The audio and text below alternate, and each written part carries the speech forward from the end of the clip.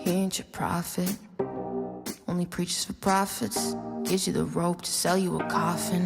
That man is godless, stuff in his pockets, but all he can spare is a life is unfair when the poor man is starving. Damn, that man is heartless. No king, no God, just flesh and blood. Down here there's laws and no man's above. No king, no God, not one who fights. You're all alone when the crown comes off. When your kingdom's gone, oh, watch it fall.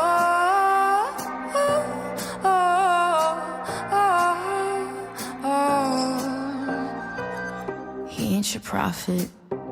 Take one look in his closet, skeletons scattered all over the floor like a Jackson Pollock. Friends with the devil you know, the devil you don't is on his payroll. And all of his sadistic sycophants, ignorant hypocrites mumbling gibberish like it's only free speech if it's bigoted. Mix the condescension with some ignorance. Thoughts and prayers for the innocent, that's the best that you're gonna get. No king, no God, just flesh and blood. Down here there's laws and no man's above. No king, no God, not one who fights. You're all alone when the crown comes off.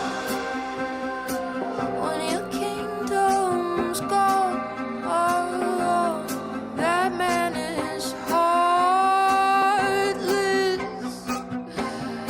That man is heartless, heartless, heartless. He ain't your prophet. The man only cares about optics. Spinning his lies like a puppet. Twist it and pull it and everyone's spotted. Stacking paper in his wallet. The most prolific of con men. Who gave the convict a convent. Put humanity in hospice. Sold our futures for profit. No king, no God, just flesh and blood. Down here there's laws and no man's above. No king, no God, not one who fights. You're all alone when the crown comes off. That man is heartless. That man is heartless. Ooh.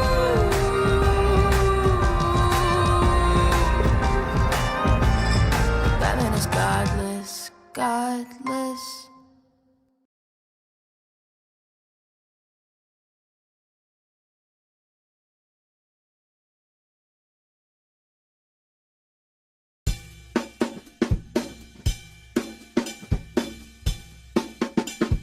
Tonight, we made history. In the words of Nelson Mandela, it always seems impossible until it is done.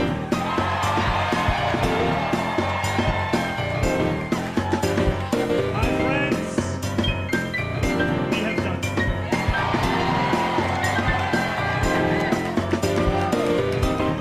I will be your Democratic nominee for the mayor of New York City.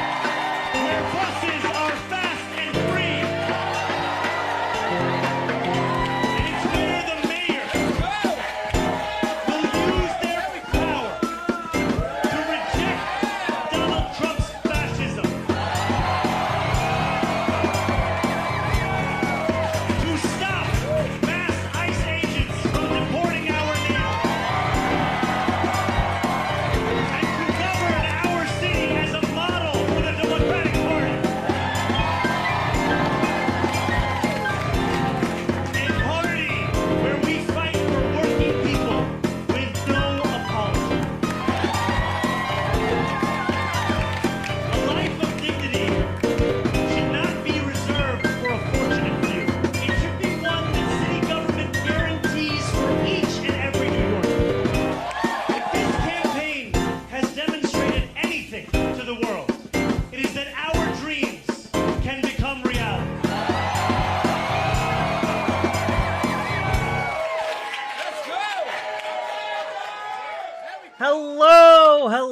Hello, everyone. How we all doing? Hello. How we doing, Banana Brains? Hello, Uncle Simric. Hello, Iridescent Bones. Hello, Catabingo Rising Revengeance. Hello, Tasmili's Hero. Hello, Zula Adler. Hello, YouTuber Grudge. Hello, Just to Be Here. Hello, Polly has his cracker. Hello, Jesse T. Hello, Lemony fucking Snicket. Hello, Dr. Kaiju. Hello, Blueberry Bumblebees. Hello, Jay the Cryptid. Hello, Ransom Ballard. Hello, Quiet Kitsune. Hello, Fish Fists. Hello, I Can't Give a Duck. Hello, Zula Goetia. Hello, Claude Sire King. Congrats on your VA work today. Hello, CMH006. Hello, Cute Dark Arts. Hello, Distracted Dragon. Hello, Nine-Tailed Witch. Hello, Punky Gal. Hello, Snuggle Kitten. Hello, Maliki. Hello, Fighting Hobbit. Hello, IVRXR. Hello, Sam, BG2UK. Hello, Riff Snow Leads. Hello, Perez Oso Occupado. Hello, you're on time. You're on time. I'm very late. Hello, Fox of Fate. Hello! How we doing, Bastion? Hello, Cliff. Hello, Hoi Polloi. Hello, Robert Adset. Hello, Samantha's Trains. Hello, my name is Mud. Hello. Hi, everybody. Hey, what's up? Hey, hi. Hello, Leah Acker. Hello. Eddie Spencer. Hello, Paladin Lost. We are likely gonna hit Rudyard tonight. Indeed. Hello, Mr. Anderson. We are very close to Rudyard content. Woo! We are on the eve of special election night. Tomorrow we're going to be seeing who flips or keeps Tennessee District Congressional District 7. It's going to be really interesting. Pete the Hagseth. Yeah.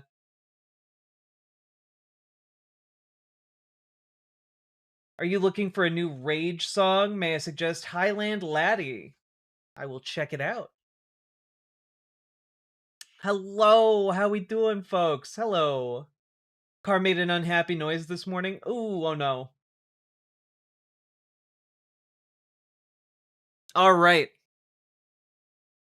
This needs to be done, Mr. Anderson. I know. Anderson.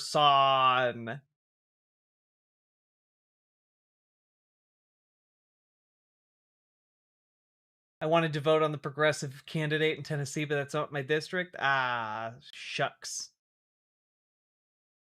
Guys, I left politics for a week. What the fuck happened? The entire Republican Party fell apart. That's what happened. And it's continuing, by the way.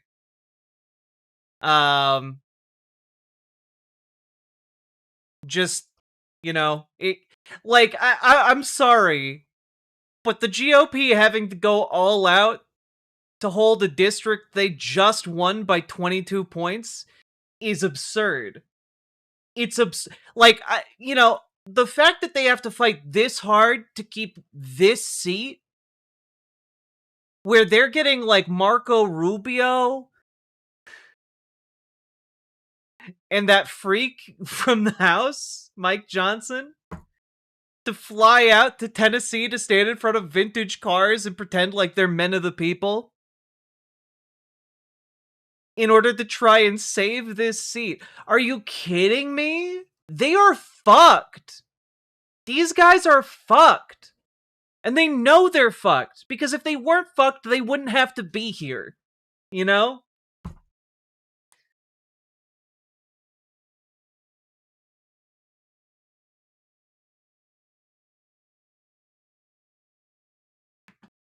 Yeah, like, I don't know, when the president has to, like, hold a special event, and the Speaker of the House, and, like, I forget. Is Marco Rubio the not the defense secretary? Obviously, he's the Oh God, what is his role? I forget. Secretary of State. Thank you. Next demise. But like, they have like Mike Johnson flew out there to stand next to this goon. Marco Rubio's having to like deal with all this shit as Secretary of State. It's wild.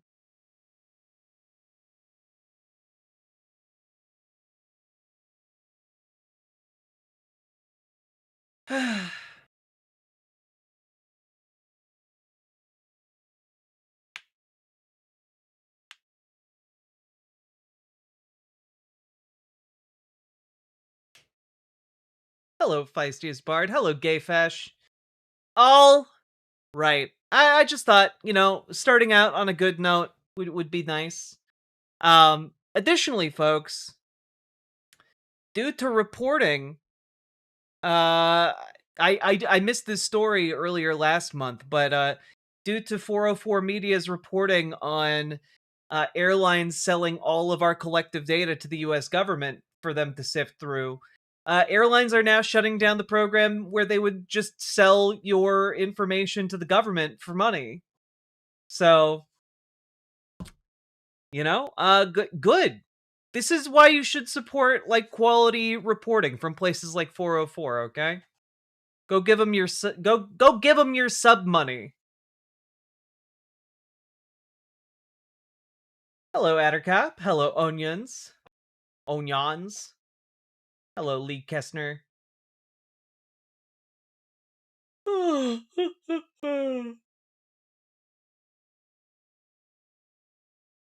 Hello, you can call me Jess. I don't know. I feel like we're winning, and a lot of people haven't really figured that out yet. But that also means that when we're winning, we have to push so much harder. It can't be enough to just win. We have to like leave no shadow of a doubt of our victory.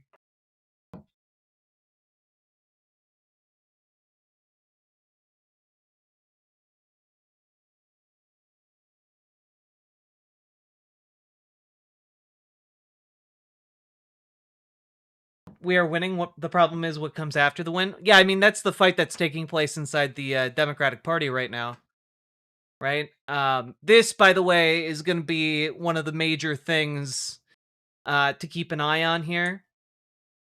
This is some local news out of Queens. Majority of Queens members back Menon for Speaker. So Julie Menon, for those of you who haven't been paying attention to New York City local politics, and frankly, beyond the mayor's race, I understand a lot of people wouldn't continue to keep paying a lot of attention to it. But one of the issues that is definitely on basically everyone's radar at the moment is that Zoran Mamdani, when he gets sworn in, has like maybe a handful of months to get through his actual policy positions instead of like if he does anything else, he's not going to be able to get those policies passed. Okay? It is going to need like a massive coordinated push. It's why he's bringing in the best of the best, his Lena Khans, his social media team. He's like lining it all up because he is going to be having a full court press. I think that is a term from sports that is applicable here. But there is a little bit of an issue, which is that Julie Menon is on the city council for New York City. And she is likely going to be, and I say likely because it's not fully confirmed yet, but she is likely going to be Speaker of the City Council. And that means she is going to have a lot of ability, a lot of wrenches, we'll say, to throw into the plans that Zoran Mamdani might have. And so the issue that we're now looking at is that Julie Menon is going to take up a lot of time and be a major roadblock for Zoran Mamdani getting his stuff done. Does that mean it's going to be impossible? No, but it does mean that, like, his job just got harder. He's spent the last several months shoring up the governor of the state, shoring up the assembly members needed to get his policies passed. But he hasn't gotten the city council's majority on his side yet, which is a big deal. Now, is Julie Menon like the most? Is she a Republican? No, she's not a Republican, but she is a moderate Democrat, and she is going to want to have checks on how far these policies can go, and it is possible that those checks might be policy killers in their nature. So Zoran finished the tutorial, and now the real game is beginning. It's true. But she is going to try and frustrate him. I suspect that a lot of the support she has gotten is from folks who were in for Andrew Cuomo, who were trying to get Andrew Cuomo, or literally anyone other than Zoran, in. And I'm guessing that she is going to be a voice for a lot of the folks who are really scared of what Zoran Mamdani represents. And so there is going to be a lot of babysitting and babying these people to help them understand that, hey, these policies are actually going to help everybody, not just the people who are directly receiving goods and services as a result of Mamdani's policies. So it's going to be interesting to see for sure. But I would also expect Julie Menon to be a name that you would see perhaps in the future running as a statewide moderate, perhaps for the governor's seat someday. She seems to have quite a track record in local politics in New York City, and that probably sets her up pretty nicely for, a run as a moderate Democrat. And I imagine she is also going to be looking to make her name as like the anti-Mamdani. So there's a lot of pieces going on here. But this is, another one of those situations where the battle happening in New York City is a battle for the heart and soul of the Democratic Party. That is where it's happening right now. Just as it's happening right now in all of the primary races against do-nothing Democrats that are happening right now. It's, that is where the real fight is. Because every day, the Trump administration gets weaker and weaker. And we need to make sure that the energy that is being directed towards the Trump administration also goes into more progressive policies, more progressive races, more progressive local politics, so that we can actually, wrest control of these levers of power away from folks who've been bought and paid for and are in the pocket of special interests. So that's kind of where we're at with politics in New York City, at least today. That seemed like it was good enough to be a segment. I'm putting a little segment marker there just to let folks know. And if you got anything out of that, remember to like, comment, and subscribe. Do the things that help the channel grow.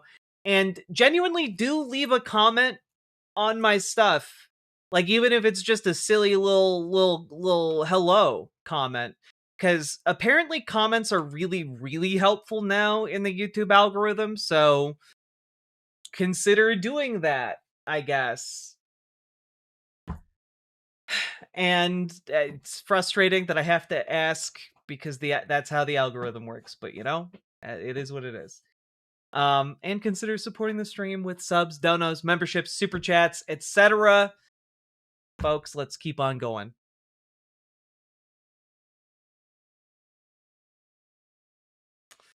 Whew. Oh, and folks! Remember to join your local Dems. Remember to join your local DSA. Folks, join our Discord. Reach out to Gamergy for help to joining your local DSA or even starting your own branch of the DSA. And also reach out to Dragonfly for her help to reach out and join your local Dems. We got folks willing and able to help you. All it takes is your willingness to show up. There you go.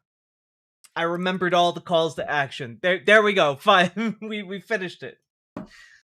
God.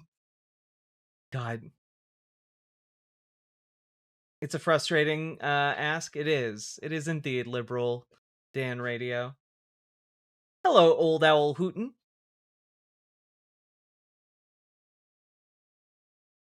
Whoo! Also, how we doing, folks? Let's see, we got 64 likes. We got 64 likes, and it hasn't been an hour yet, so I'm not going to get on your case about it, but I'm watching you guys. I'm watching you. All right? I'm watching that like number. That's right, you hit that like button.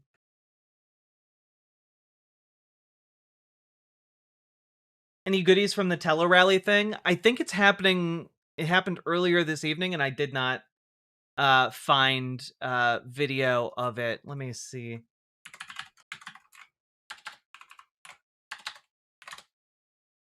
Ba-ba.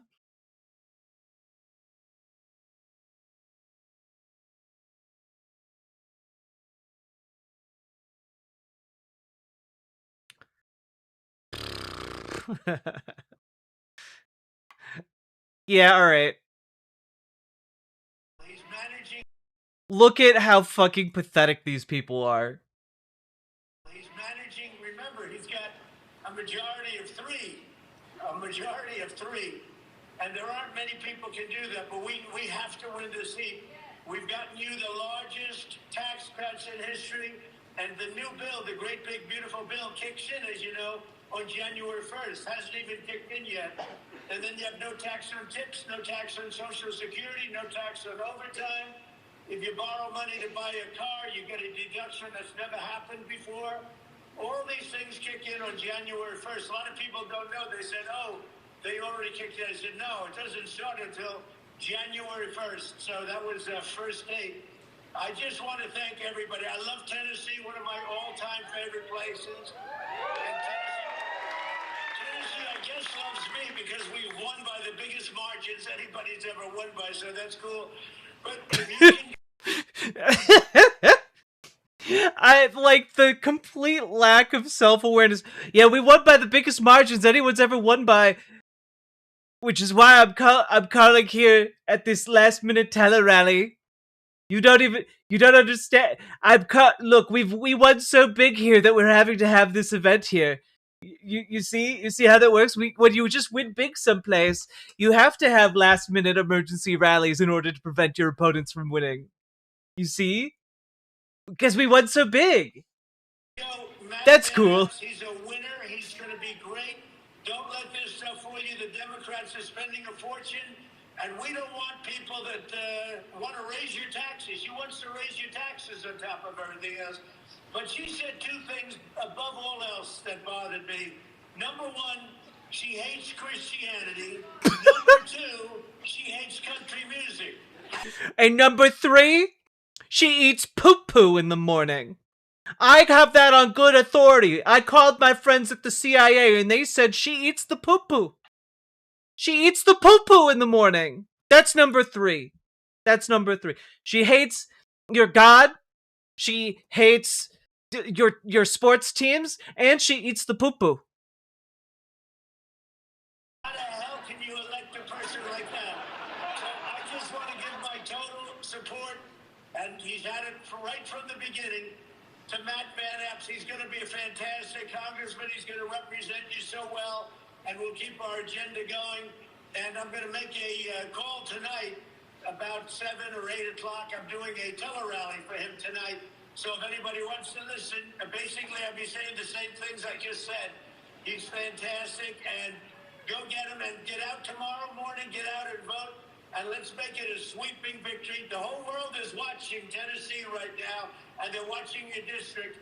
the whole world. It's a big vote. It's going to show something, and it's got to show that the Republican Party is stronger than it's All right, ever been. President Trump alive at the rally. They cut him off. They cut him off.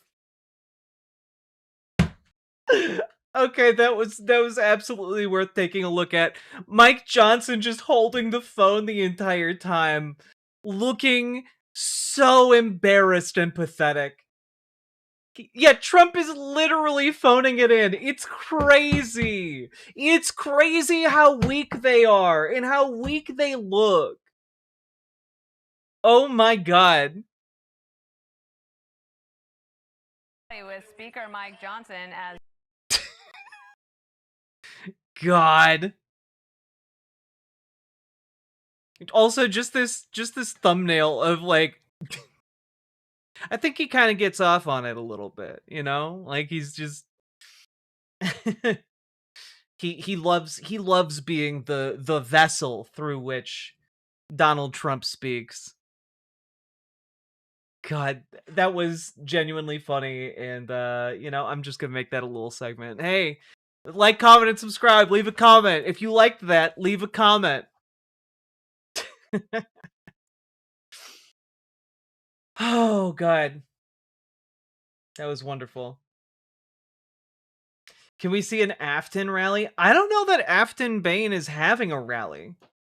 Like, I think that, like, what they're doing is they're doing every last minute that they got to door knock and phone bank. You know? He thinks he's a prophet of his Lord Donald Trump.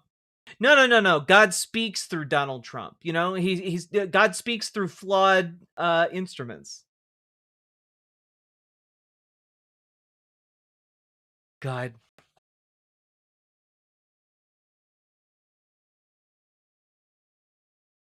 It's like political cucking on a new level, and he's into it. Did you see the absolute hit piece CNN did on Afton? No. CNN is such trash.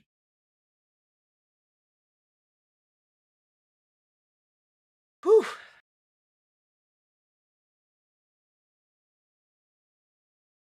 Hello, Gwenifer.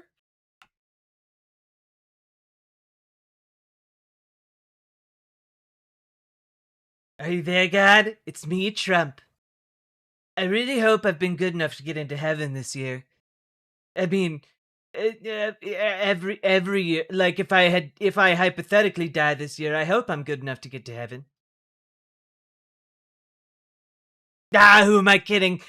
God, I'm absolutely good enough to get into heaven. Look, I have a gold toilet. What's not to like?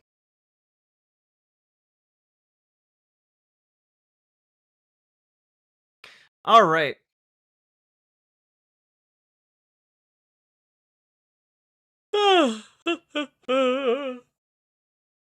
Also, folks, if you are enjoying the show, consider dropping those subs, donos, memberships, super chats, etc. You guys make this show possible. Would not be able to do it without you fine folks. Well, Brooklynton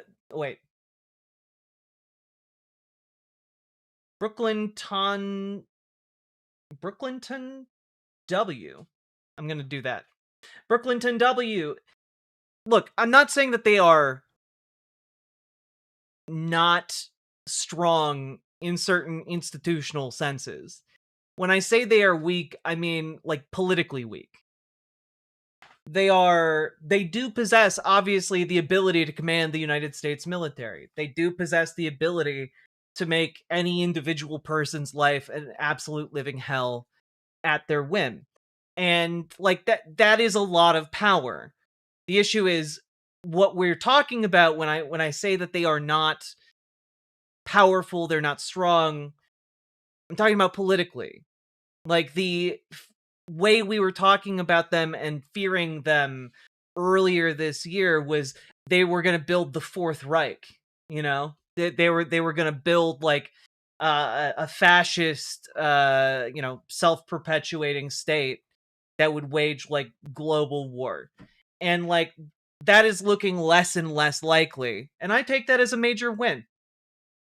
Now, does that mean we are free of suffering? We are out of the woods? No! No! Hence why I keep telling you guys to get involved, and please, for the love of God, get involved and do shit.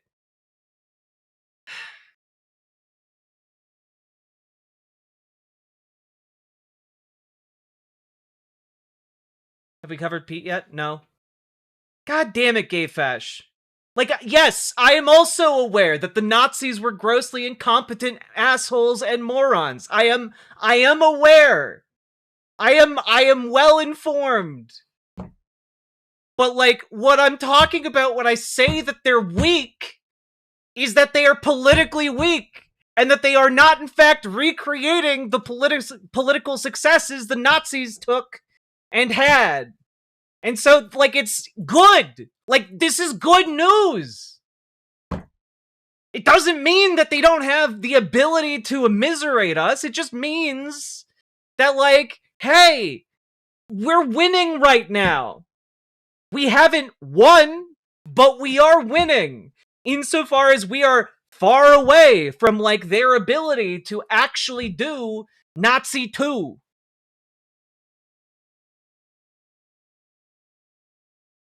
I'm just wound up. Like, I just, can we just, like, have a moment?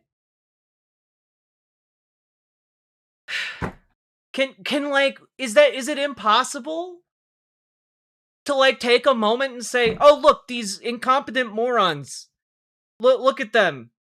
They're flailing and desperately trying to cling on to control over a district they just won by 22 points because of how weak and pathetic they are politically. Is that too much to ask? Like, I have I cultivated an audience of people that just want to, like, I don't know, do you just want me to give, like, the worst possible interpretation of everything?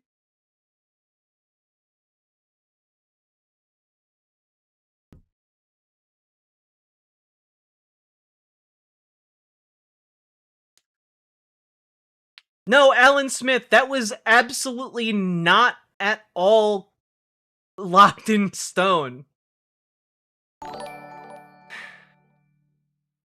Chat do not demand perfection. Perfection is the enemy of progress. The work will always continue, and we will continue on. It's true.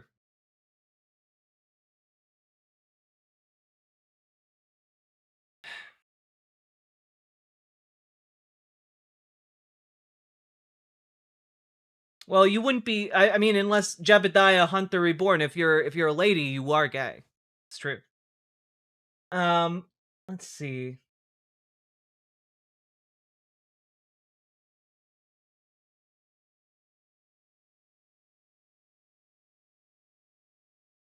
Uncle Simric, thank you for the $10 super chat. And it's true. I'm just like,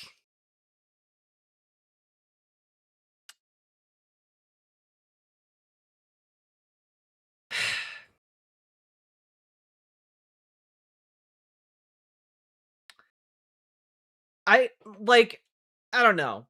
Like, I put together my show every day, and, like, I look into the wretched cesspool of our current times, and, like, every day I have to come and be like, hey guys, so the Trump administration just made it legal to put radium in your cosmetics again.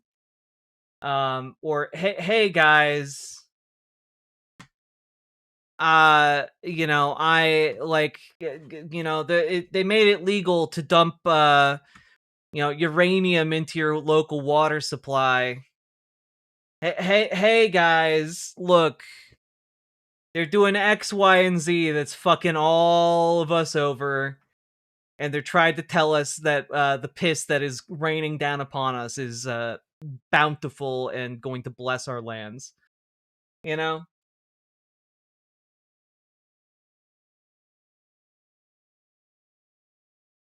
Radium, we get that fresh glow. I mean, it's true. Like, I just...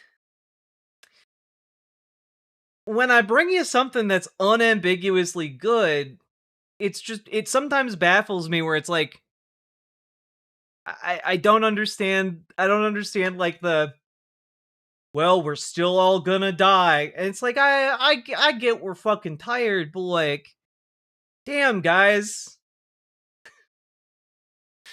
Uh I think we are far from cooked at this point, and that's a good thing. I wasn't looking forward to boiling to death.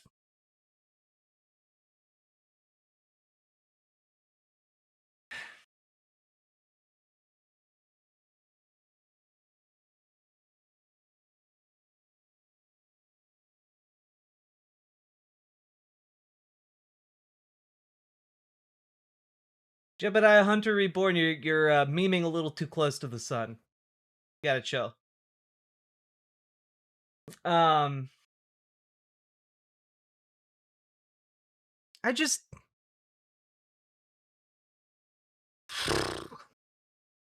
like I don't know. I look at the news every day, and I don't know. I don't know why I'm trying to justify myself.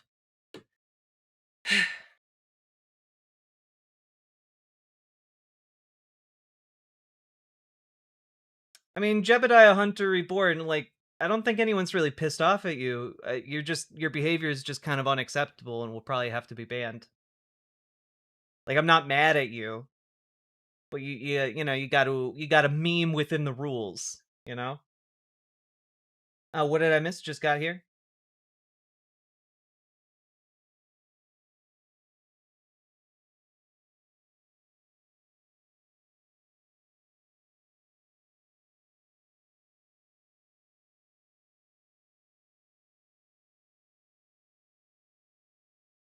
I think we're still cooked, but these Republicans ain't cooking anymore. Yeah, now, like, we have a little bit of agency over the cooking, and we should get to uncooking ourselves as quickly as possible. Um,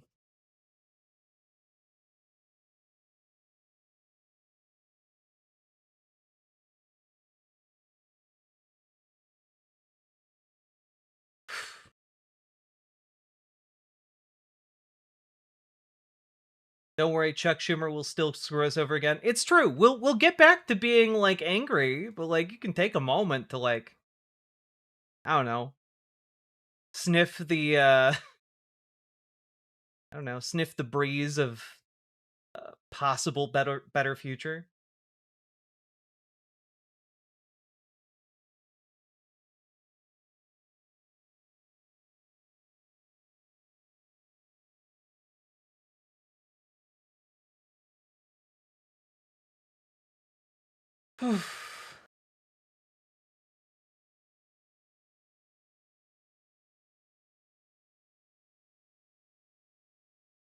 Tennessee 7 should prove if we are winning or just close but no cigar.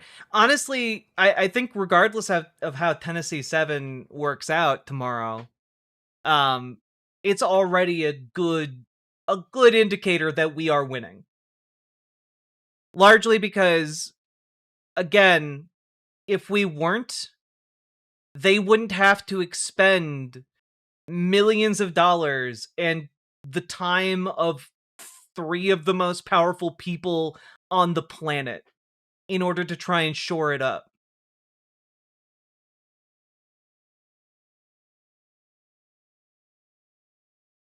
So I guess that's kind of where I'm at. Like, either way this goes, we're winning.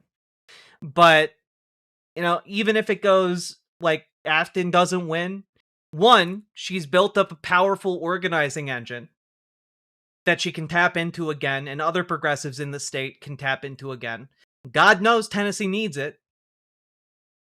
And number two, it means that, like, with everything they got, they were just barely able to hold on to a district that Trump just a handful of months ago won by 22 points. That's crazy. That's crazy. So in my book, either way it goes, we're winning. Chat, there's no value in coming into a group chat just to curl into a ball and die. I mean, it's true.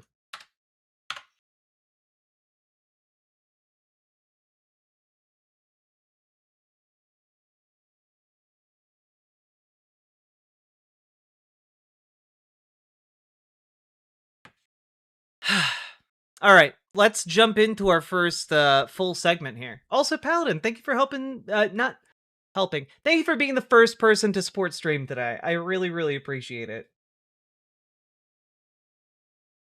Even if this ends up with a Van Epps +5, this is an absolute ass whooping for the GOP. Yeah, they won the special election, but that is a very bad result, and the donor class will know they're in deep trouble. Yep. Oof.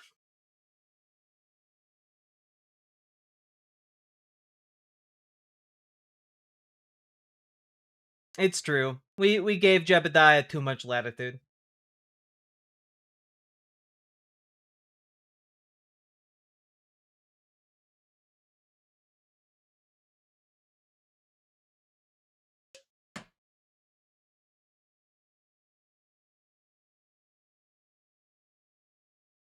All right. You ready for the first real segment?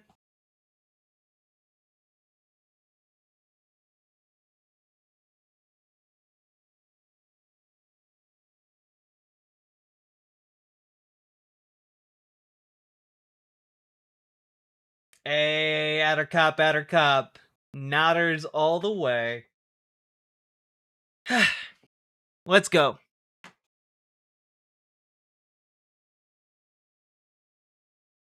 So, folks, we gotta talk about Donald J. Trump.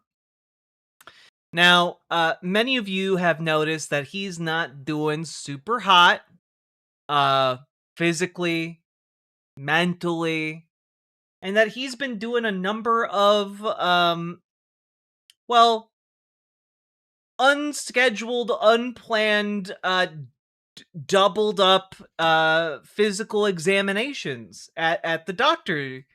And, well, one thing that caught people's attention last time he went in for his second yearly physical of the year, was that he got an MRI.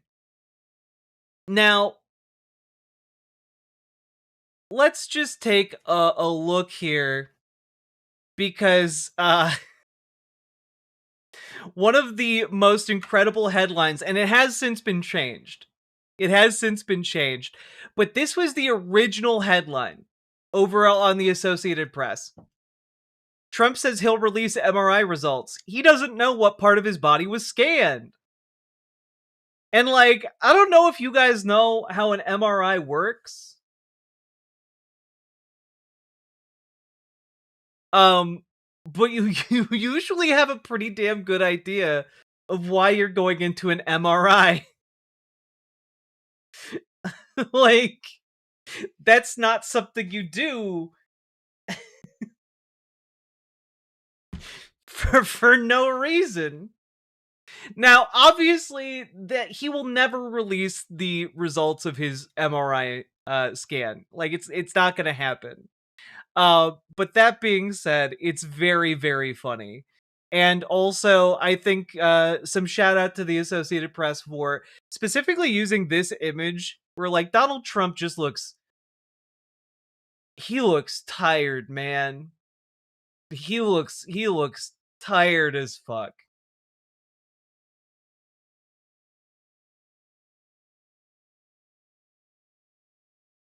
And I don't know, I feel like we've really been seeing him go downhill in real time. Here's him being asked about it. Very much, everybody. Thank you, Mr. President. This is a rocky flight. We're going to get out of here before something happens. They asked about my MRI. MRIs are very... Governor Walz asked you to release the MRI findings. Will you tell us what it was Governor for? Walz, you mean the incompetent governor? So, if they want to release it, it's okay with me to release it. It's perfect. What was the were they It's like looking my for? phone call where I got impeached. It's absolutely perfect. So, if you want to hear about it, or if you want to release it, you want to have it released. Yes, News Nation, failing News Nation. Oh, sorry. News Nation is doing lousy, by the way. But if you want Jesus, he's out there attacking the ultra conservative outlets that got formed specifically to help him. to have it released, I'll release it. Can you tell us what they were looking at? For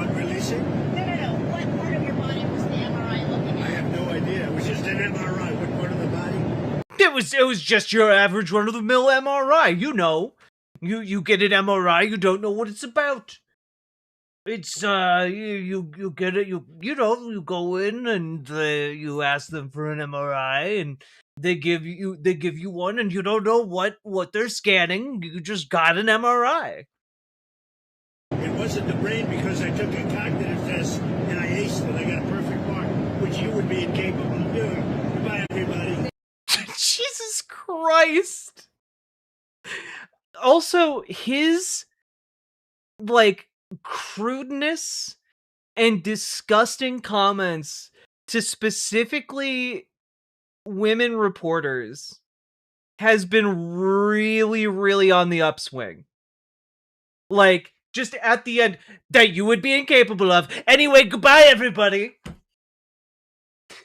It's like he's doing like an interview, and he's just like, and you're a dumb bitch. Anyway, goodbye, everybody. Like, he can't even stay and take his own smoke. You know? The Quiet Piggy incident. There's not even there's even one more recently that I didn't have prepped. Who boasts about a cognitive test? Well, also, you can take a cognitive test and then still get an MRI scan of your brain.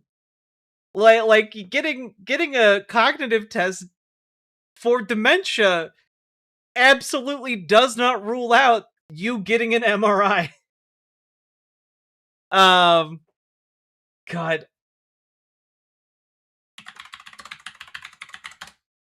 Here. Can we... There was also another incident. I think, yes, here it is. Came up clean. He went cuckoo. I mean, he went nuts. And that happens, too. It happens too often with these people. You see them.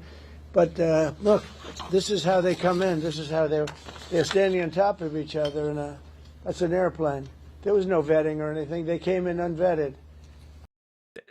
You know, folks who came from Afghanistan because they were going to be targeted for work because they worked with the United States military were, again, extraordinarily vetted compared to even other groups of people entering the United States. Like, say, I don't know, South Afrikaners, white South Afrikaners, you know, under the Trump administration. And we have a lot of others in this country. We're going to get them out. But they go cuckoo. Something happens to them. Are you stupid? Are you a stupid person? Because they came on a plane along with thousands of other people that shouldn't be here, and you're just asking questions because you're a stupid person.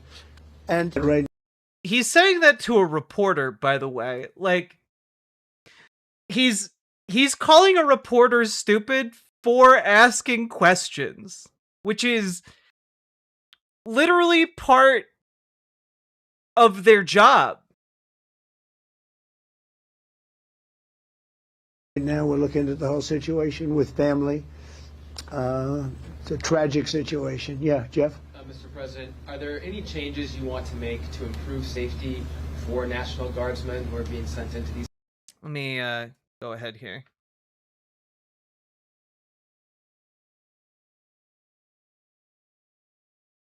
Looking at the whole situation with family. It's like me boasting about my ability to put food in a pan without the gas on despite working in a Michelin kitchen.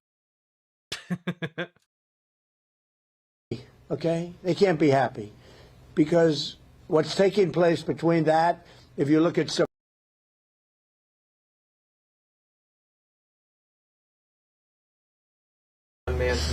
No, no, not there. Where is it? Yeah, he also said some really disgusting racist lines about the Somalian community here in Minnesota, and it's disgusting. Where was this?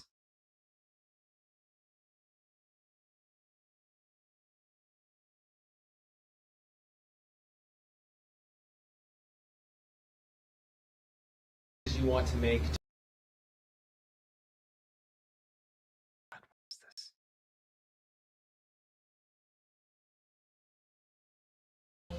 Spoken with Sarah and Andrew's family. we have a call in. spoken. I mean, just found Improve safety. The suspect?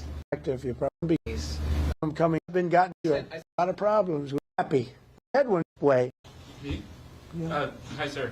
A lot of trouble.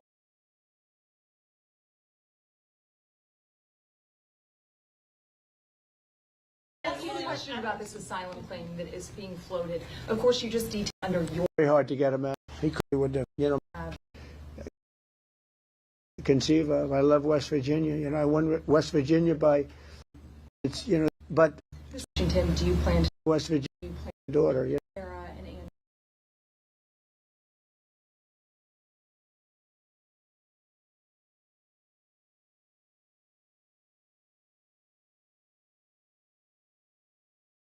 Here it is.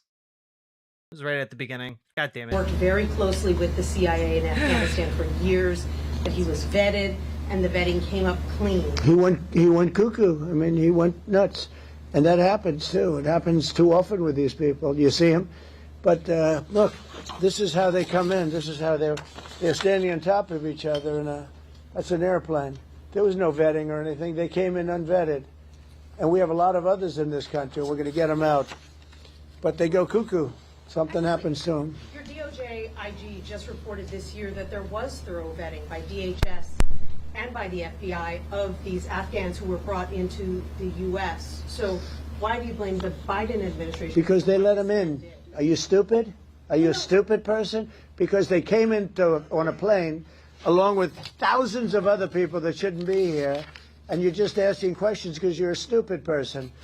And there's a law passed that it's almost impossible not to get them out. You can't get them out once they come in.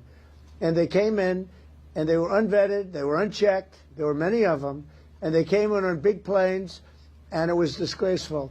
And if you look, you'll see there was a law passed. It makes it almost impossible not to let them in, not to certify them, so to speak, once they come in. And they came in, and they shouldn't have come in. And frankly, the whole thing was a mess. The whole Afghanistan situation was a mess. It should have never taken place.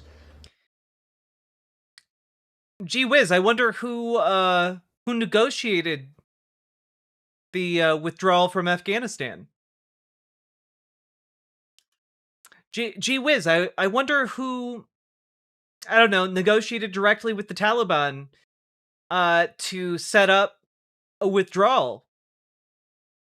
I wonder who released every single Taliban prisoner that we had in exchange for an easy election year. I wonder. If we're going to go out, and we would have gone out because I had everybody ready to go, we were going to go out with strength and dignity and precision, and we would have left for Bagram, and we would have kept Bagram, by the way, because of its... We would have left for Bagram, but also we would have kept Bagram. Yeah. Very close relationship to China and where they make their missiles. Oh yeah, it was, in case I left you guys wondering, it was Donald J. Trump during his first term. But when you let the people come in by the thousands and thousands and thousands, they made a terrible mistake. But they were incompetent, yeah. Mr. President, thank you for having us here tonight. Have you spoken with Sarah and Andrew's family? We have a call in a little while, actually. It is really disgusting how the entire room full of reporters just stands there and like watches that happen, says nothing about it, and then just continues to ask their questions like nothing happened, when like actually it's a pretty fair question to ask the president. You let him in, like you approved your administration approved the asylum.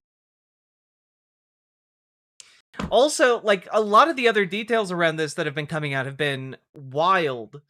Where, like, this guy had access to, like, a CIA support group because the unit he had operated in was part of the CIA or worked with the CIA. He was, like, out of work and needed money, but wasn't, for whatever reason, able to get some... Like, he had work authorization, but didn't have, like, a work authorization permit, which was preventing him from actually getting a job. So he was having to like sleep on, other people's couches and like get money from them. It was Like, this man got pushed to the brink.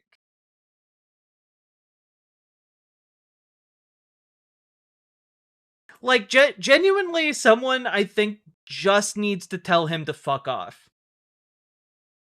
Can you imagine if one of those reporters stepped up and was just like, sir, that's just an unacceptable way to treat somebody. Sir, fuck off.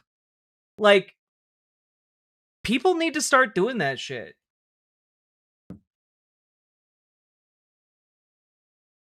People need to start telling this fucker no.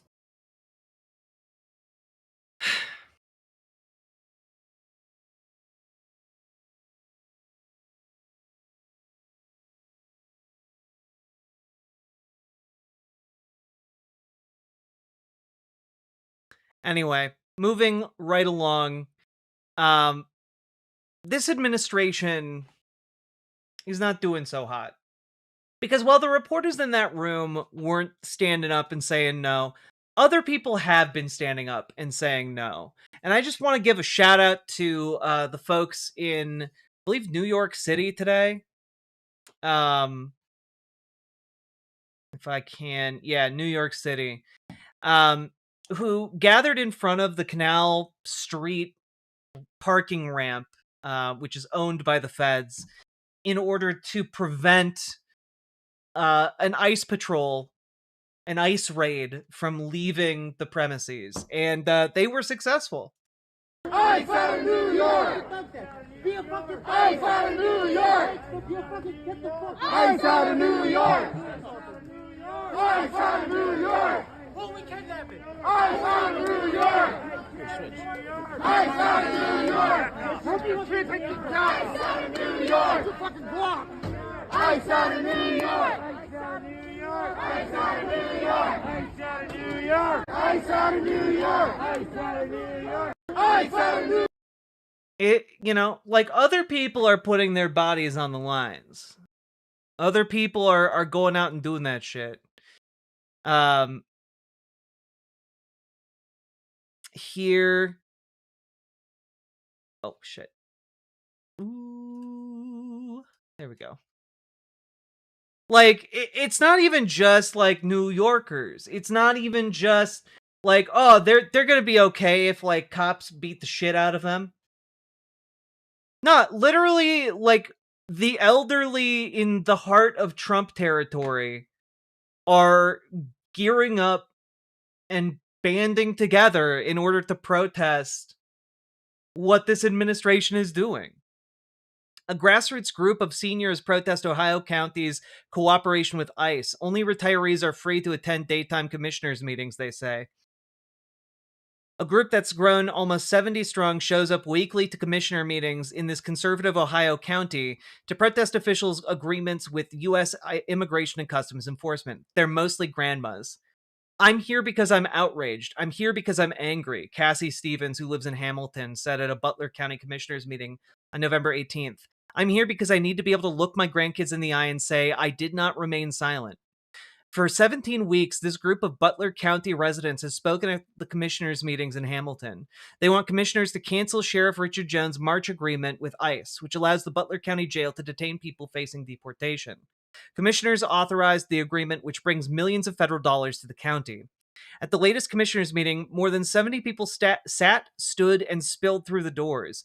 Most are white women who sported silver and white cropped hair. After the meeting, they took their protest outside, braving the November rain with fleece jackets and handmade signs. And, like, I don't know, like, people in every corner of this country are standing up. They're standing up and they're saying no.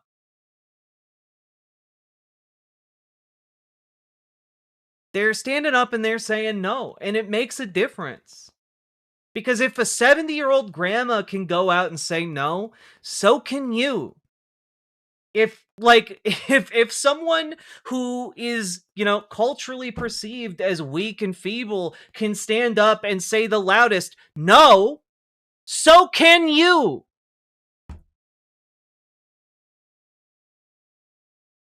Like, I understand there are going to be some people out there who, look down their noses at people like this who are doing their best in the middle of Trump country. But you know what? This is genuinely where it needs to start. Like, people need to be able to stand up and say no. And it gets easier the more kinds of people stand up and say no.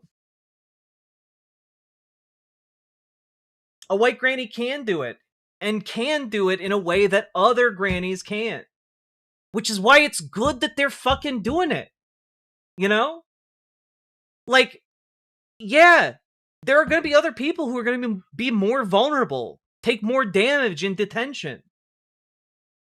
But these people are using their privilege for good, and that's great. More people need to be doing that. Because it makes it easier to protect all of us. Makes it easier for all of us to get involved in some way.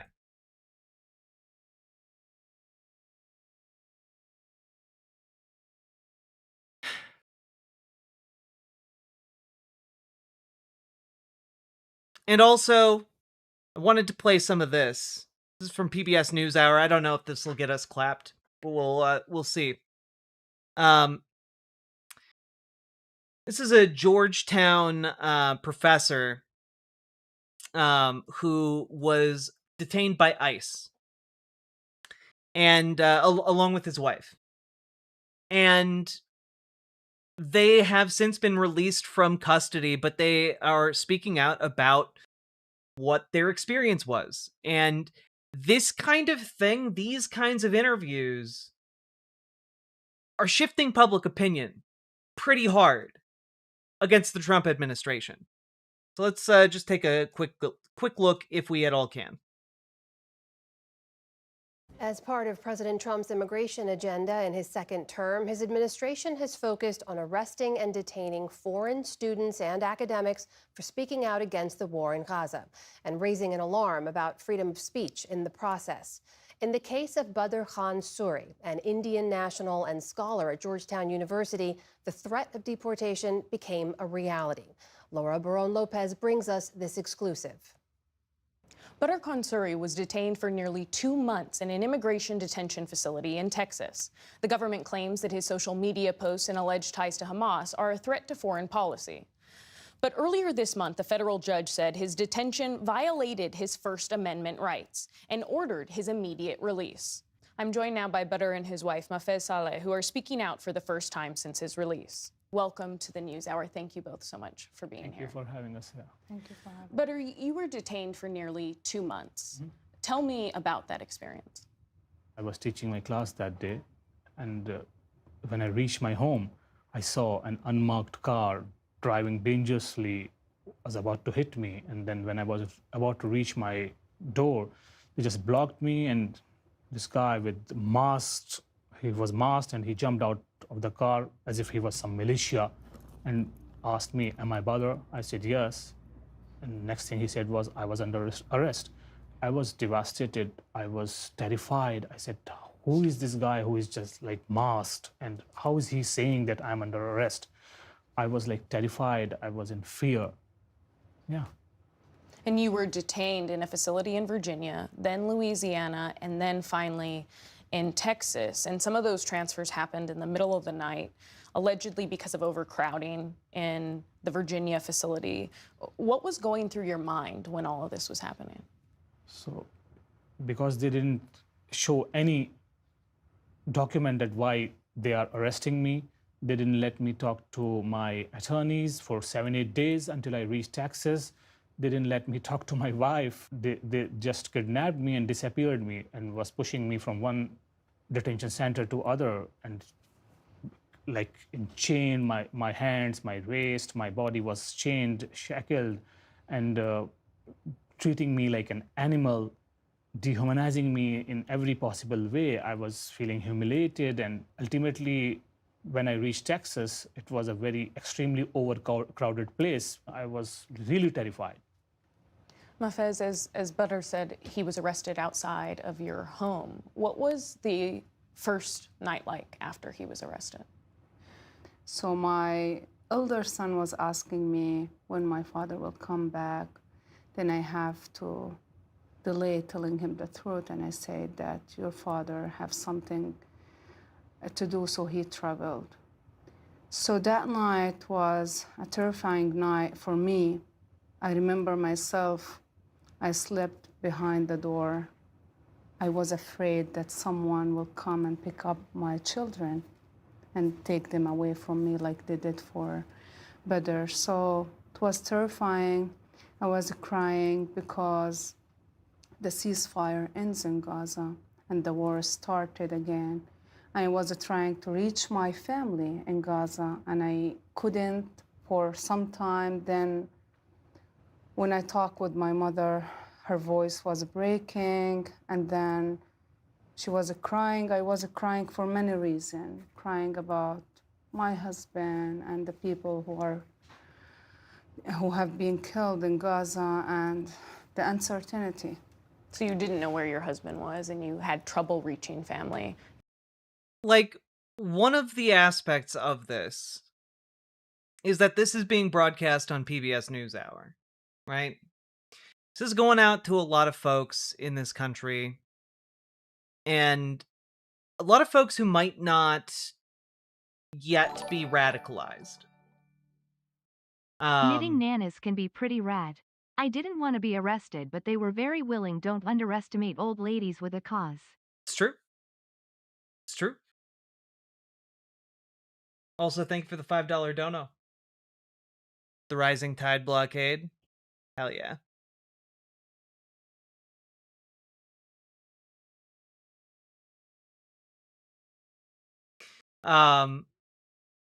But this goes out to everybody. And you have here, like, a pretty normal looking couple, a pretty normal looking family, a pretty unobjectionable. They're not like screaming. They're not, they are aggressively palatable, I would describe. And like, it gets really hard, even for some folks who are anti-immigration, to look at these folks and be like, perhaps we have gone to. It's hard to say no. That was right. That was just. That was good. Not everyone is a Kristi Noem. Not everyone is a Stephen Miller, and like, the name of the game is shifting folks. The name of the game is shifting the conversation, shifting the tone, shifting where people find the lines of acceptability. And I think that, like, this is gonna hit normies hard. I think people are coming around to the idea that we need to abolish ICE. That is now increasingly a mainstream position. And so is the idea that folks should, like, that there should be accountability for ICE and ICE agents. They should face legal consequences for being complicit with this system, and the folks who run it should also see their day in court.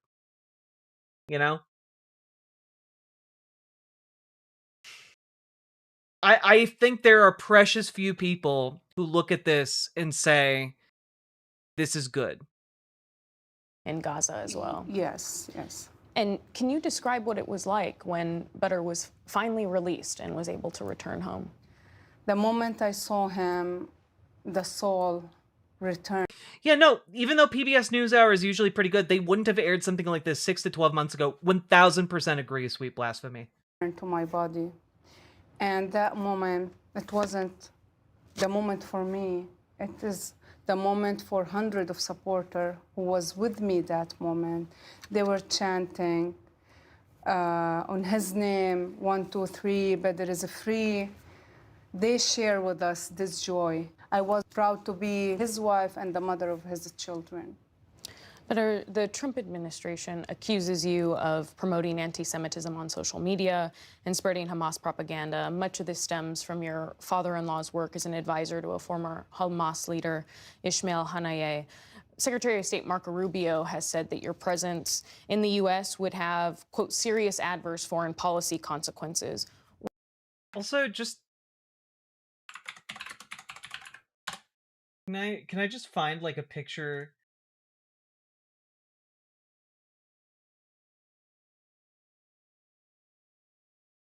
When was this? This is a photo of Marco Rubio from 2023. Okay, just 2 years ago. Man has been he does not look okay. Like man looks like he's literally rotting as he sits. What's your response to these accusations? So these allegations, I should call them speculations or whatever, because in the court, in front of the judge, they were not able to bring any shred of any evidence, any proof, anything. The honorable judge kept on asking, whatever you guys are talking in social media, bring something here. Nobody brought anything. Did you attend any protests in your time at Georgetown? Never, ever. I was extremely busy in my research, and my research is not on Palestine, it is on South Asia. So I was never able to join any protests, anything. I didn't have the time. You were detained, the federal judge said, essentially for your speech. At the same time, the administration is cracking down on universities like Columbia universities, but others. And last night, a couple was murdered outside the Jewish Museum in Washington after an event for aid to Gaza, allegedly by a man chanting "Free Palestine." How are you thinking about this larger moment in America? The last thing about the murder of the Jewish couple, when I heard about that, I was devastated. It was horrifying. I was shocked. It was like a personal pain for me. Anyone dying out of such violence, this is terrorism, nothing else. I want to hug the family which is going through all these things. No, as I come from India and Mahatma Gandhi's ideology guide me, violence is not the solution for anything. Any cause you are carrying, if you commit a violence, that is crime. On the other first questions which you asked about these protests and these deportations, so I would say this: if they are targeting them for just talking, just having their free speech, which is protected under Constitution, then it is unconstitutional by government. If they are just picking these young kids and trying to deport them, then it is violating the due process right, which again becomes unconstitutional and is contempt to the Constitution. So I see it like that. But your deportation proceedings are still ongoing. Why did you decide, with those still ongoing, to speak out? One should at this time show courage, because courage is also contagious. This chilling effect of fear should end. One should need to show courage. I'm a professor, I'm an academician. It's my duty to talk about any conflict happening. Mafez, you're an American citizen. Why did you decide to speak out, and have you thought about what would happen if your husband is deported? I'm a Palestinian who feel the pain of my people in Gaza. And I am also American who believe the freedom of speech, which this country promised me and owes everyone here. If anyone seeing 53,000 Palestinians killed and he will be silent, then it's something weird. They should be ashamed of themselves to put an innocent person in jail. They should be ashamed of themselves to separate a father from his 3 children. I'm a Palestinian, and this is my duty to talk about my people. They will not silence our voice. They will not break our spirit. If now they are targeting everyone who dare to speak about Palestine and dare to speak against the ongoing genocide in Gaza, then who's next?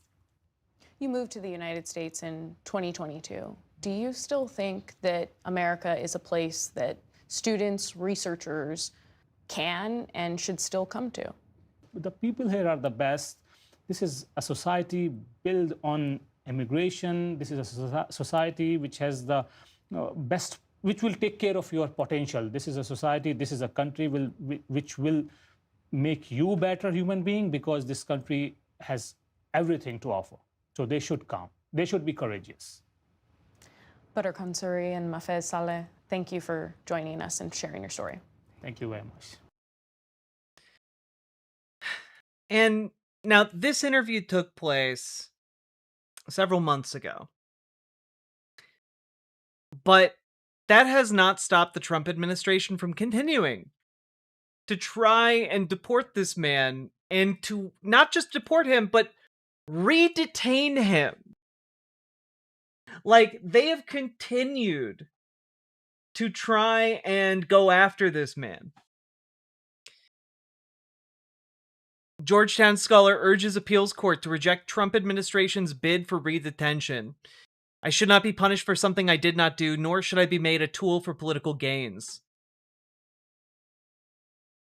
They've continued to go after this man, but he still stays. He stays and he fights. He doesn't lay down. And I just want to say one last time,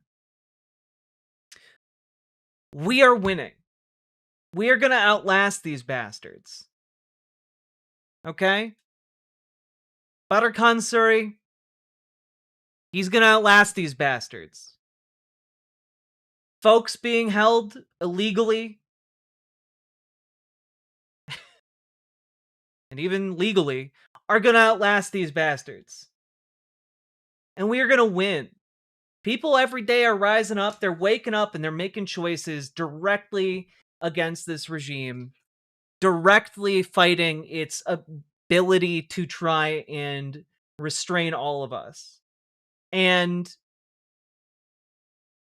one thing I want, grandmas in the middle of Ohio are waking up, and for the last 17 weeks have been fighting this. You can do it too. We all can. And I just want to say, it is taking a toll. It is taking a toll not just on Republican support for Donald Trump, not just on the Republican coalition in general, which is fracturing and falling apart as we speak, but on literal elected officials. Mike Johnson, this is from, I think, earlier today. Mike Johnson's red alert on members quitting Congress. And one important thing to notice in just the early part of this is that Republican retirements and resignations are outpacing Democrats by a nearly 2-to-1 ratio in the first 11 months of the year. Meaning that, like, Republicans are getting out of Dodge. Republicans are getting out. Yeah, the latest Gallup poll has Trump at 36 approval rating. It's crazy. He's one of the least popular presidents in history. I think maybe only the least popular one ever, the most hated one ever, was, at least for the polling data we have, is Nixon. But, like, damn. Damn. We got a lot of movement happening, and I mean, they just lost Marjorie Taylor Greene. Marjorie Taylor Greene is their biggest fundraiser in the House, and she's gone. She's getting out.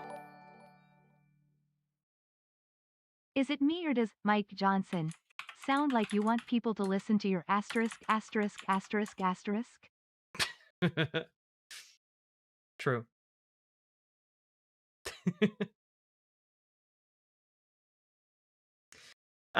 This is, by the way, Marjorie Taylor Greene was followed by Troy Nehls. I don't know if any of you have heard of this man, but he's also in the House. Representative Troy Nehls. And he's retiring rather than trying to seek re-election in 2026. A lot of folks are getting out of Dodge. Representative Bacon is another one that is considering getting out. You know, we've got a lot of people in the House getting out of Dodge. Marjorie Taylor Greene will be running back for a higher office, Georgia governor, IMO. She's not running for governor, though. I will definitely see her again, because the entire point of getting out of Dodge is so that she can fight again another day, right? Like, I'm not pretending that these people are just gone forever, but like, they're leaving and they're burning their bridges with the Trump administration for a reason. And that reason is it's fallen apart. So, all that being said, I think this is relatively good news. I think that the more people that turn up, the more people that get activated, the more people that give a shit and turn up and turn out for protests and voting and volunteering and knocking on doors and phone banking, the more people that actually give a shit about what's happening in their local, state, and national politics, the better it is for us. The better and more likely it is that we will build a better future for our children and our children's children. The better and more likely it is that we will be able to build a world that is more just and equitable for all of us. And it makes me feel hopeful to see the wide variety of folks who are turning up and turning out. Because that's exactly what we need in order to defeat this authoritarian moment.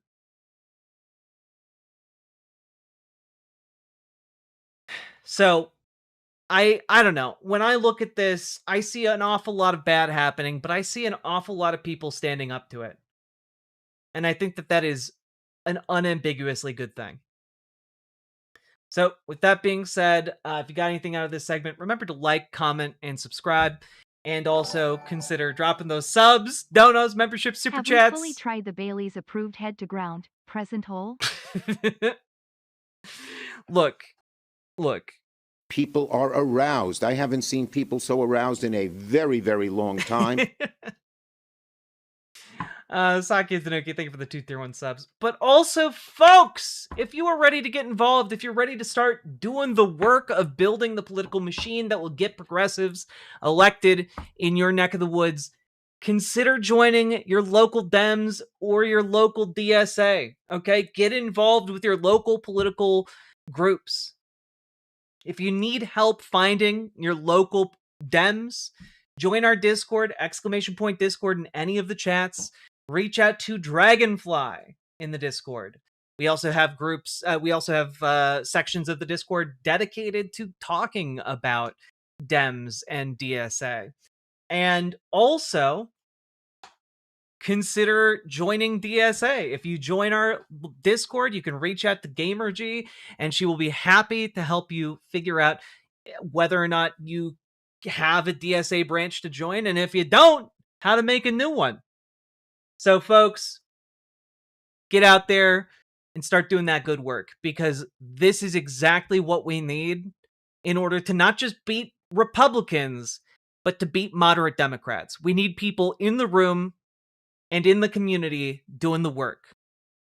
We cannot be passive about this anymore, because being passive is how we got Donald Trump in the first place. So, that being said, like, comment, and subscribe. Do the thing. Make sure you leave a comment. Let me know what you think. And let's keep on going. There we go. I messaged Dragonfly, but they haven't gotten back to me yet. Well, make sure you're in the Discord, and also go to the Democrats section of the Discord, and maybe at them there. And at the very least, then you'll get feedback from other folks in the Discord who might also be able to help you beyond just Dragonfly.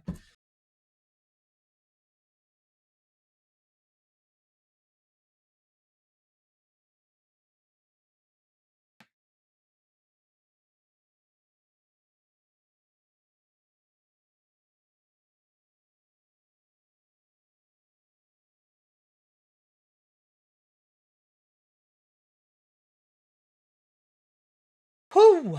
All right. Also, let's see. We're an hour and a half into the stream. Where we at? What's this? 153 likes.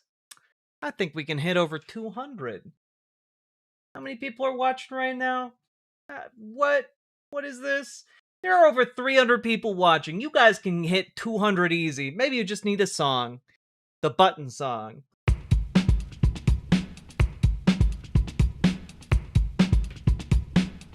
Go, go, go. Click a button. Click a button. Click a button. Click the goddamn button. Click a button. Click a button. Click a button. Click the goddamn button. Click a button. Click a button. Click a button. Click the goddamn button. Click a button. Click a button. Click a button. Click the goddamn button. Click a button. Click a button. Click a button. Click the goddamn button. Click a button. Click a button. Click a button. Click the goddamn button. Click a button. Click a button. Click a button. Click the goddamn button. Click a button. Click a button. Click a button. Click the goddamn button. Click click click button. Click click click button. Click click click button. Click click click button. Click click click button. Click click click button. Click click click button. Click click button. Do you ever click the button? Am I allowed to click the button on my own stream? It doesn't give me the option on the studio end of things. I feel like it's implied from my presence. Click it or ticket, indeed. Now, let me just take a look here.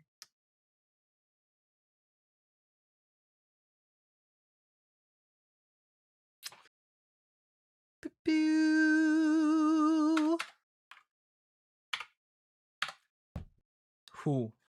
Also, folks, remember, if you're enjoying the show, consider dropping those subs and donos. You guys make the show possible with your financial support. Could not do it without you fine folks. And with that being said, I got another segment for you. This one I feel like is going to be topical. So,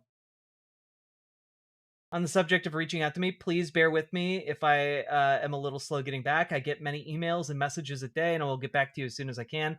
I promise I won't leave you hanging. That's Dragonfly for you, folks.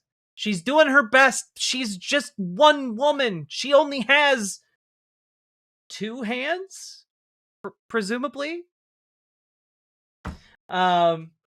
So I cannot wait for town halls. The town halls are going to be glorious. If a Republican ever does another town hall again. All right, folks. I only have 2 hands at the moment, yes. But how many wings? That's a great question. Any wings? You are a dragonfly, after all. All right. Here we go, folks. Here we go. Buckle in. This is going to be... I'm not going to lie, chat. This is going to be a bit of a wild ride. Let me just pull this up real quick.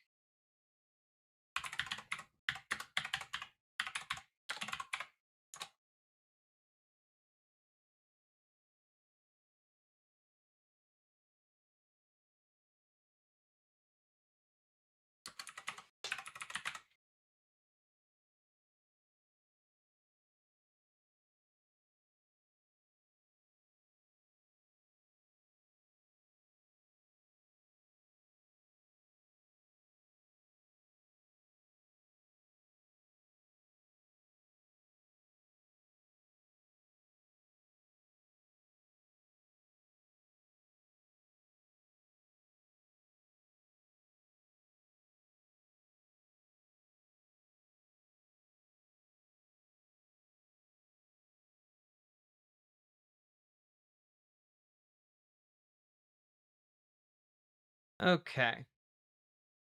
You guys are not going to believe where this goes. Like,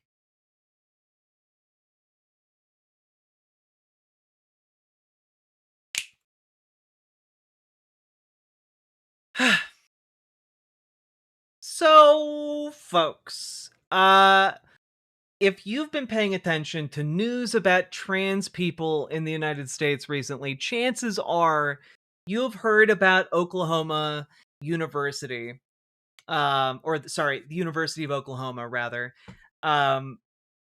having one of their professors put on leave after giving a student 0 on their assignment, because they used, well, the given answer is because they infringed on that student's freedom of religion.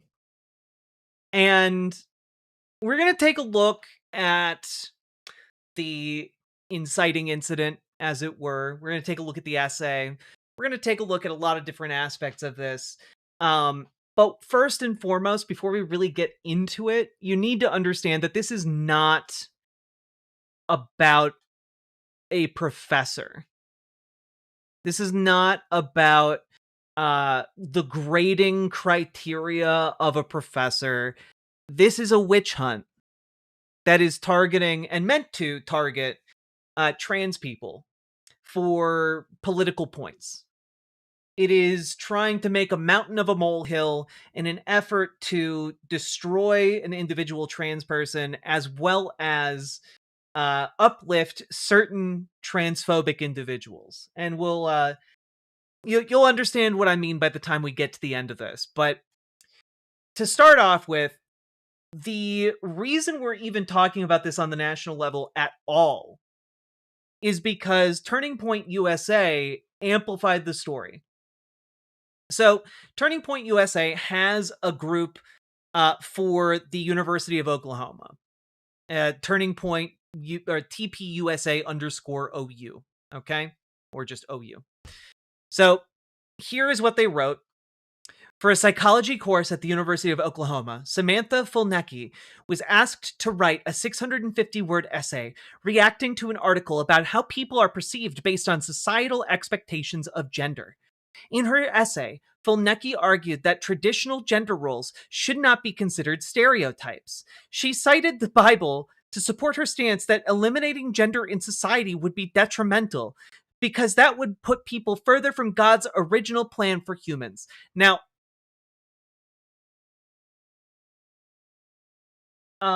just real quick.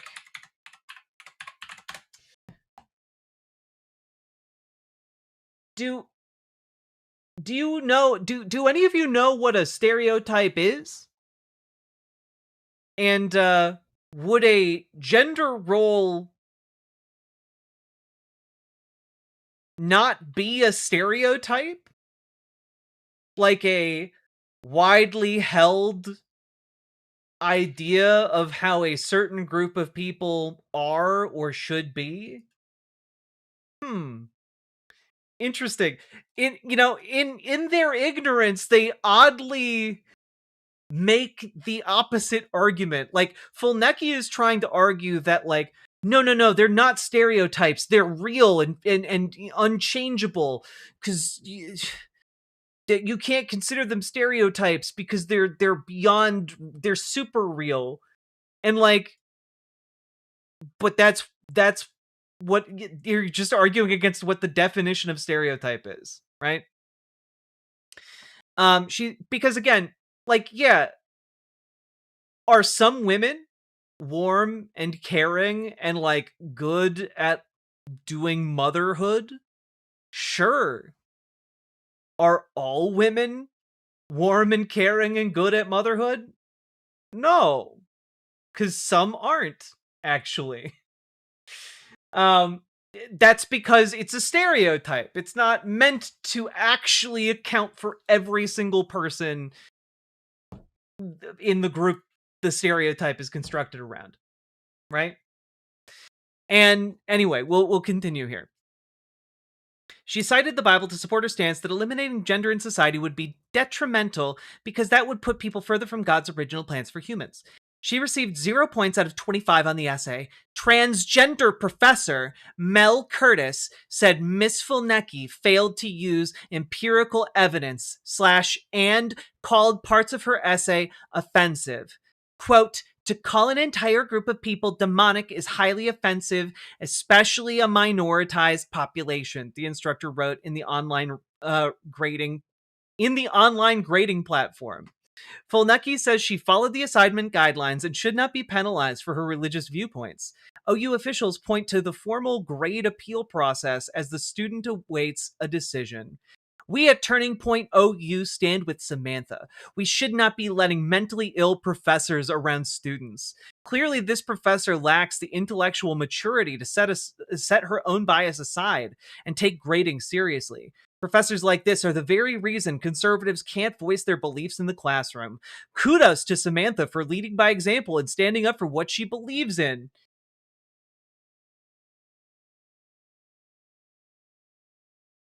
This is the image they used for their post. Obviously, just gonna move right on past that. And we're now going to take a look at some of the other aspects of this, because you know they went on to post Samantha's essay, and we'll take a look at Samantha's essay. Don't you worry. But also, just one addendum. It's time for conservatives to take a stand and show teachers that we will not be intimidated for sharing conservative or Christian beliefs on assignments any longer. The only right thing to do is fire this professor. Good job, Samantha Fulnecki. We stand with you. Hashtag fire Professor Melkurth. So, some people are taking this to be like, oh, it's about conservatives want good grades. And like, yeah, they do want good grades. That is a very tiny part of it. But this isn't just about like, oh, you have to give conservatives good grades. It like, it is not about that. And also, just as a point of humor here, their hashtag fire Professor Melkurth has literally no other people using it in the entire world. So I don't think that's gathering a lot of steam. However, what is gathering a lot of steam is the story. It's been posted in the tabloids and has been spread far and wide on the internet. And it is feeding a furor around trans people. Like this just mob mentality of going after trans people. Because the undercurrent of this story is just anti-trans bigotry, right? Like, the reason the reaction around this is so strong is because, well, it's a student trying to use God in order to argue against trans people, which is what all these bigots do. Right?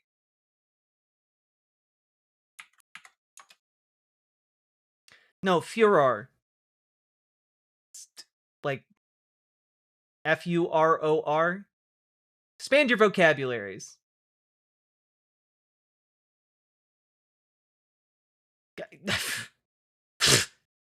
I did not mean fervor. If I meant fervor, I would say fervor. I said furor, which is a different word, and not furor.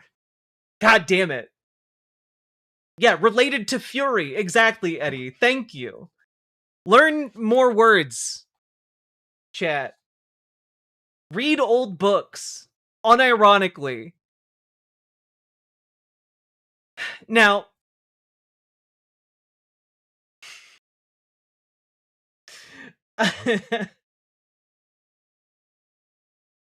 so for Ferrari, this isn't critical racing theory, all right, guys? For that, you'll have to go watch Boy Meets Minnie. But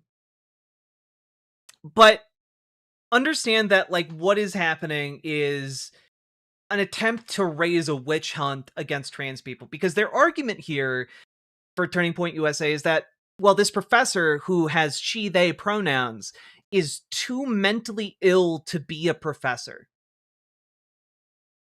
Right? Their argument is being trans is a mental illness, therefore trans people shouldn't be able to have jobs like being a professor. And the other part of this is, of course, they need to defend this essay because it is essentially the incoherent argument that each and every one of them make. And that is why it has attracted national attention from conservatives. And this is not going to go away anytime soon. Here's the University of Oklahoma responding. The University of Oklahoma takes seriously concerns involving First Amendment rights, certainly including religious freedoms. Upon receiving notice from the student on the grading of an assignment, the university immediately began a full review of the situation and has acted swiftly to address the matter. First, the college acted immediately to address the academic issue raised by the student. College leaders contacted her on the day her letter was received and have maintained regular communication throughout the process. As previously stated, a formal grade appeals process was conducted. The process resulted in steps to ensure no academic harm to the student from the graded assignments. Second, the student reported filing a claim of illegal discrimination based on religious beliefs to the appropriate university office.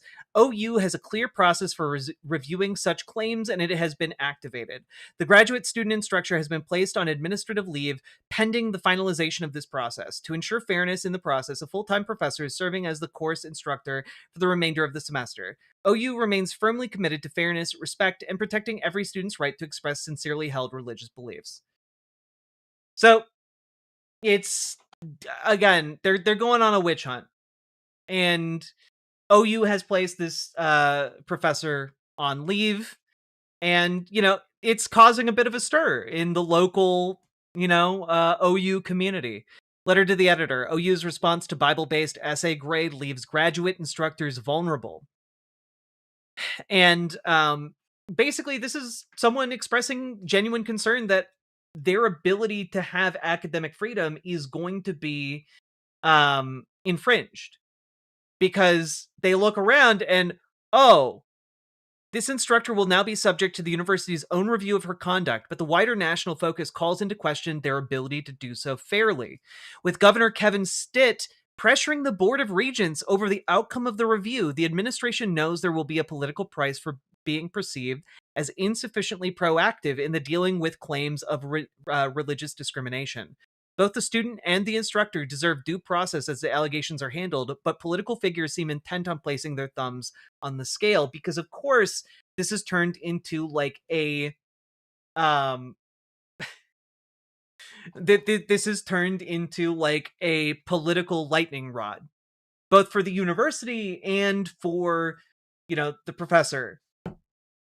And again, all of it is dedicated to directing hate towards trans people.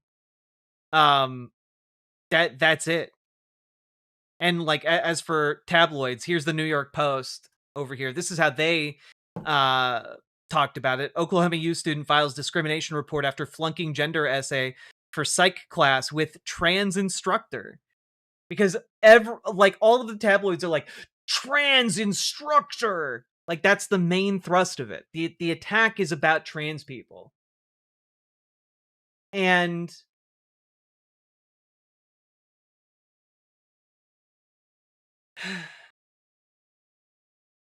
it's frustrating, as a trans person. It does suck to see this. Now here's local news talking with the student.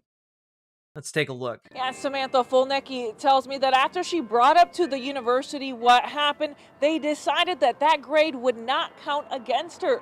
But it doesn't mean the conversation is over just yet. I just did the assignment and turned it in, and I talked about the Bible in it. Why? Okay, not like, what?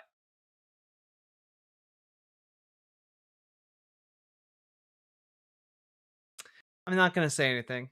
That is, I view all of my opinions in the world through the Bible. Samantha Fulnecki is a junior at OU. She says when she submitted an essay reacting to an article for her psychology class, she got a 0. The graduate instructor, who is transgender, was the one grading it. They called it offensive and said it lacked empirical evidence. I gave my opinion, and not just my opinion, but that's like, the Bible says that God created male and female, and anything that's not from God or glorifying to God is glorifying to the enemy. Here are excerpts of. That's not a good argument when you're talking about science, though, actually. if you're just saying, well, this old book tells me so, like, okay, how do you know that old book is true? Like, follow that up with some questions.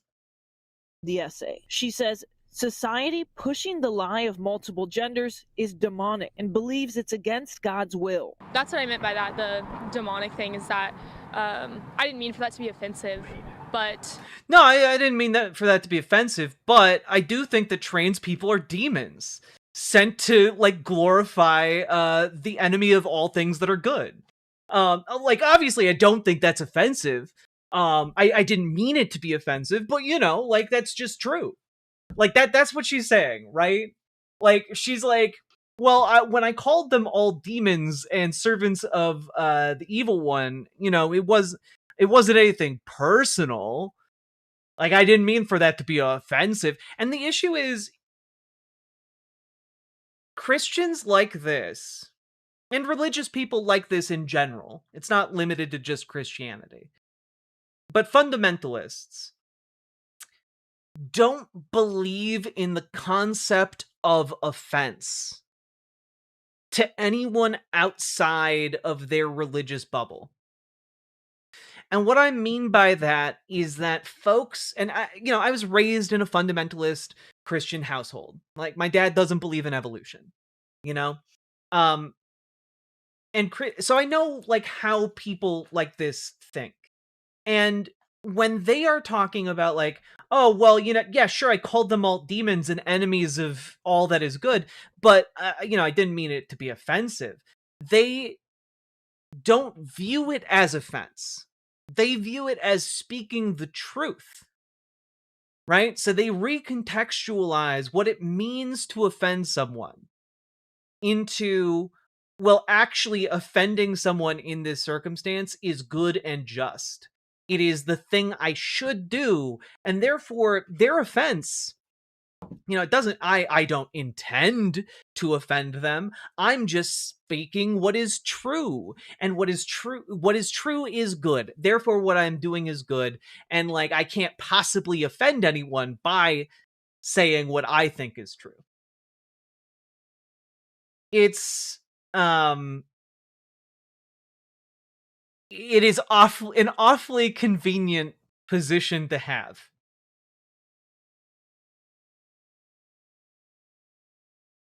It's confusing. It's not when you take into account that they don't think of people outside of their religious bubble as the same level of human as those inside of it.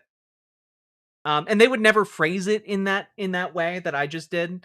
But, like, they genuinely don't feel like they can offend trans people because, and the same goes for, like, gay people, right? LGBTQ people in general. Like, they just don't view it as offensive to basically state outright their hatred of us.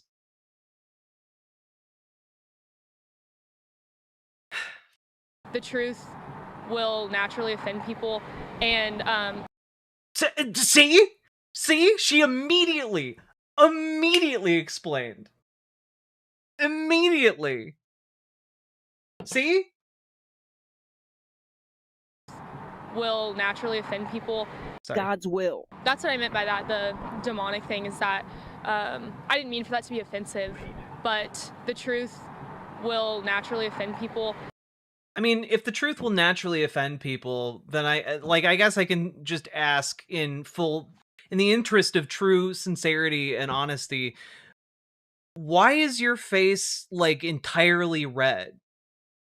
Like, did you encounter some kind of Winnie the Pooh type situation where you stuck your head inside of a beehive to get at the delicious, delicious honey, only to find your head trapped inside of the beehive while the bees were there? Like, what happened to you, girl? Like, I don't mean for that question to be offensive, but the truth might naturally be offensive to you. And so I think that's why people are kind of viewing that as offensive. So, look, I have no hate in my heart or judgment of you if you wanted some of that delicious honey in that, unassuming beehive, but, like, girl, you gotta stop getting stuck in them. It's doing terrible things to your skin. Would you have a problem having a transgender teacher? I wouldn't, not if they're able to separate their kind of. Wow, I believe her here. She's using they them pronouns quite vigorously for some kind of undefined gender neutral teacher. It's so interesting how transphobes tend to be able to shift into that. Beliefs and things from grading, then I don't, really care who my professors are. She was supposed to be graded on. I mean, I don't have any problem with having a trans teacher, but I am going to stumble over my words a lot here, as if I am someone who would have a problem with a trans teacher, and as if I'm someone currently with a problem with a trans teacher who I may or may not be trying to get fired. Whether there was an understanding of the article, whether it was a clear reaction, and whether the main ideas were organized in a coherent discussion. She got a 0 out of 25 points and filed a complaint against OU, claiming her religious freedom was violated. That instructor's been put on administrative leave. Volnecki says she isn't sure whether she'll be seeking any legal action from this, but we asked in a... She filed an allegation of illegal discrimination. So attorney what they thought if things do go in that direction. In the end, I really do not see this lawsuit going anywhere, as there is no constitutional guarantee to an A in a class at a public university. This guy has all of the energy of a man who's like, I got ready for an interview to be asked this question. Are you serious right now? I spent 10 years going to law school. 10 years! I did reach back out to the university today. They said the incident is still under investigation, but again, that graduate instructor is on administrative leave at this time, and I did reach out to them as well. We talked a little bit over email. They declined to comment. They didn't want to interview, but I also spoke with others close to the situation that says that person has been getting a lot of criticism and even some death threats after all of this that has happened. Now, live in Norman, Chantal Navarro, KOCO 5. Now, I just have to say that, when I first heard of this story, my reaction was very similar to that of that lawyer, where I was just like, if this is about the grade, this is a non-starter as far as legal action, right? But that might not matter because of the political landscape in, or in and around the University of Oklahoma. Right? And one of the things I thought would be interesting, let's just take a look. What was in this essay? What did this girl write? Now, of course, we have to first start with what was the lesson, right? What was the lesson here? Lesson 3.3, okay? Reaction paper, gender, typicality, peer relations, and mental health. The assignment was locked November 9th at 11:59 p.m.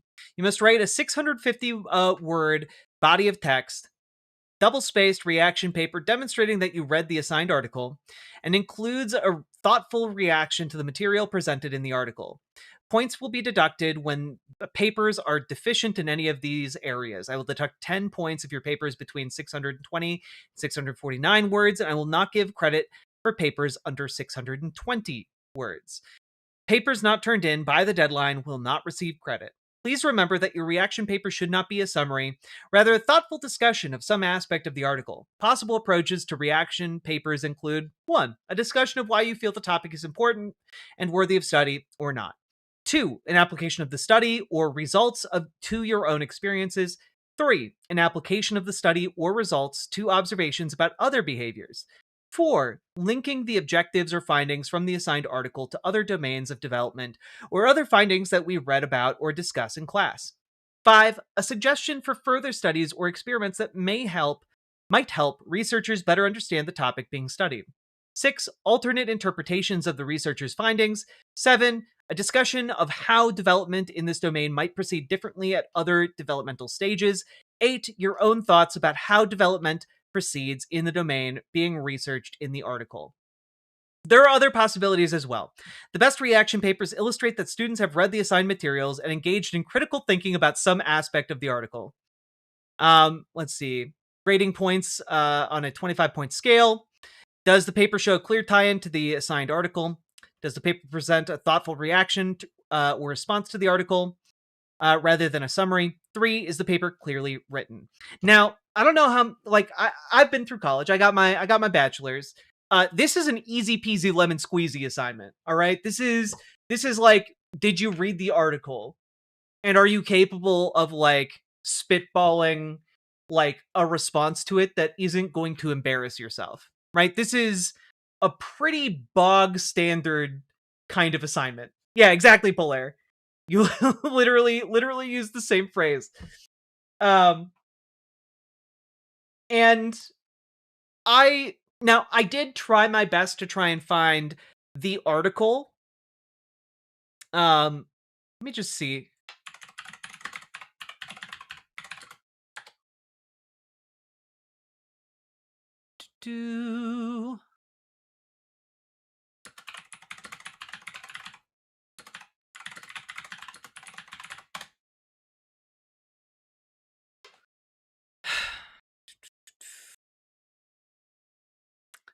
So here is the study, I believe.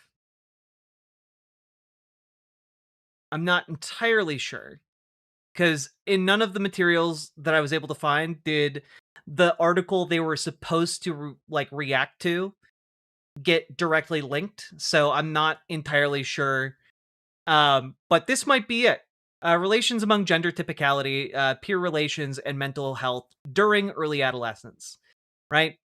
And it's basically just talking about gender as a social construct. Low gender typicality predicted more negative mental health outcomes for boys. These relationships were at times mediated by experiences with gender-based teasing, suggesting that negative mental health outcomes may be a result of social repercussions of being low in gender typicality, rather than a direct result of low typicality. Basically, this was a study. This was hey, they went out, they observed human behavior, they wrote up their findings. What can you, after reading their findings, do with that? What is your reaction to this information? How are you analyzing it? What is your synthesis of the information and your own ideas? And well, this is what the OU student wrote. God, it's just so embarrassing. Samantha Fulnecki, God, this is what you're known for now. Samantha, this is what the world knows you for, and you're a junior in college. This is embarrassing. First of all, no title? You didn't even submit a title for. Man, all right. Whatever. This article was very thought-provoking. Sorry, should I do a voice? Should I do a voice for this? Yeah, where's the title, date, name? MLA format be damned. Maybe it's because I was an English major. Maybe we were the only ones to care about formatting. Do the Jordan Peterson voice? Okay. This article was very thought-provoking and caused me to thoroughly evaluate the idea of gender and the role it plays in our society. The article discussed peers using teasing as a way to enforce gender norms. I do not necessarily see this as a problem. So, full disclosure, I haven't read this in full yet, because I looked at I don't know, a couple sentences from the middle of it, and I was just like, oh, this is dog shit. This is dog shit. Valley Girl voice? Valley Girl Jordan Peterson voice? Like, totally, the article discussed peers using tweezing as a way to enforce gender norms, girl.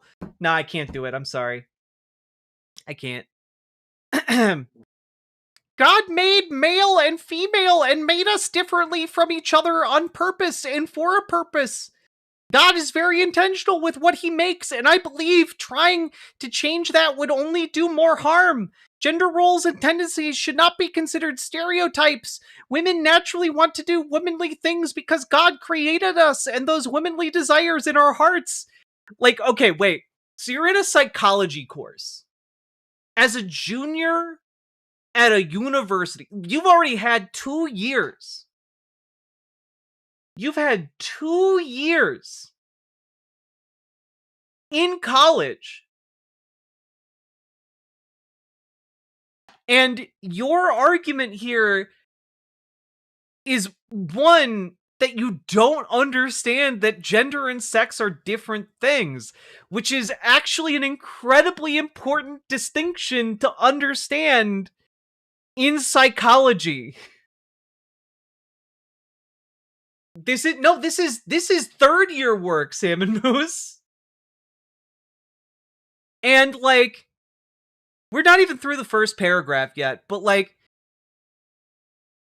if you're in a psychology course and your opinion is that, well, male and female minds fundamentally operate differently, and because God made them differently for a purpose and like blah blah blah blah blah, then why are you in a psychology course in the first place? Like, if you believe you already know the God-given role of This the needs to be male read as and Sophia female from brain. Date Everything. Sake, thank you for the 2 tier 1 subs. But if you're in this course and you already think you know what like a male and a female brain are ordained by God to do, what are you there to learn? Like, genuinely, what are you there to learn? If you already know what God wants for a male brain and a female brain, then like, you already have the expertise. What do you think you're learning?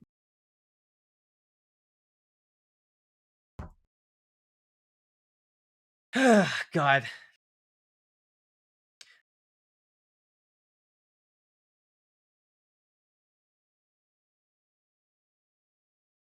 Gender roles and tendencies should not be considered stereotypes. Women naturally want to do womanly things, except all the women who don't want to do womanly things. And this is just, I'm sorry. I know I'm stopping. This is fun for me. Unironically, I know that this is transphobic and bigoted towards people like me very, very hard. But like, I love doing textual analysis. It's very fun for me.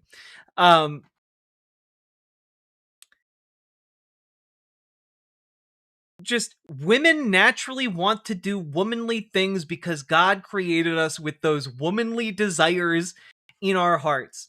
Okay. Break down what does that mean? What is the womanly desire in your heart? And are you saying a man couldn't have similar desires? Or like, are you basically just saying boys like playing with trucks, girls like playing with dolls, no one outside of that? And you know what? If a boy does want to play with a doll, beat him into submission. Like, God, like, genuinely, she opens this article by saying, no, actually, I think it's totally fine to emotionally and physically abuse children. if they are outside of their their generally perceived stereotypes. Like that's how she opens this entire thing. It's wild. And if you're like, well, no, she's saying I don't see teasing as a problem. Like, teasing escalates into bullying and abuse. Like, if you're okay with your child being abused by their peers or other people in their family, you're just a shitty person. I love cooking. Is that too womanly of me? But, like, that's such an excellent example, Mr. Anderson. You know, like, you look on TV, you see someone like Gordon Ramsay. Is Gordon Ramsay too womanly because he's taken on the role of cooking? Is he too much of, like, what is he? What is Gordon Ramsay? When he puts on the chef uniform, is he now a woman? Is that what a woman is to conservatives now? No, he's a chef. But, like, if you have an interest in cooking, the kind of interest in cooking that would lead to one becoming a chef, is he a woman because he has an interest in cooking? Just let Gordon cook. True, Sake Tanuki, unless he's cooking a grilled cheese sandwich, in which case, stop him at all costs. Okay? Under no circumstances can we allow Gordon Ramsay to make another grilled cheese. God knows Gordon's womanly desires. Oh god, we aren't even through the first paragraph. The same goes for men. God created men in the image of his courage and strength, and he created women in the image of his beauty.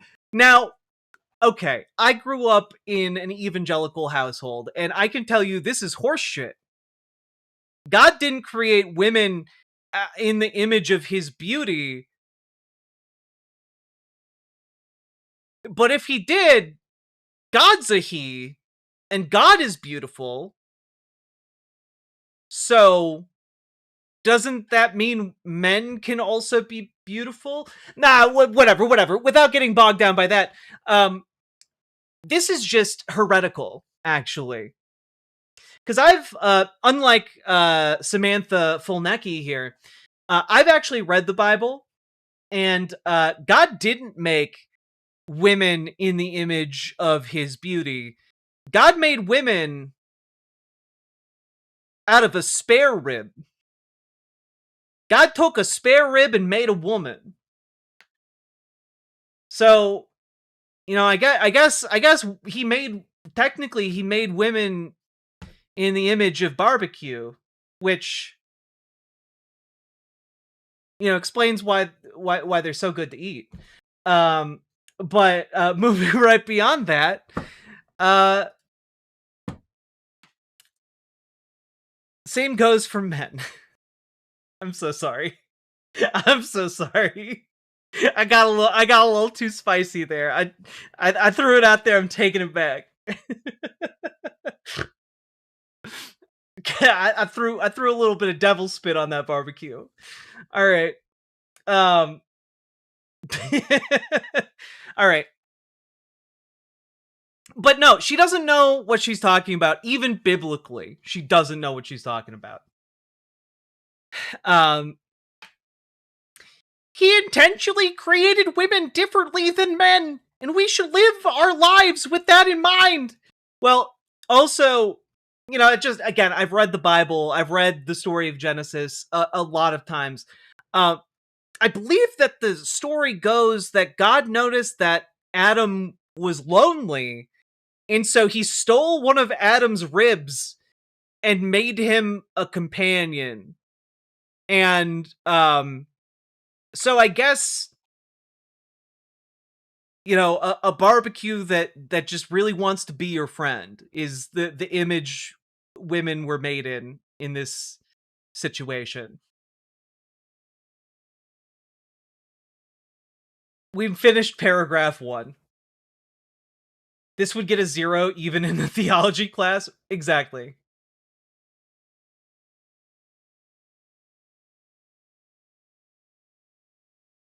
This is frustrating to me when I read articles like this and discussion posts from my classmates of so many people trying to conform to the same mundane opinion so they do not step on people's toes. I'm sorry, the mundane opinion here is that... What? That one shouldn't emotionally bully children? What, one shouldn't emotionally and physically bully children? Like, that's the mundane... Okay. Yeah, no, alright. I think that is a cowardly and insincere way to live! Unlike mine, which is to believe it's totally okay to abuse children who are weaker and smaller than me. You know, if it means enforcing a gender stereotype. They never mention that God thought it would be a good idea to pair Adam up with the animals before Adam complained about it. True. Also, they never mention some of the... this is getting off the beaten trail.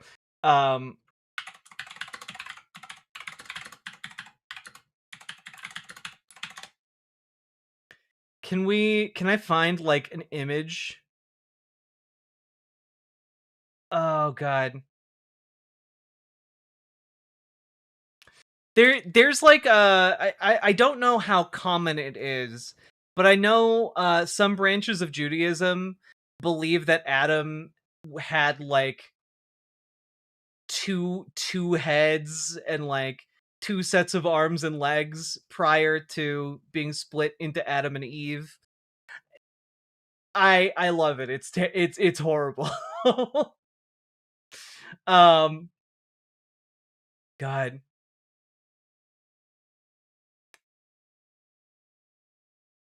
Yeah, biblically accurate Adam is genuinely very, very horrifying.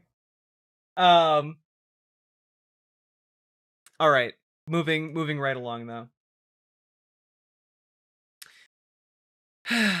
It is important to use the freedom of speech we have been given in this country, and I personally believe that eliminating gender in our society would be detrimental, as it pulls us farther from God's original plan for humans. Which, you know, like, okay, if you believe that, prove it. That, like, you can believe that all you want. This is a reaction paper to an article, like a scientific article, that uses observation to come to various conclusions. Like, you aren't using observation to come to any conclusions. You're saying, oh, well, I read an old book and that old book told me this, and I believe it without any observations. So, there. Like, yeah, no, actually, that's a big problem when you're asking for a reaction to a scientific article. It is perfectly normal for kids to follow gender stereotypes because that is how God made us. The reason so many girls want to feel womanly and care for others in a motherly way is not because they feel pressured to fit into social norms. It is because God created and chose them to reflect His beauty and His compassion in that way. In Genesis, I guess what's weird to me about this is the idea that, like, men can't reflect God's beauty or compassion. Like, the idea here that, like, God made women uniquely to reflect beauty and compassion, but, like, but men Wait, can't so is do Eve that. like Adam's gender-bent genetic clone? Yes, exactly. You nailed it. It's like if God did a little Jurassic Park right at the beginning of time. You know? Just like a little Jurassic Park. Oh, found some of your dino DNA in your rib. Also, you didn't need that rib anyway, Adam. Lol.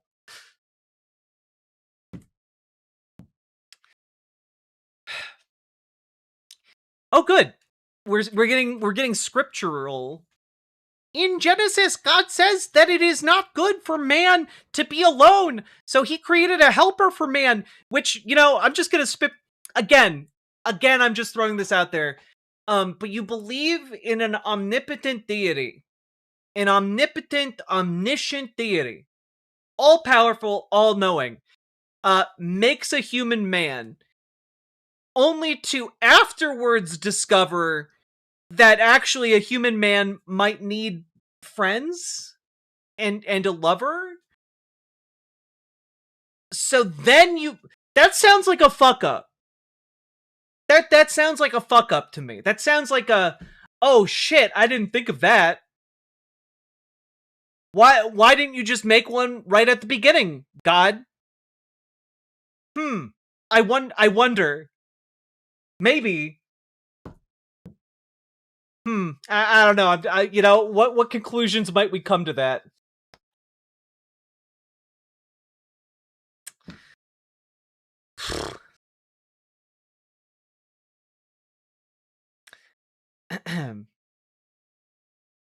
So he created a helper for a man, which is a woman. Many people assume the word helper in this context to be condescending and offensive to women. However, the original word in Hebrew is ezer kenegado. Wait, ezer kenegado. And that directly translates to helper equal to. Well, if someone is a helper, they're not the doer, which would imply a level of unequalness in the relationship, but we'll move beyond that. Additionally, God describes himself in the Bible using ezer kenegado, or helper. Wait, so if God is using the term for himself, and you previously translated it to helper equal to, are you not just saying, when you say that God uses the same phrase for himself, that God would be saying, well, he's a helper equal to humans?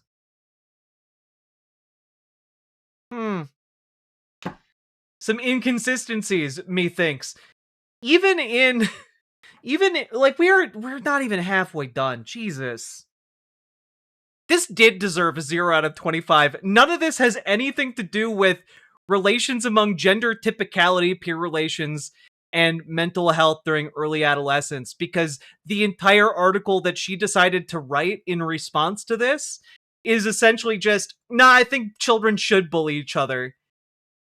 And my reasoning for this isn't empirically based at all. It's just because God said it was okay to abuse children in my interpretation of my religious scripture that I'm not going to provide any evidence for. How many words is this? Excellent question. Wait a minute. I have no idea how many words this is. Was it 650 words? Oh, God. We'll find out after I finish it. Additionally, and he describes his Holy Spirit as our helper as well. Oh, helper equal to us? This shows the importance God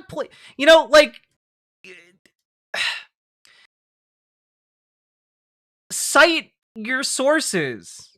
I'm sorry. You're a third-year college student. I know this is a reaction paper, but if you're gonna start talking biblically, right? Cite verse and passage. Chapter and verse. Cite it.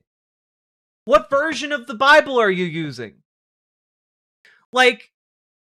Cite your sources.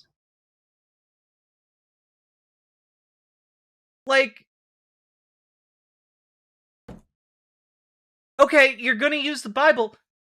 Cite your source. Which Bible? Which translation? Which chapter? Which verse? Who is doing the translating that you are citing here?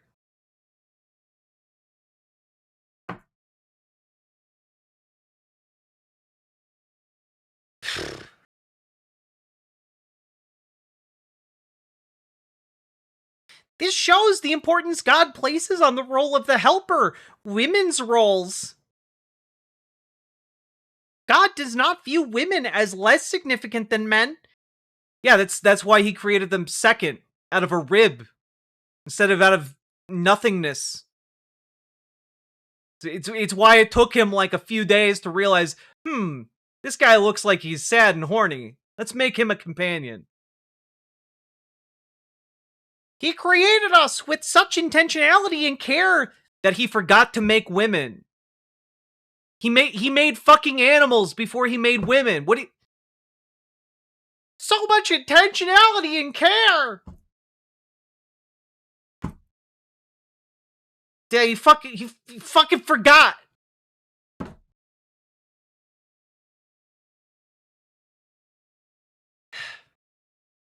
Pro tip, if you translate the Bible loosely enough, you can make God say just about anything. True. Women were Bible DLC. Yeah, just you had to pay a rib to unlock them. To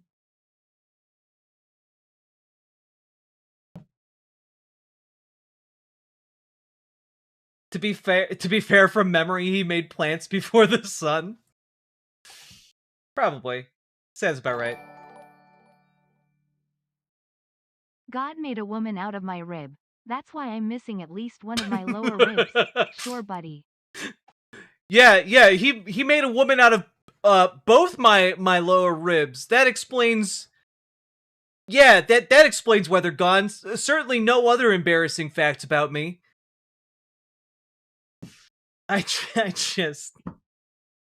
Alright.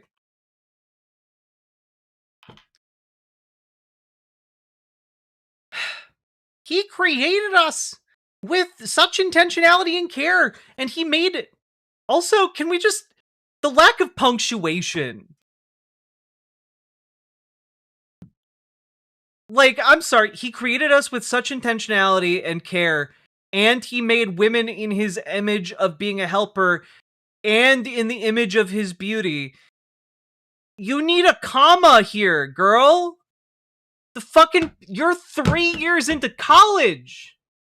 I've been so upset about the content. I haven't even looked at the form of it. Jesus. If leaning into that role means I am following gender stereotypes, then I am happy to be following a stereotype that aligns with the gifts and abilities God gave me as a woman, which... yes, you're allowed to lean into a stereotype. That's okay, actually. Like, it's not wrong to be, like, a stereotypical, like, girl. That's fine. That's okay. Nobody's mad at you for that. These people feel personally attacked because there are people that exist differently than them. It's wild. Like... yeah, okay, so you're happy leaning into the stereotype, but can you imagine someone who might not be happy leaning into the stereotype, who then gets bullied relentlessly for not conforming to the stereotype? Like, it seems like you should be able to imagine that, I guess. Are we sure she didn't simply get Grok to write this? No. This is absolutely the kind of person who would get Grok to write this. I do not think men and women are pressured to be more masculine or feminine, which is, again, directly antithetical to the findings of this, like, psychology study, which observed that men and women are treated differently and ostracized differently based on whether or not they are conforming with typical gender roles. More reason the education system is failing. Author should have gotten an F well before getting into college. Yeah, it's a real indictment on the University of Oklahoma.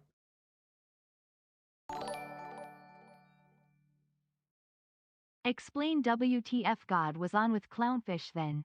Oh, he was just clowning. He was just clowning around, Sake Tanuki. You know, Satan, also known as Hasatan, it was just like, Are you down to clown? And God was just like, fuck yeah, I'm down to clown. Made some clownfish. All right. I strongly disagree with the idea from the article that encouraging acceptance of diverse gender expressions could improve students' confidence. But, okay, but it's not an idea. It's observed. It is an observed reality. It is not simply just like, oh, it's totally fine. We have this crazy idea that treating students with respect and dignity makes them feel better and have better mental health outcomes. That's not just speculation. That's observed reality in these studies. Society pushing the lie that there are multiple genders and everyone should be whatever they want to be is demonic and severely harms American youth. I do not want kids to be teased or bullied in school. Well, wait a minute. I do not necessarily see this as a problem. The internal logic of this is so damning and so disqualifying. She should really be knocked back down to being a freshman and have to go through all of this. It's wild. Wild shit. This is like, and again, I need to remind you all, this is like giving your students one of the easiest written assignments they can possibly get in university, and then someone just turns in just a wild religious screed. Like, what the hell?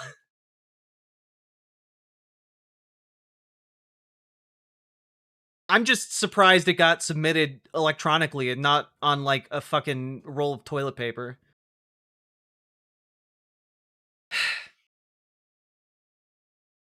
I do not want kids to be teased or bullied in school. However, pushing the lie that everyone has their own truth and everyone can do whatever they want and be whoever they want is not biblical whatsoever. You say, after saying, I do not think men and women are pressured to be more masculine or feminine. Uh-huh. Uh-huh. Just, yeah, definitely not pressured to be more feminine. Uh-huh. That's exactly why you adopted the makeup you decide to wear on a daily basis. Uh-huh. Let's see. The Bible says that our lives are not our own, but that our lives and bodies belong to the Lord for his glory.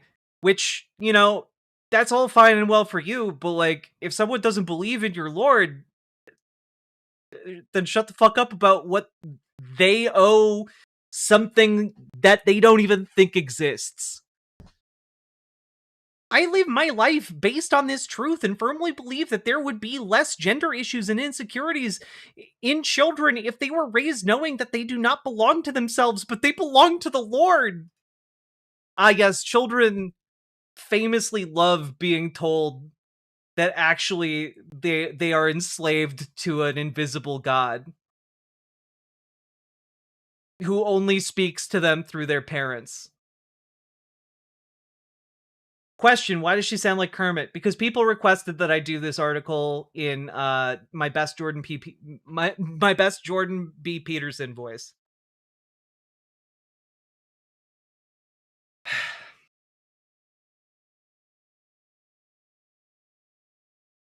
Children belong in spiritual bondage is just such a wild point to make. Sorry. Also, indent your goddamn paragraphs. I can't believe that I have to say, indent your goddamn paragraphs. Spiritual bondage? Yeah, the idea that, like, you are not your own, your life, your body, your soul is not really your own. They all belong to the glory of God and not to you.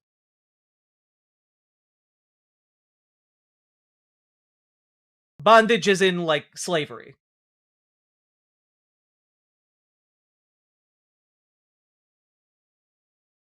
She didn't indent. Not a single indentation. Overall, reading articles such as this one encourage me to one day raise my children knowing that they have a heavenly Father who loves them and cherishes them deeply, and that having their identity firmly rooted in Him, in who He is, will give them the satisfaction and acceptance that the world can never provide for them.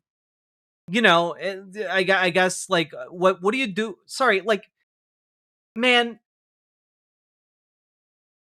imagine being this lady and being like, yeah, I'm gonna have children. What if your boy grows up and, like, wants to wear a dress?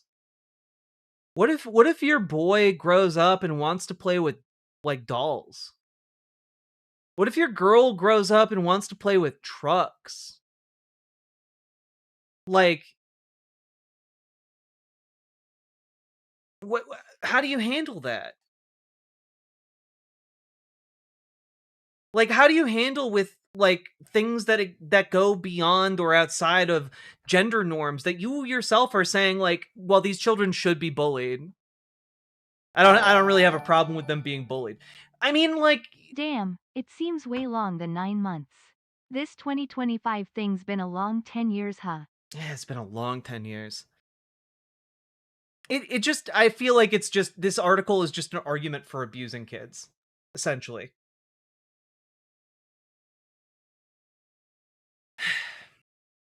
And not a very compelling argument either.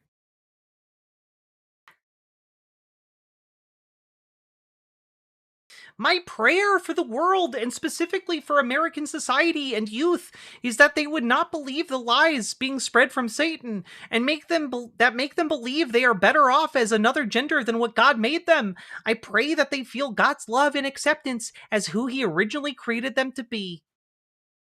Yeah, you know, like, look, I didn't start out to offend anybody, but trans people are demons who serve Satan.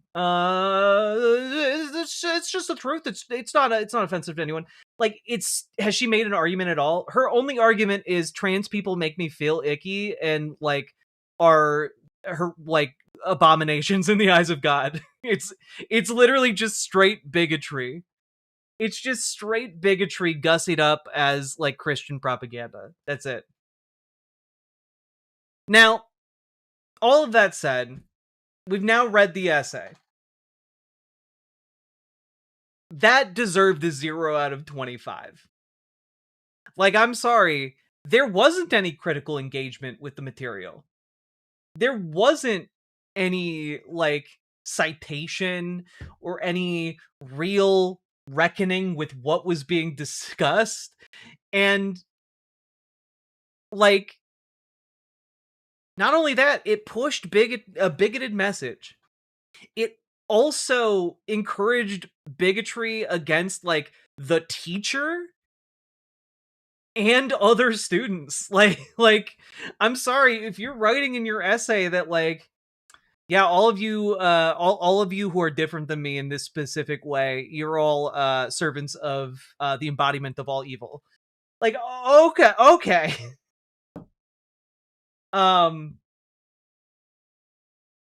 Genuinely no evidence she even read it outside of, like, the genuine like, title of the article.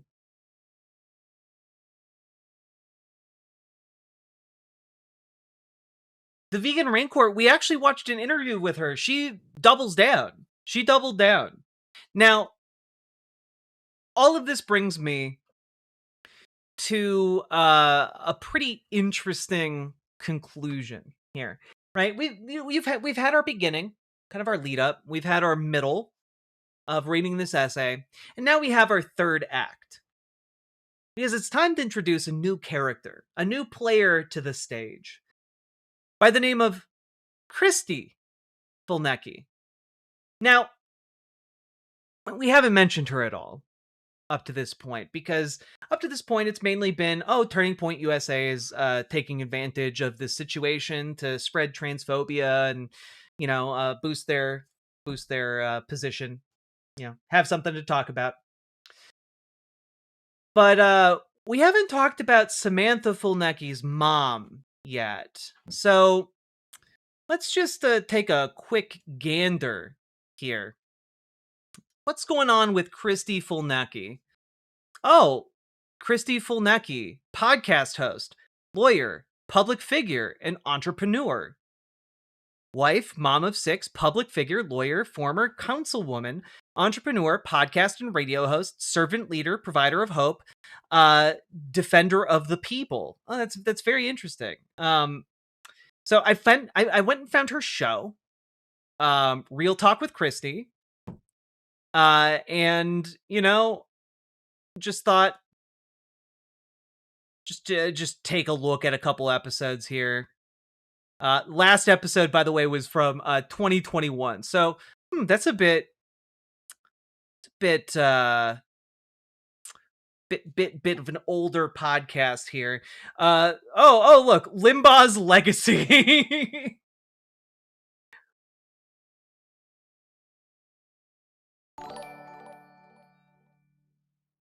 Why Rush does she look like a Limbaugh. rejected audition for Jersey Shore? Well, I can't explain that, Sake Tanuki, but let's see. Christy is ready to bring her unique brand of real talk back this year, and she's kicking it off with a touching tribute to her mentor, Rush Limbaugh. Oh. Huh. Well, let's just see. What is Christy Fulnecki tweeting about these days? I don't think Samantha realized her work would be the most read and critiqued casual essay of all time, explaining God's design of humans as male and female. Something that excites this much public engagement clearly isn't zero. It's a clash of ideas. A retweet. Oh, wow. Huh. Christy Fulnecki doing a lot of retweeting about this.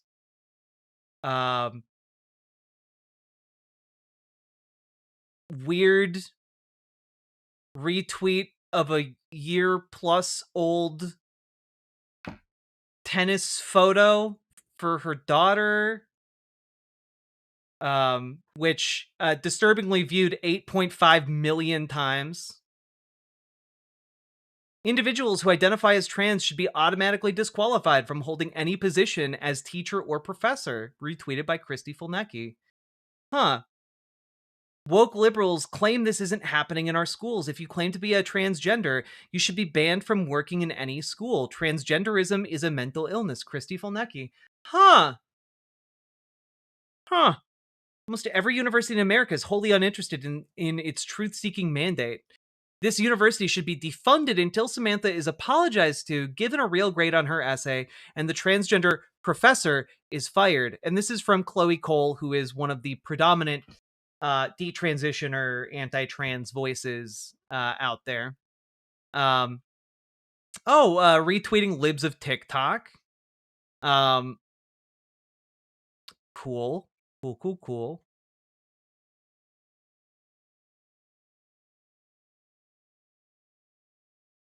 Shane David Jett. Oh, he's a senator? Who's this?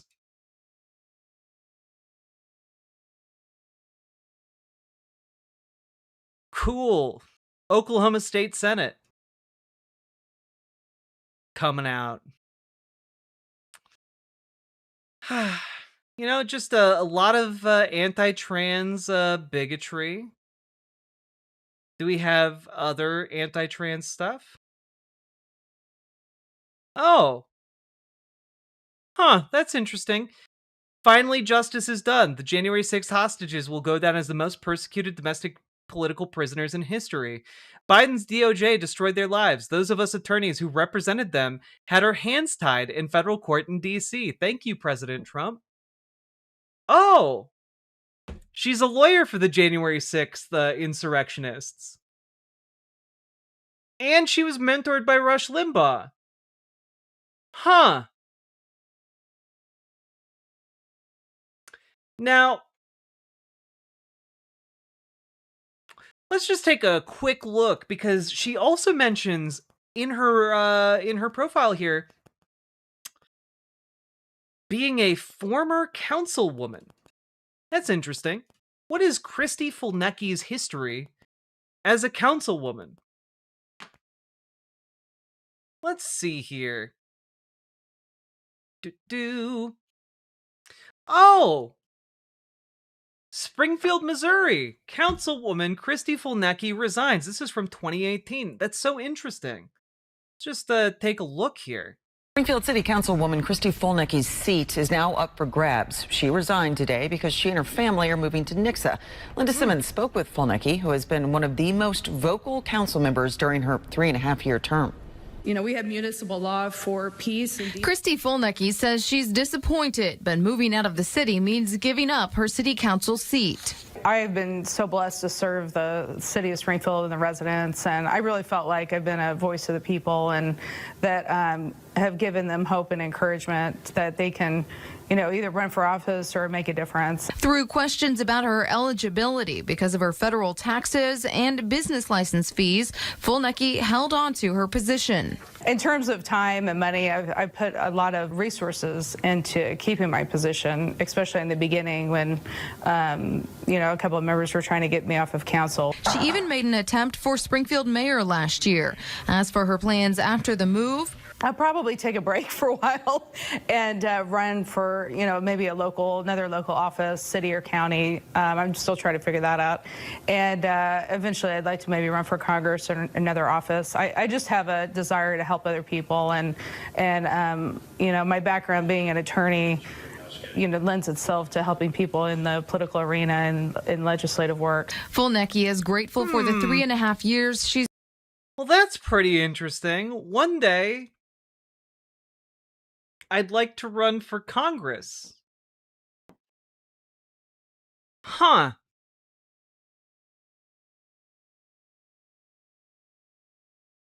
Well, that's interesting. Let's take a look at some more in-depth information, shall we?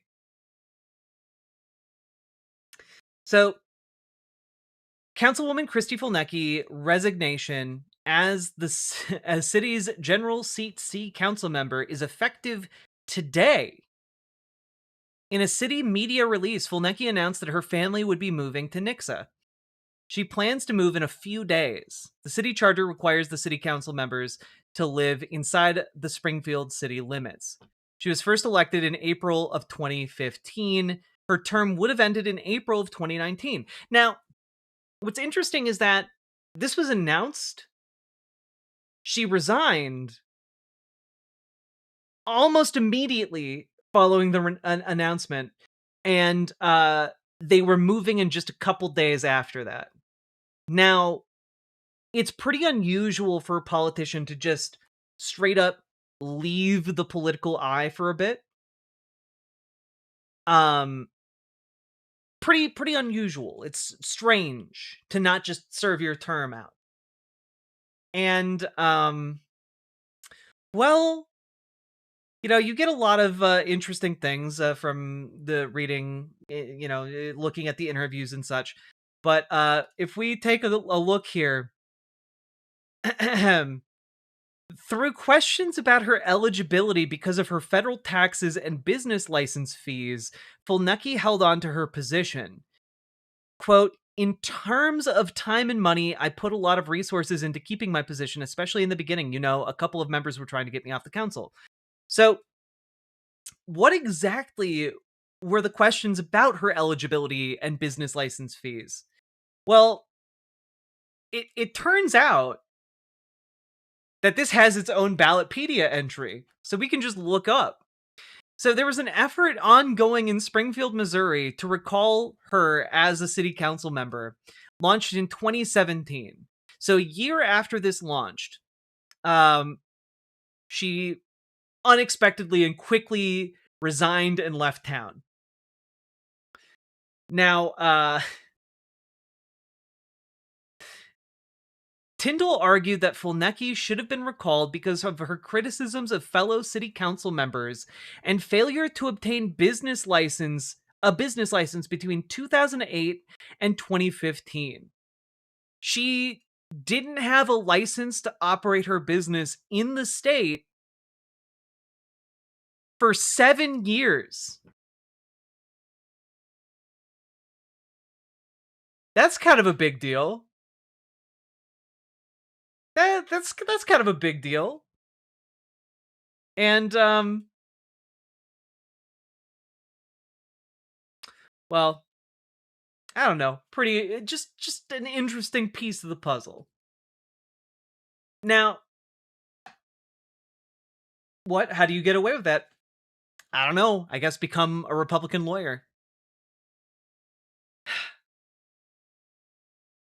When she says she spent considerable resources to hold on to her position, it's a bit unclear what she means by that, right? But what is a bit clearer is how much she spent to run for mayor of Springfield, which she did in 2017, oddly enough, around the time when people started looking into her finances. And, well, in 2017, when she ran for mayor, let me just see something here. I want to double check and make sure. Here. Do.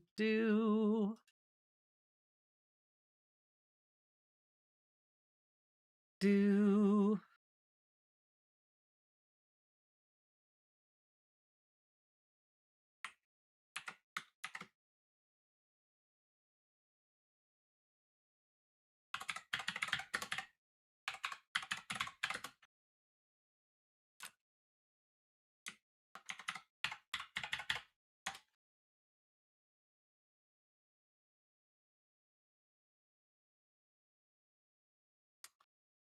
Do.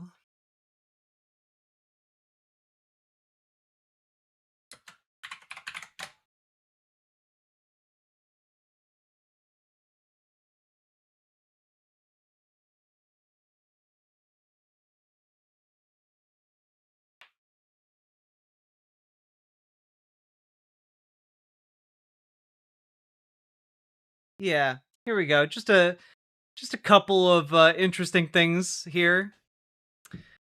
City has spent more than $40,000 on Christy Fulnecki proceedings so far. Just on the legal fees. Cora Scott, spokeswoman for the city, said as of Thursday, the city has spent $40,770 for council to investigate two separate accusations against Councilwoman Christy Fulnecki. The first allegation is that Fulnecki wasn't eligible to take office last year because she failed to get a business license and pay related fees. The second allegation against Fulnecki is that she illegally recorded part of a closed meeting in November. Other council members held that meeting to discuss her business license issue. You know, just things you do when you're not guilty as hell. And, oh, hey, what's that? Fulnecki's campaign committee, $74,000 in debt after failed mayor run.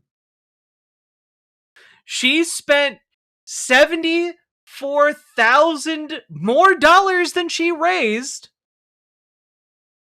in order to try and fail to be mayor of Springfield, Missouri.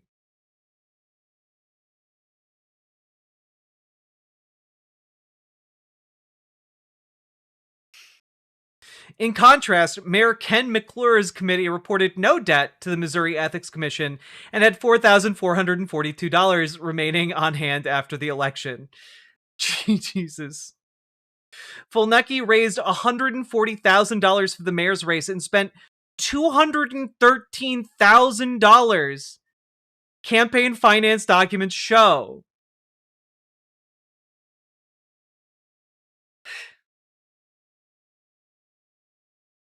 Oh, interesting. Documents show that $2,000 is owed to Nixa-based Epic Strategies for campaign management. Oh, that's so interesting. So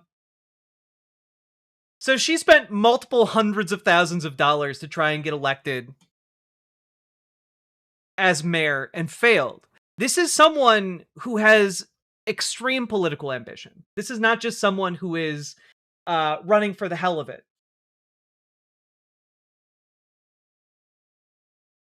Springfield's mayor is McClure. What?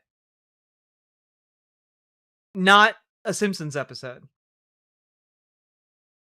So, all that to say is that when I look at this and I look at what is happening and I look at the past of the people involved, I just have to say this smells like a deliberately concocted scheme.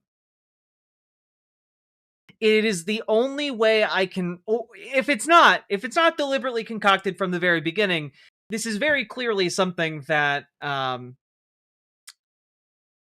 Christy McNecky, or Fulnecki rather, is attempting to use for political gain. This is someone who wants to run on a statewide ticket or even a national ticket. This is someone who is dedicated, who is, invested significant amounts of money in running campaigns in the past. This is someone who represented January Sixers. This is someone who has been active in currying favor within Republican circles. This is someone who was, claims as a mentor, Rush Limbaugh. And it just kind of seems to me like this is a deliberate attempt to manufacture another Riley Gaines type situation. This is a deliberate attempt to do that. And I don't know how much the daughter is roped into this. I don't know if, she's aware of what's happening, and I don't know what Christy Fulnecki's plans are, but I will say that this seems a bit too convenient for this to be a child of someone with a lot of political ambition and a lot of time and effort invested into Republican politics. And it is also very apparent, because there are leaked group chats going around, that a number of these people are collaborating, are talking about the best way to message this. Talking about how, hey, look, say X, Y, and Z when you talk about this. Don't say, it is. Let me put it this way. If it wasn't concocted at the very beginning, it is being concocted now by a number of different opportunists on the right in order to sow hatred and division around trans people, in order to make us seem disgusting, unwell, and worthy of excommunication from civil society. So, all of that to say, this story is really weird. And I might not know exactly the details of where we are and what the plan is or was around this, but I do know when something's rotten in the state of Denmark. And something is rotten in the state of Denmark, my friends. Read Hamlet. Anyway, this is about hating trans people. If anyone's trying to sell it to you as anything other than that, they're wrong. And with that being said, if you got anything out of this on this wild journey, remember to like, comment, subscribe. Definitely leave a comment. The YouTube algorithm is really, really hungry for comments right now. And consider dropping those subs, donos, membership, super chats, because this show is made possible by you guys. Only you guys. It's just you guys. So please support the show however you can. And also, please consider checking out ImogeneOlivia.com. My partner and I started a lingerie business specifically geared towards trans femmes. So we have tested them with cis dudes, we've tested them with cis ladies, and a bunch of folks in between, and the reviews are all stellar. If you want well-made, high-quality lingerie made specifically from the ground up with trans people in mind, consider checking out ImogeneOlivia.com. Also, the holidays are coming up, so maybe grab a set for the trans person in your life or the cis person in your life. You know, whatever floats your boat. Check it out. And also join the Discord. Reach out to Dragonfly for help joining your local Dems. Reach out to Gamergy for help joining your local DSA. Let's get organized and let's beat these bastards. With that, let's keep on going. Whew. Is it discreet packaging by chance? Fire Up, the packaging is kind of like it's like a pink bag of a package. It doesn't, there's not a ton of stuff on it beyond that, but just kind of like I wish I had an example on hand easily available, but maybe I'll just get like one of the bags in here for next stream and I can show you guys what it arrives in. But otherwise it's just Imogene Olivia. You know, like it shouldn't be super revealing about what it is.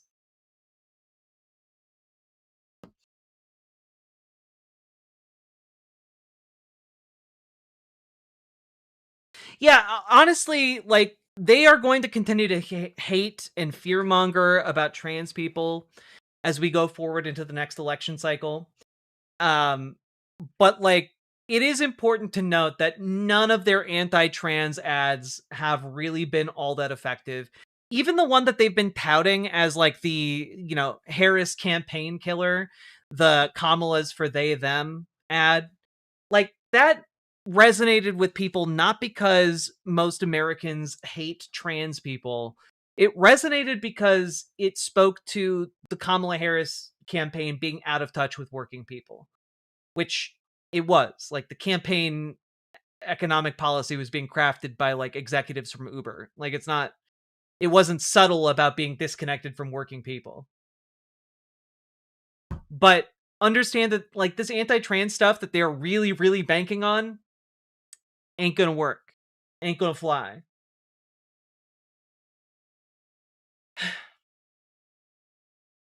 Also, folks, we've been going for 3 hours. Y'all have been enjoying the show. Hit that follow button, hit that like button, hit that subscribe button. And if you need help learning what to do when you find those buttons, here's a little song to help you remember.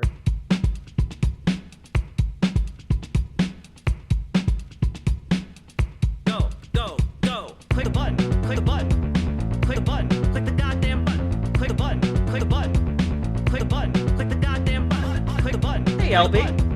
Click a button, click the goddamn button, click a button, click a button, click a button, click the goddamn button, click a button, click a button, click a button, click the goddamn button, click a button, click a button, click a button, click the goddamn button. I have no idea how it's already 3 a.m. Click the goddamn button, click a button, click a button, click a button, click the goddamn button, click, click, click, button, click, click, click, button, click, click, click, button, click, click, click,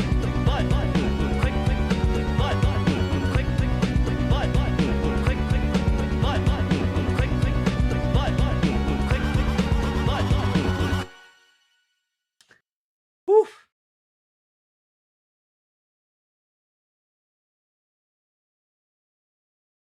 All right.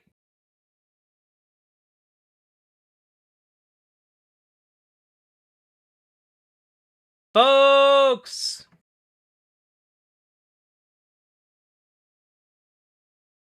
let me just check something real quick.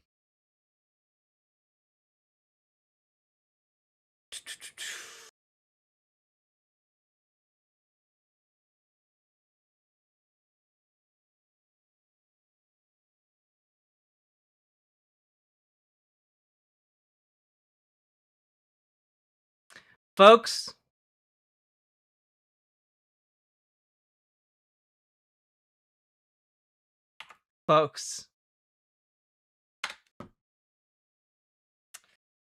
Star Trek will have to be pushed back to tomorrow.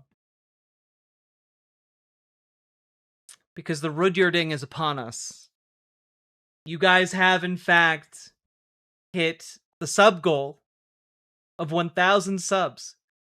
Sake Tanuki dragging you all kicking and screaming across the finish line. It's time. It's time for some Rudyard fucking Lynch. It's time for some what if alt hist. And the only thing I can really discern about this video is that it is about modern alchemy, because the thumbnail for the video is titled Modern Alchemy? ? And the title of the video is The Next Ideology Isn't What You Think. And I mouse over it, and I shit you not, there's just a skull surrounded by candles playing. So, you know, it's, we've done it. Did you finish Expedition 33? I have not. I would love to be playing some Expedition 33 right now. Now, folks, I'm going to go use the bathroom real quick. And when I return, we shall begin our voyage into the unknown depths of madness. Please support the show. Because I'm going to need it. I'm going to need your emotional and financial support to make it through this. I will be right back.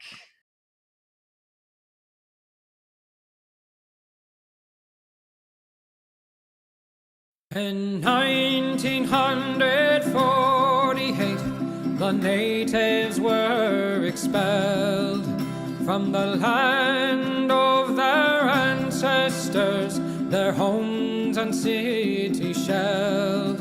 From the traitors in Transjordan to clandestine British demand, by the settlers' Zionist army that rampaged across the land. Oh Palestine, we hear your desperate plea that once again across the land your people can be free. Oh Palestine, your people live in fear. We demand your emancipation from the river to the sea. In 1967, Israel did invade to conquer and to colonize what little had remained. The people of old Palestine, once again their fates entwined with the Zionist occupation of their homes and weary minds. Oh Palestine, we hear your desperate plea that once again across the land your people can be free. Oh Palestine, your people live in fear. We demand your emancipation from the river to the sea. In 2023, they've come a final time to destroy your homes and families with a murderous, lethal design. The bombs overhead are falling as our leaders continue their lies. The sky does glow and the blood it flows as we hear the children's cries. Oh Palestine, we hear your desperate plea that once again across the land your people can be free. Oh Palestine, your people live in fear.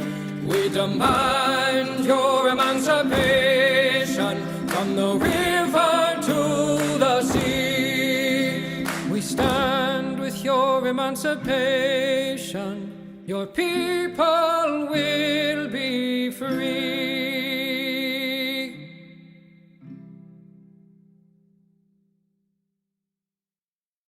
When the people's will is swayed by a con man's cheap charade, despite the crass misogyny and blatant hypocrisy, when the fascist voices swell, we hear echoes of the past. They vilify the immigrants, the leftists and outcasts. When the opposition croaks and the people just don't vote for the same old tired rhetoric of neoliberal politics, we must organize the fight for our universal rights, for democracy and empathy to permeate this life.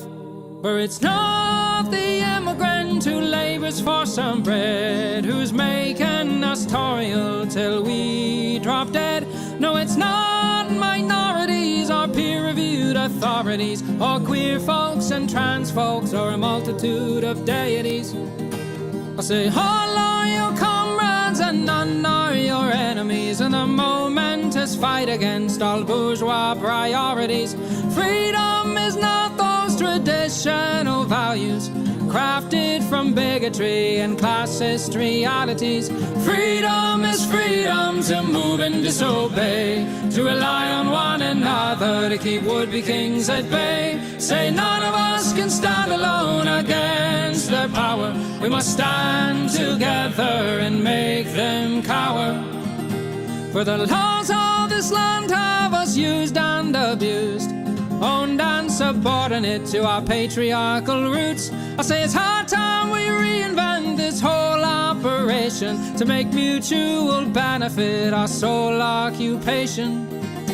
Because freedom is freedom to move and disobey, to rely on one another to keep would-be kings at bay. Say none of us can stand alone against their power. We must stand together and make them cower. Here we go. Yes, freedom is freedom to move and disobey, to rely on one another to keep would-be kings at bay. Say none of us can stand alone against their power. Rise, proletariat, and make them cower.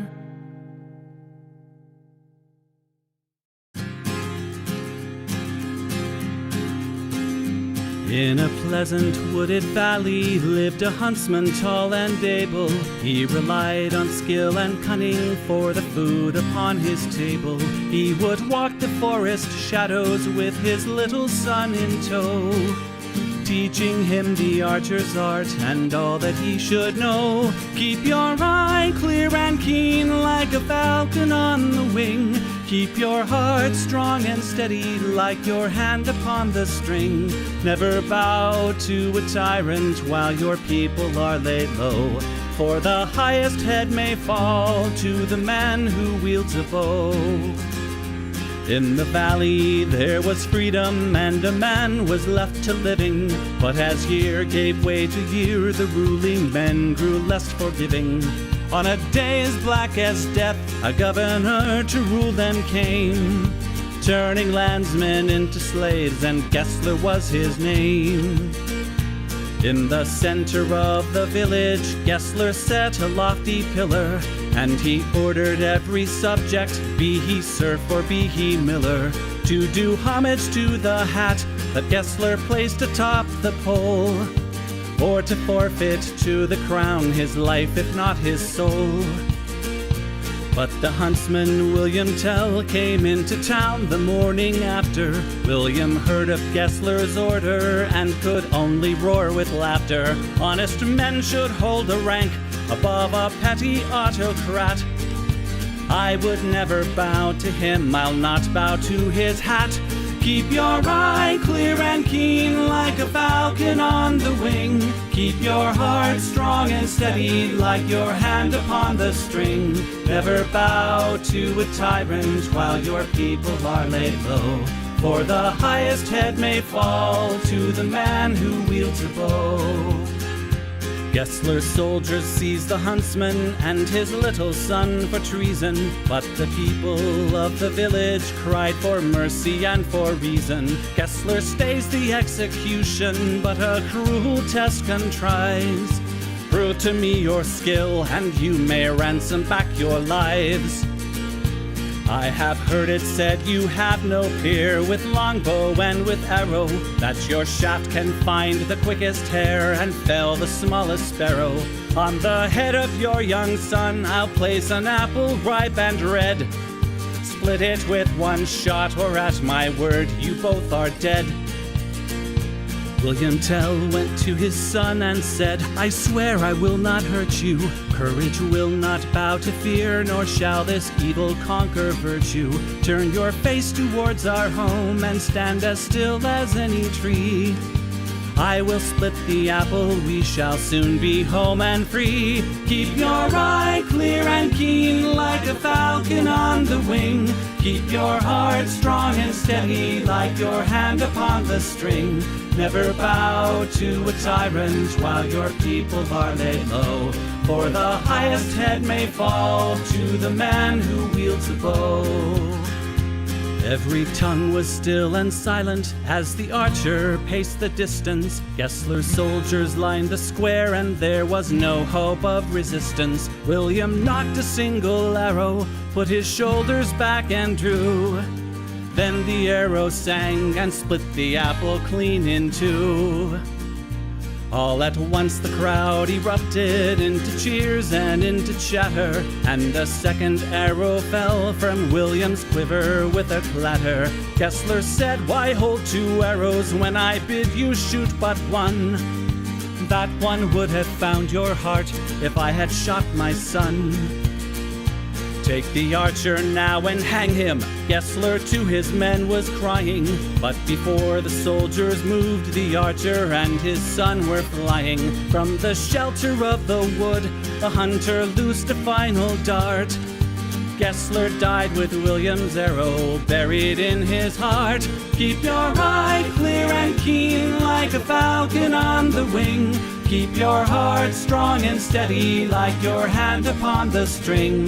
Never bow to a tyrant while your people are laid low, for the highest head may fall to the man who wields a bow. Keep your eye clear and keen like a falcon on the wing. Keep your heart strong and steady like your hand upon the string.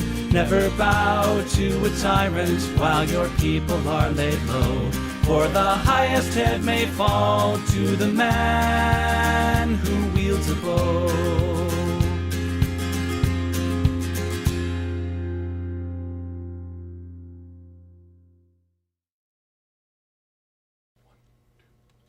When the union's inspiration through the workers' blood shall run, there can be no power greater anywhere beneath the sun. Yet what force on earth is weaker than the feeble strength of one? But the union makes us strong. Solidarity forever. Solidarity forever. Solidarity forever. For the union makes us strong. Is there aught we hold in common with the greedy parasite, who would lash us into serfdom and would crush us with his might? Is there anything left to us but to organize and fight? For the union makes us strong. Solidarity forever. Solidarity forever. Solidarity forever. For the union makes us strong. They say our day is over, they say our time is through. They say you need no union if your collar isn't blue. Well, that is just another lie the boss is telling you, for the union makes us strong. Solidarity forever. Solidarity forever. Solidarity forever. For the union makes us strong. They divide us by our color, they divide us by our tongue. They divide us men and women, they and young, but they'll tremble at our voices when they hear these verses sung, for the union makes us strong. Solidarity forever, solidarity forever, solidarity forever, for the union makes us strong. They have taken untold millions that they never toiled to earn, but without our brain and muscle, not a single wheel can turn. We can break their haughty power, gain our freedom when we learn that the union makes us strong. Solidarity forever, solidarity forever, solidarity forever, for the union makes us strong. In our hands is placed a power greater than their hoarded gold, greater than the might of armies magnified 1,000-fold. We can bring to birth a new world from the ashes of the old, for the union makes us strong. Solidarity forever, solidarity forever, solidarity forever, for the union makes us strong. Solidarity forever, solidarity forever, solidarity forever, for the union makes us strong.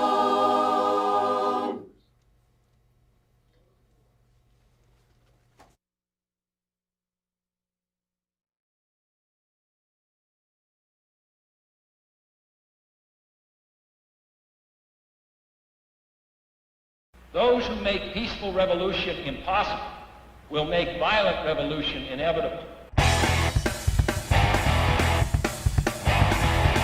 Yes, we have to deny so many claims per month to meet our shareholders' expectations.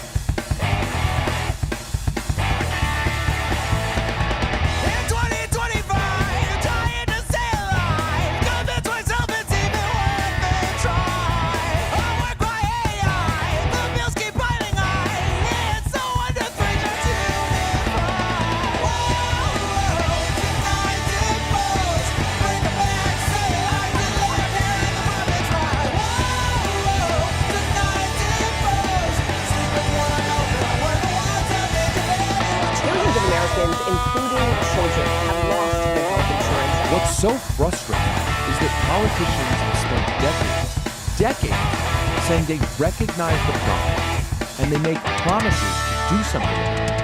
And then almost nothing happens. You know what they say to themselves in the dark. It's only a crime if you don't wear a tie. We keep them all busy paying their fines. In the epiphany, light up the spark. You know what they say to themselves in the dark. It's only a crime if you don't wear a tie. Seniors are the fastest growing segment of the homeless population.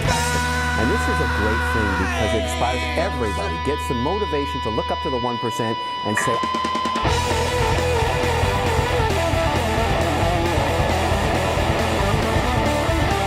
now they're looking at your vote, they're looking at your anger, and they're moving to apprehend those who say something in anger.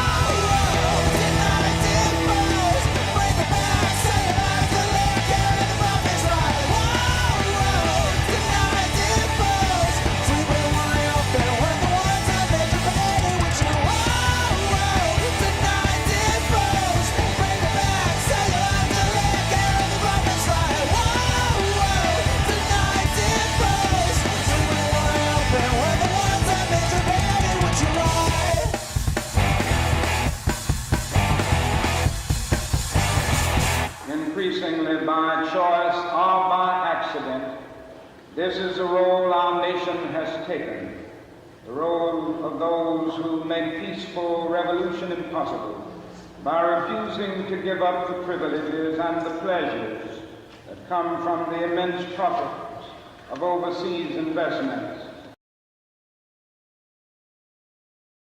Hello, everyone. I've returned to you. Howdy, howdy, howdy. I also brought a couple of snacks, because this is going to require some snacks.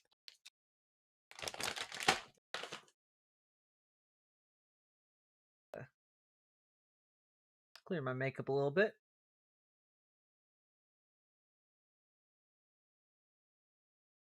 There we go.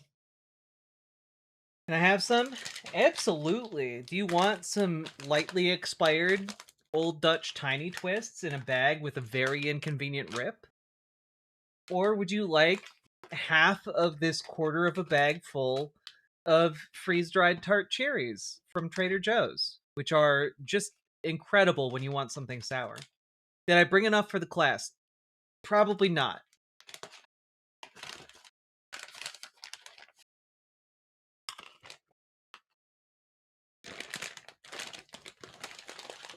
All right.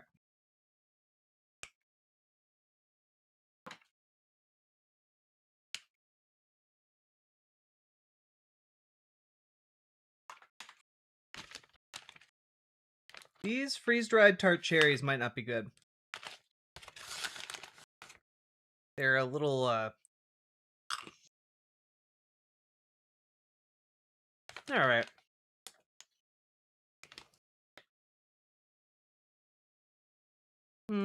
They might not be alright. I might need to, throw these away. Sorry. Dad Urker, I know I did not try your sour mixture. However, I have plans for the Christmas time. The Yuletide plans.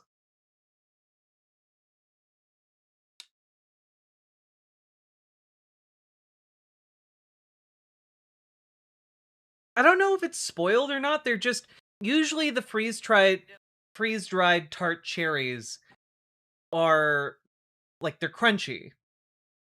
These ones are chewy. And I don't know if the freeze drying didn't take or what, but that last song that was playing, it is Deny, Defend, Depose by Sweet Myths. Here's a link to it. And to the rest of the playlist as well. Yeah, maybe they're expired, or maybe like the bag got left open or something at some point. I don't know. Yeah, like either way. No, they're freeze dried. They're freeze dried.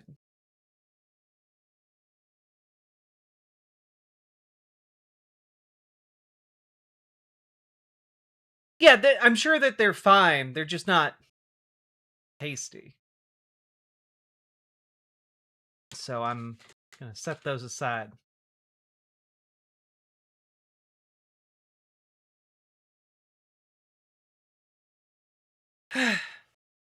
I need to buy snacks at some point. Thank you for reminding me. You're very welcome.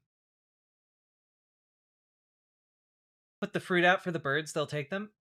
And the birds around here do like my fruit.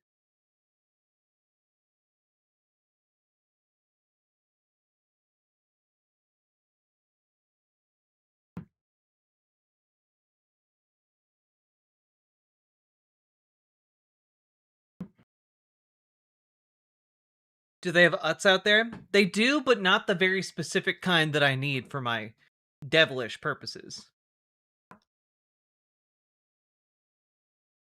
Which is eating the New York City storm dip.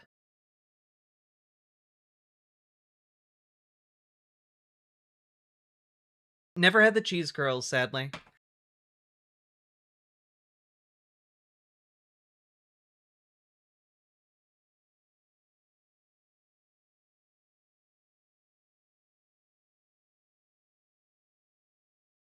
Alright, are you guys ready?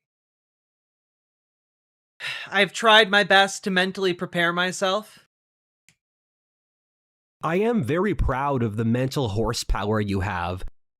Wait, what is New York City storm dip? It's like, and you take like the I don't know the exact recipe. My partner does. I think it's like sour cream and it's sour cream and like French onion soup from Lipton's packets mixed together to make like a French onion like dip that you then eat with Utz potato chips. What just happened? I'm preparing you. The spirits like to convey the message that you should mentally see me as Gandalf. I'm preparing you. I am the intellectual equivalent of an assault rifle. That is exactly the recipe. Excellent. It's actually divine about the sleep pizza. It is great.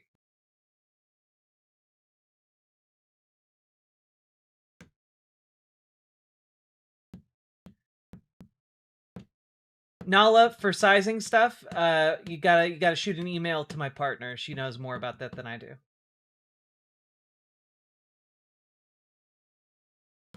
Though the smalls do fit quite small,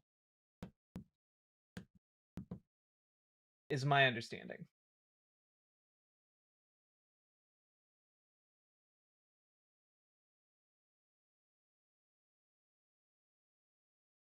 One packet of onion soup mix, 16 ounces of sour cream. That the poor solution, the poor man's solution in if you can't get a hold of Utz is Ridge Ruffles, but you need like the wavy Utz, is my understanding, for it to be true New York Storm Dip.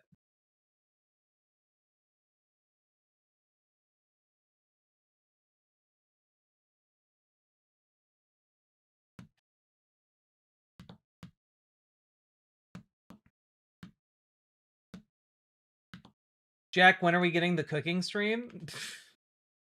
I don't fucking know. All right, you guys ready? Jack, good news. The Python Foundation, yes, for the coding language, turned down NSF grants after the Trump administration said Python can't support DEI. Some hope in this bleak industry? Fuck yeah. I knew Python were good eggs.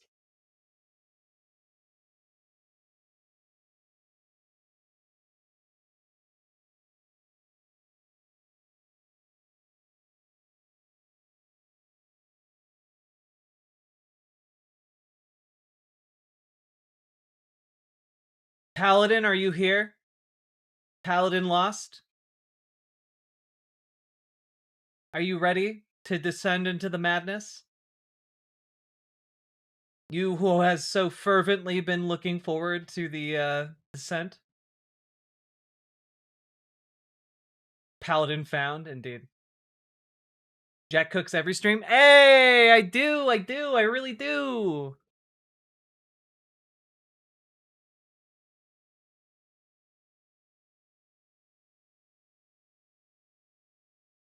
God. Okay.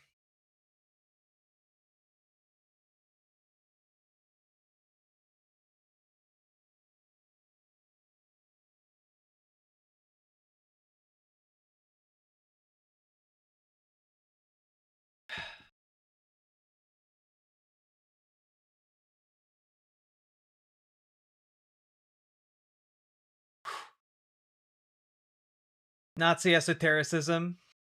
Yep. About to dive into its heart. Alright. Fuck me. It's an hour and a half long. God damn it. Is this the longest video he's done on main? Oh god.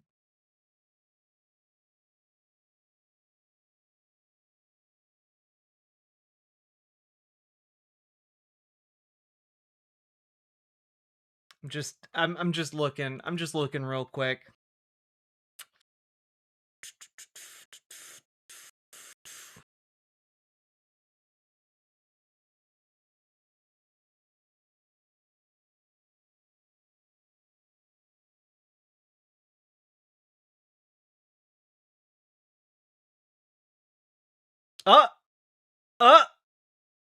Okay, his episode with Orson Scott Card is longer.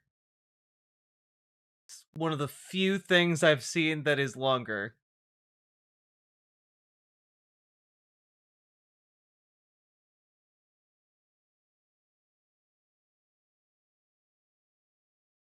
It's literally the only other thing on his channel that is as long.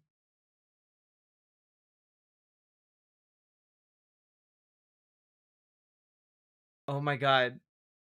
It's literally the longest thing that is not him interviewing a celebrity. Fuck me. Just don't pause unless you really have to say something. You gotta let him cook longer.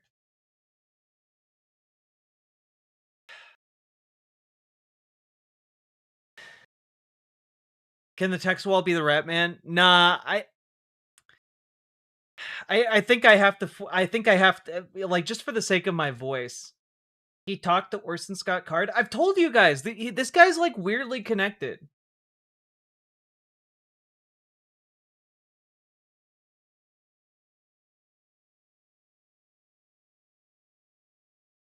Well, Banana Brains, the manifesto isn't on his channel anymore. All right, let's dive in.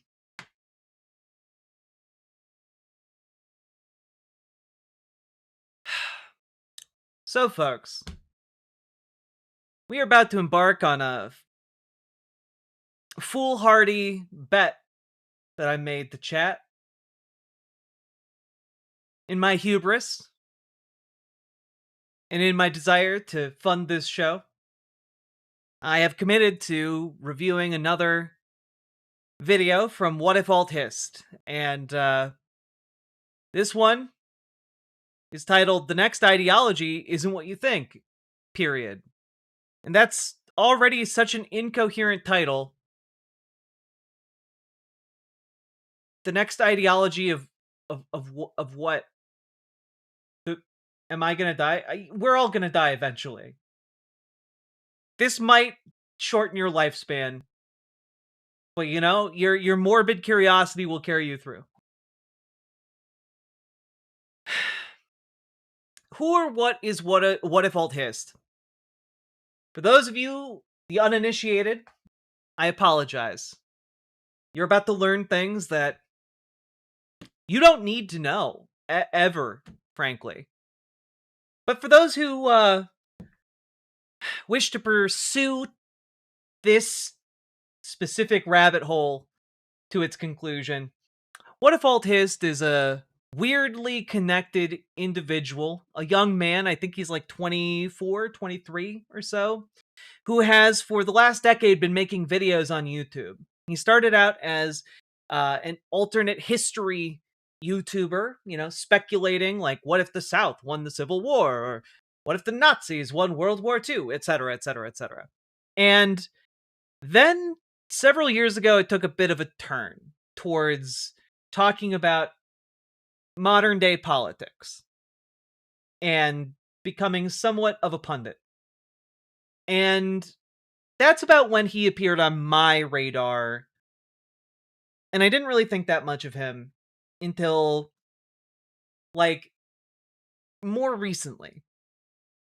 And I especially took more interest and notice of him after I found that Elon Musk had been retweeting his stuff. He has connections to a young Gen Z conservative think tank. He is in the orbit of some of the network state philosophers, like Balaji Srinivasan and Mendacious Moldbug. Or Mencius Moldbug. I always say it wrong.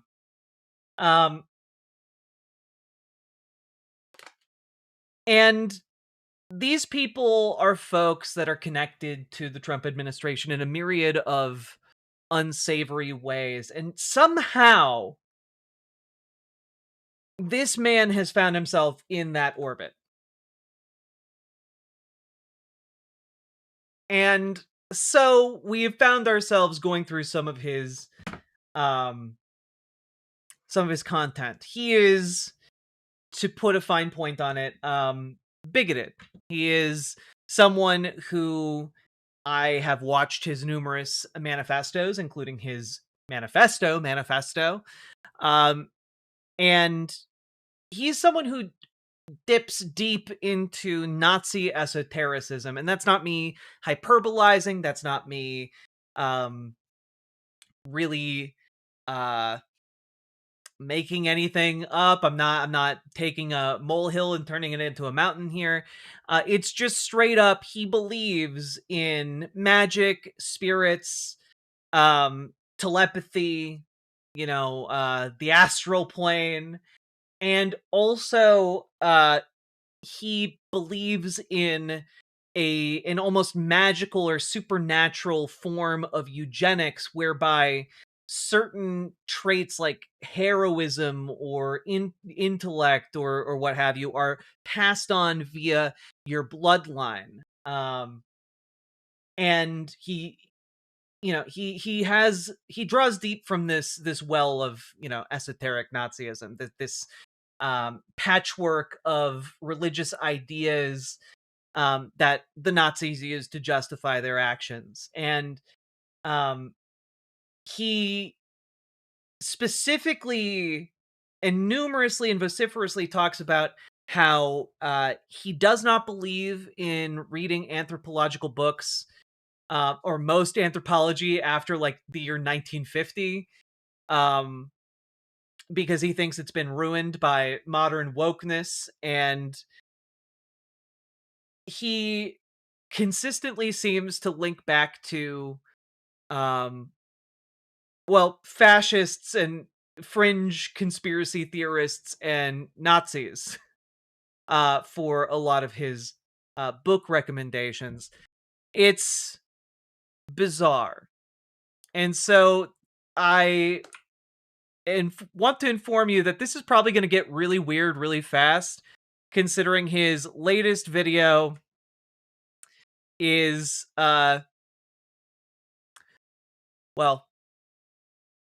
modern alchemy. The next ideology isn't what you think. And when I mouse over it, it's a skull surrounded by candles. So I think we're gonna get into some weird stuff here. And just a heads up, that's kind of where we're at.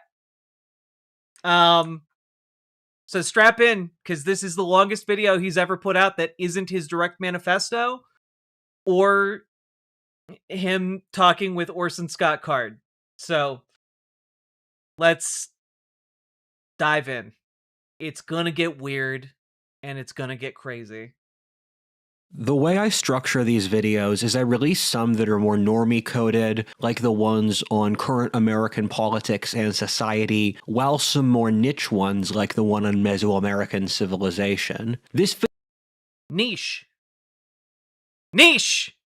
video doesn't really fit into an easy category, and you'll see why. In a lot of my videos, I point out a trend which I think will happen, whether or not I want it to. In this video, I've found something that could work. Whether or not you guys find this useful is your choice, but I'm at least offering it as an option. Our society is going through a very brutal period, and I think anyone on every side of the political octagon can agree to that. One of the core issues is that the lack of meaning or any sense of shared reality. In a psychological sense, we live in a world that's like shattered glass. As was foretold in the 19th century by Nietzsche.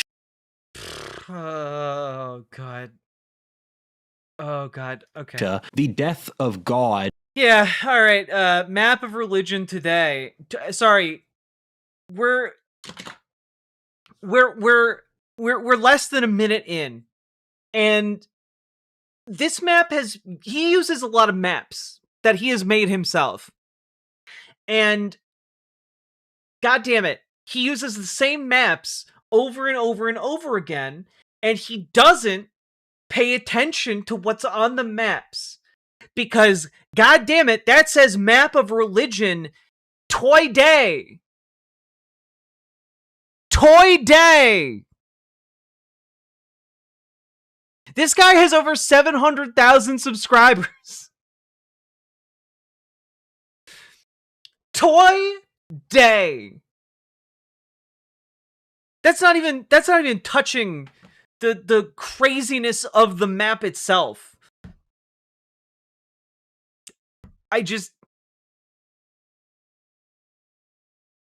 I do always love on this map that the entire West Coast is just godless. The entire West Coast dominated by atheism. Oh god. Had consequences that utterly He's trying to say today, and he just doesn't give a shit.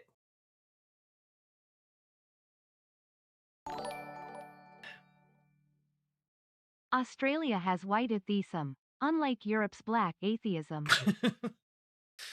Oh god, I just noticed that. God, why? Why is he like this? Genuine, why are oh god, why are some of them in white and some of them in black text? Why?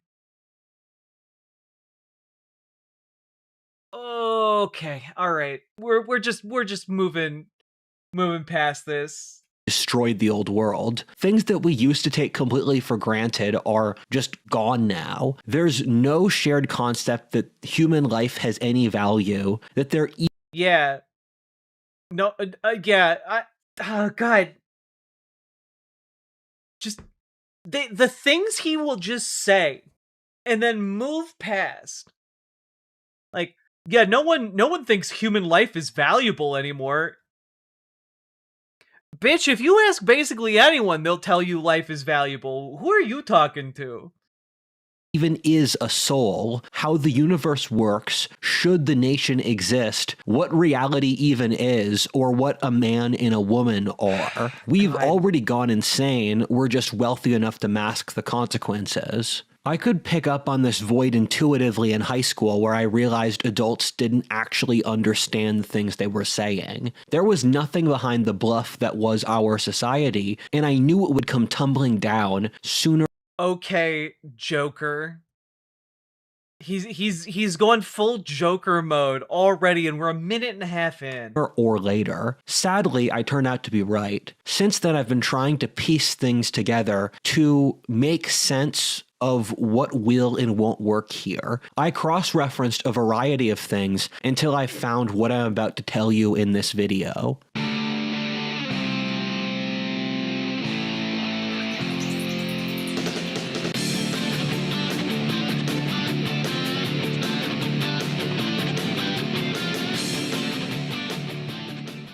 I once did a podcast with Balaji comparing alchemy to crypto, in which both...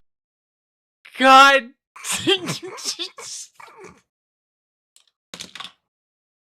This is how I find out! He literally did a podcast with Balaji Srinivasan. Holy shit!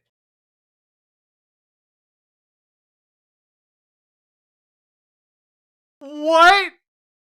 So for those of you who don't know who Balaji Srinivasan is, okay? Balaji Srinivasan is the guy who wrote a manifesto for the tech bros. It's called The Network State. You can look it up, you can read it for free, but it's basically a fascistic wet dream where, you know, the wealthy come into a city or a small state or an island of some kind, buy off the government, either legally or illegally, and replace like the police or augment the police with their privatized technology, right? And essentially, you then create your own little totalitarian state designed along your technocratic whims. You basically he describes it in much more simplistic terms, but like you basically have people who believe and support democracy and freedom that they despise, and then you have the people who want to serve the technocratic overlord who, by virtue of being the technocrat, knows all that must be done. And isn't this the most likely collaboration for him? I mean, it makes sense, but like I didn't know it had already happened. And so, for those of you wondering, for example, why was Peter Thiel pushing for the United States to acquire Greenland? That seems weird, right? Well, it's entirely because Peter Thiel has read The Network State and is friends with Balaji Srinivasan, who is himself like a very, very wealthy man. And Peter Thiel loves the idea of the network state. And his idea was essentially get Greenland and give it to me, Peter Thiel. You know, it's genuinely that was the plan. That was what he was pushing for. And again, what if all history is just weirdly connected, man? They're international systems for kings, rogues, and travelers to create an order distinct from governments. Both give you rewards for passing certain difficult tests, have multiple tiers in an encrypted internal system, and have power if you know how to use them. They have their own worldview and are tools to resist centralized power. To speak to that theme, Zcash is unstoppable private money. It's like Bitcoin but encrypted, giving you the freedom to transact without surveillance, without debasement. Oh my god, it's this fucking ad. This is the sponsored segment. Oh my god. Are you fucking kidding me? Part 1. A paradox. I Okay. think once humanity's power grew great enough and we were no longer dependent on nature, very strange things We're still dependent on nature. What are you talking about? You stupid bastard. started to happen. Wait, I don't think that. I know it to be true. The modern world shows such You're literally showing a nuclear power plant that relies on the river next to it for the cooling. You're showing a nuclear power plant that is reliant upon the natural process of fission. God damn it. staggering intensity between a society which grew so wealthy it committed suicide, progressives who in their drive for progress. No! This is when you have like competing like aristocracies trying to impress one another. And a religious theocracy that is trying to, again, impress one another. This is when you have capitalism, i.e., when you want to build something cheaply and durable enough to get by. Like, this isn't, like, yeah, capitalism isn't going to result in building a goddamn monastery or cathedral. Because it's not profitable to do that. Collapse their societies, the atom bomb which both ended war while causing the potential for the end of civilization in a bad morning, the Japanese Empire rising to conquer everything from Alaska to New Guinea overnight, or Hitler emerging from being an unemployed vagrant to Germany's Führer, conquering an empire stretching from the Atlantic to Kazakhstan, which lasted a very mythic 12 years. You wouldn't think the world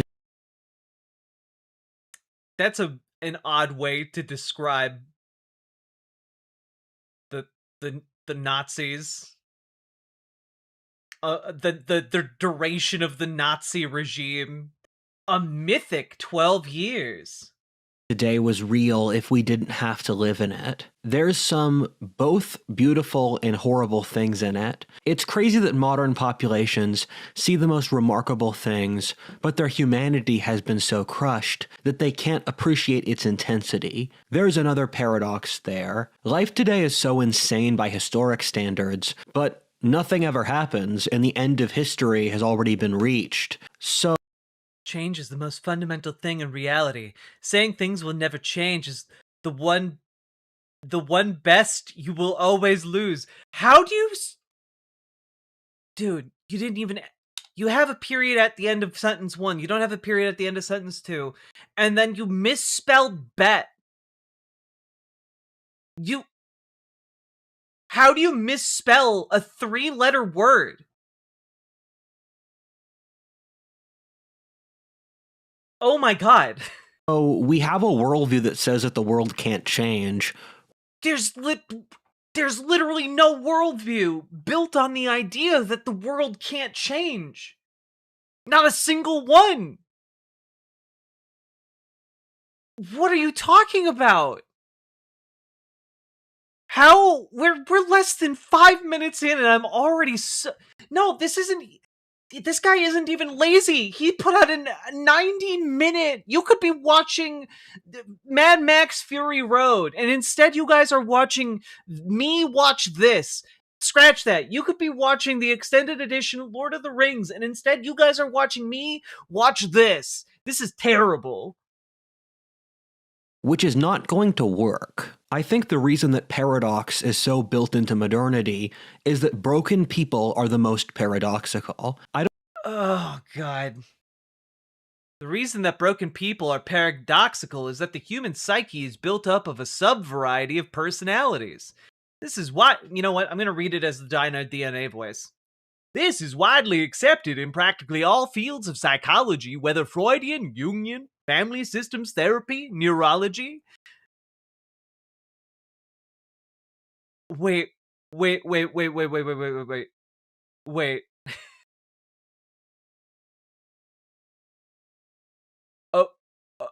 Okay. Jungian psychology is not a field. That isn't a field in psychology as far as I'm aware. This is the result of GOP education, unironically.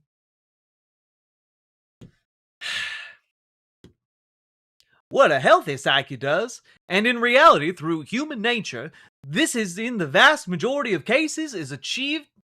This in the vast majority of the cases is achieved through religion, with some rare cases by reason, is integrate the sub-personalities together into a healthy family dynamic.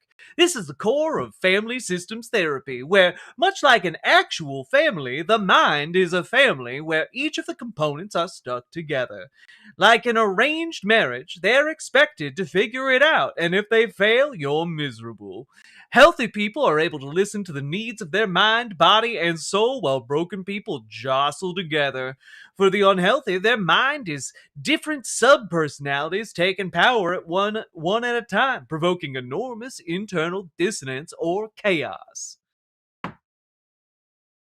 Okay. I don't really agree with this, but Tolstoy said all happy families are similar and that unhappy people are different. It speaks to a point that broken people have lots of disintegrated stuff which jostles against others. Healthy people have come to terms with their own complexity. Modern society is incredibly immature since it's the first time that humanity has gotten enough power to not be totally reliant on the Earth's bounty. For almost all of our ancestors, they were farmers, herders, hunter-gatherers, or whatever, and those who weren't were people like lords or church or bourgeoisie who were a small minority, totally dependent on the people who were getting food from the land. With the Industrial Revolution, we unlocked enormous power that we had no experience with. It's like giving a child a power tool with no training. It's frankly painful to watch if you're the sort of person who knows where this is going to end.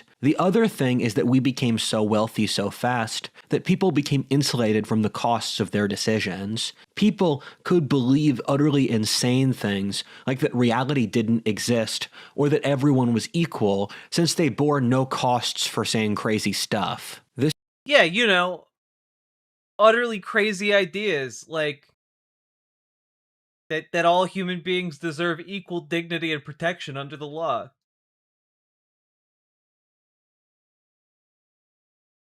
You know, just those that crazy idea like that we shouldn't discriminate. This man sucks. Yeah, no, like, this man is unhinged. What an insane concept. People deserve equal protections? This is a highly dangerous situation, and the general public is far too comfortable to deal with it in a responsible way. The sheer degree of denial I see in the world today is something I could not have predicted in advance, but I don't blame myself since this is just utter madness. Faced with enormous intractable issues, whether the new technologies we do not yet understand, such as genetic engineering, AI, space, or even older stuff. Well, wait, we understand genetic engineering, AI, and space.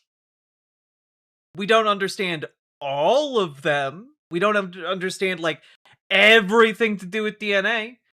Like, we don't understand everything to do with space or everything to do with AI, but we do understand enough about those things to have studied them for at least space for the entirety of human existence. DNA, since we discovered it, like 30 years ago? I guess no, 30 years ago would have been the Human Genome Project. Whatever, you understand. More recently than how long we've been studying space. Like nuclear weapons or shoving chemicals into everything, we have a public that has zero interest in even thinking about the consequences. Throw on top of this a complete societal and cultural collapse, paralleled either by the earlier fall of civilizations like Rome, Persia, or Greece, or with the horrifying Mouse Utopia experiments. Again, the Mouse Utopia experiments are only horrifying if you don't look into the Mouse Utopia experiments at all. Because if you look into them, it turns out you should not be drawing wide-scale conclusions from them. Which, again, the public ignores all of this. I go over his entire Mouse Utopia video, so you guys can watch that rather than me trying to rehash the entire painful experience here. This is just the tip of a spear between the culture or innovation grinding to an utter halt, the rise of external powers like China, an utterly collapsing birth rate, political polarization, the average person sliding into degrading poverty, and the West being controlled by a death cult bent on the destruction of its own civilization. I'm not even giving everything that deserves credit here. I love this because it's just like, is this not just Bacchus? Is this not just like literally like a figure from Western civilization? God. Destruction of its own civilization. I'm not even giving everything that deserves credit here. Like, credit. The world is going on the most insane financial money printing event ever in human history, or potential climactic issues. As I like to say, this all sounds quite intimidating, because it is. However, life is a shit test. For older viewers, a shit test is when a girl does something purposely abrasive, rude, or annoying to test your masculinity to see if you can dominate her. These are quite common, and you can see the left trying to destroy the West in all archetypes of serious masculinity. A civilizational shit test.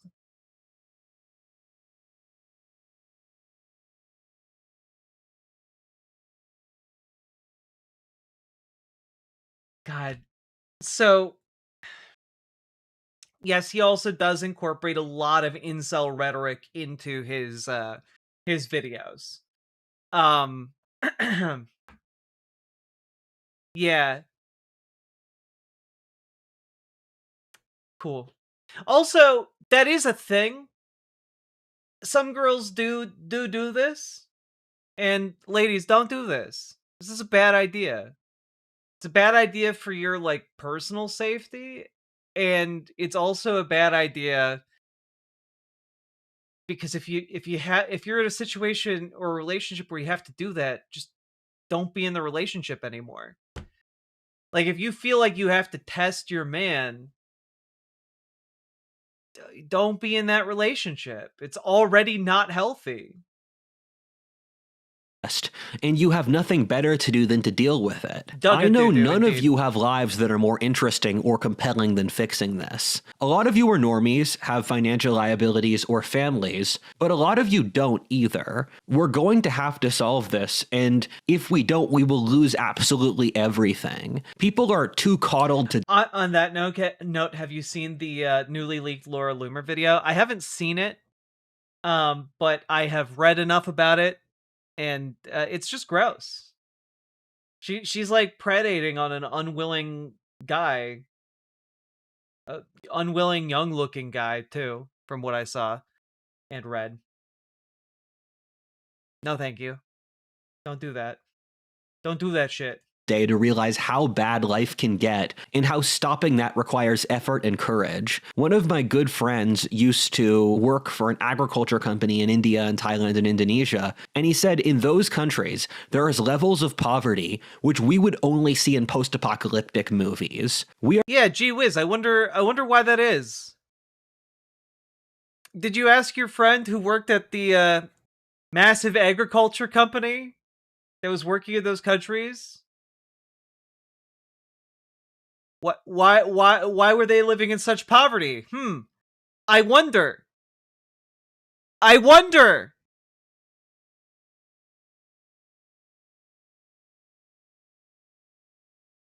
We're going to fix this so that our children can live in a better country, because that is the only acceptable outcome we should choose to live with. What I did not expect was that the whole world's reaction to this would just be denial. I didn't think lying to yourself for this long was even in the phone book of options.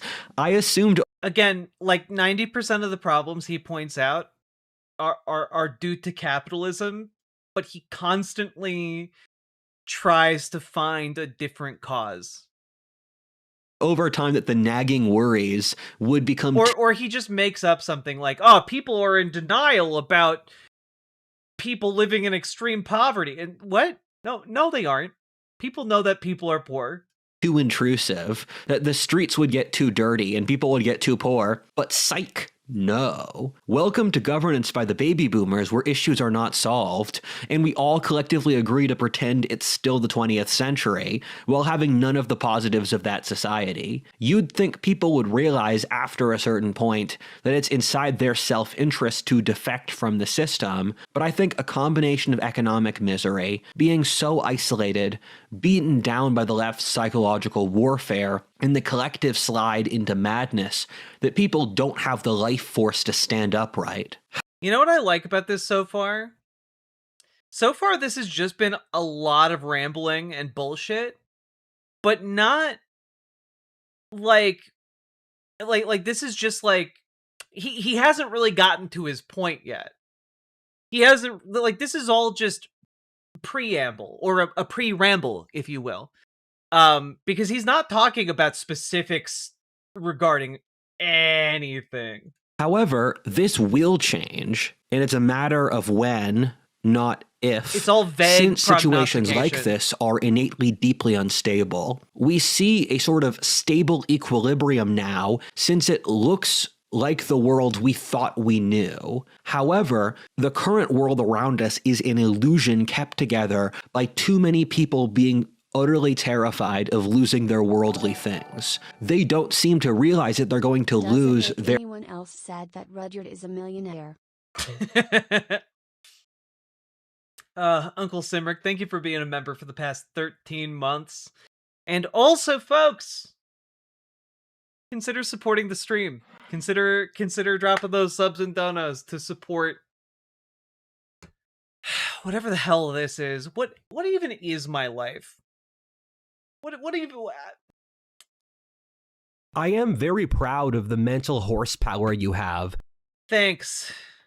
Things anyway, if they don't stand up. I partly blame aging, since we are the first old society ever in human history, with America being one of the younger...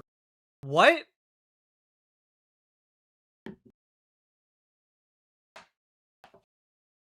People got old. People in the past also aged and got old. if they didn't die in like the first 5-ish years of their lives, they would generally live to the same age we would, on, you know, maybe a little bit younger, maybe like late 60s, but like still. God. Countries in the industrial world, but our average age is still 40. Modernity is weird for both keeping a lot of consistency with earlier eras of history, but also having its own weird new stuff. You can't call which will be which in advance. This world will come crashing down. In fact, it already has in nearly every conceivable way. However, we're too set on maintaining the illusion of the old world. No matter how hard we try, we are not strong enough to stop this, since elites do not in fact control the world. The world has its own plans, and history shows that— Oh, cool, man. When I say that elites do not dominate the world has its own plans. What I mean by that is that if you read enough history, you find that elites simply cannot wield the power conspiracy theorists would often like them to.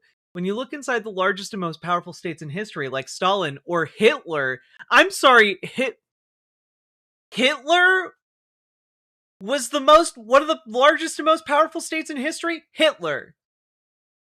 Dude, when I say this guy's a fucking Nazi, I mean he's a fucking Nazi. Just the way he talks about Nazis in this video already. It's nuts. You find international clusterfucks which were vastly more inefficient than the American small government regime. The American small government machine that went and defeated the Nazis and then won the Cold War. Oh, okay, sure. All right. Even the most powerful people on Earth are in fact powerless to the world itself. History is given by very deep non-human forces like demographics aren't a human force.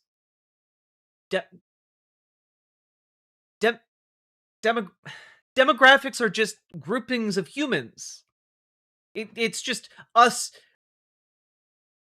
paying attention to different groups of humans in different areas. Oh, maybe he meant demon graphics. Climate, geology, the collective unconscious. Okay, one, the collective unconscious is bullshit. And two, if it did exist, that would be a human force. Because it's made by people. And then your next one is macroeconomic shifts, which are again caused by people. These are fucking— I'm losing it. I'm fucking losing it. I cannot.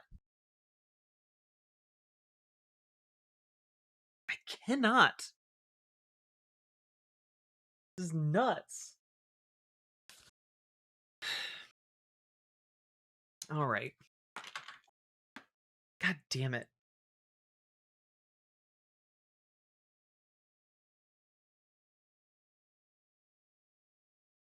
These are strong enough to destroy any human regime. Yes. Hey guys, did you know that like both internal and external powers and forces could end a government? Wow. Elites who don't keep up with them get crushed. The current order has nothing holding it together except entropy. No one believes in the current order, even the elites. No one wants this to be our world. Both the right and the left hate modernity, and I guarantee you he's gonna make this into some kind of Spiritus Mundi, like Gaia Earth Spirit situation. I guarantee you at some point that's coming. He usually hides his power level for like the first 45 minutes. The current regime is incapable of generating anything. Regimes that don't generate things die and get crushed by those who do as part of a natural Darwinistic process. Modernity is so fast that trends which may have taken centuries 2,000 years ago can occur in decades. The reason you haven't realized that the old world is dead is that there has been an active conspiracy on the part of the entire world's social authorities to not show it. This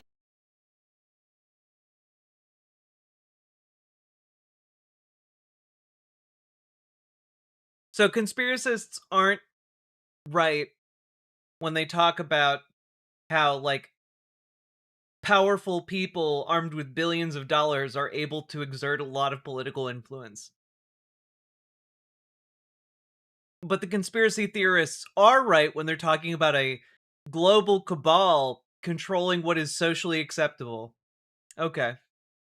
sounds like a centrally orchestrated thing, but rather it's just from the individual self-interest of various world leaders and elites who don't understand the new world or how to deal with it, and so can't make new stories about the current society that don't end up invalidating their own rule. It's a tale as old as time, corrupt elites trying to hold on to power at all costs. We try to maintain the outward forms of the comfortable and stable John Hughes Simpson's America of the last century, while for most John Hughes America was by no means the norm in the 1990s or 80s. What the fuck are you talking about?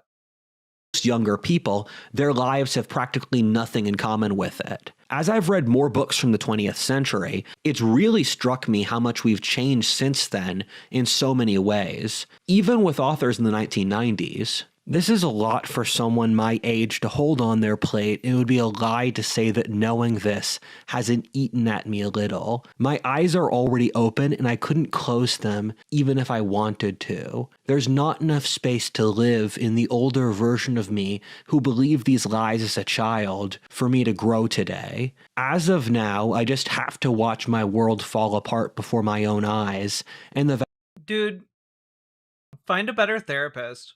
You might have learned about family systems, but you need to find a better therapist. I was just at the supermarket in the cereal aisle. I didn't see postmodernism anywhere. Sake Tanuki, thank you for the 2 tier 1 subs. I appreciate you supporting this stream in the brain rot content. vast majority of people are too medicated, depressed, and/or are in denial to acknowledge it. I guess this is my fate. There are worse things in the big picture, and I'll make sure it works. I have plenty of good stuff. I am from a culture where people speak bluntly, where I'm an Irish guy from Philly, where people don't really have filters back home. So don't read between the lines too much at what I'm saying here. I started to intuit all of these things as a teenager. As I said before, I'm from Philly, which is probably the most downwardly mobile city in America over the last century. So a lot of these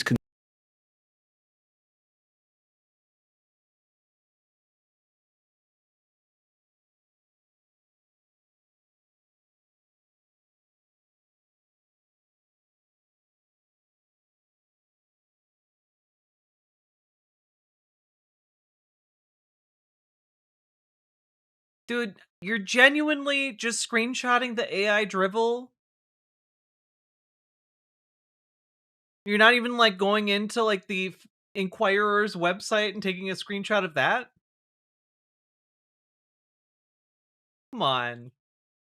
Downwardly mobile city in America over the last century, so a lot of these conclusions were utterly unavoidable. However, I was intimidated by these things. I'm not anymore. The reason is that as a teen, I could tell adults didn't know what they were really saying about the world. The things they said felt empty and banal, like styrofoam.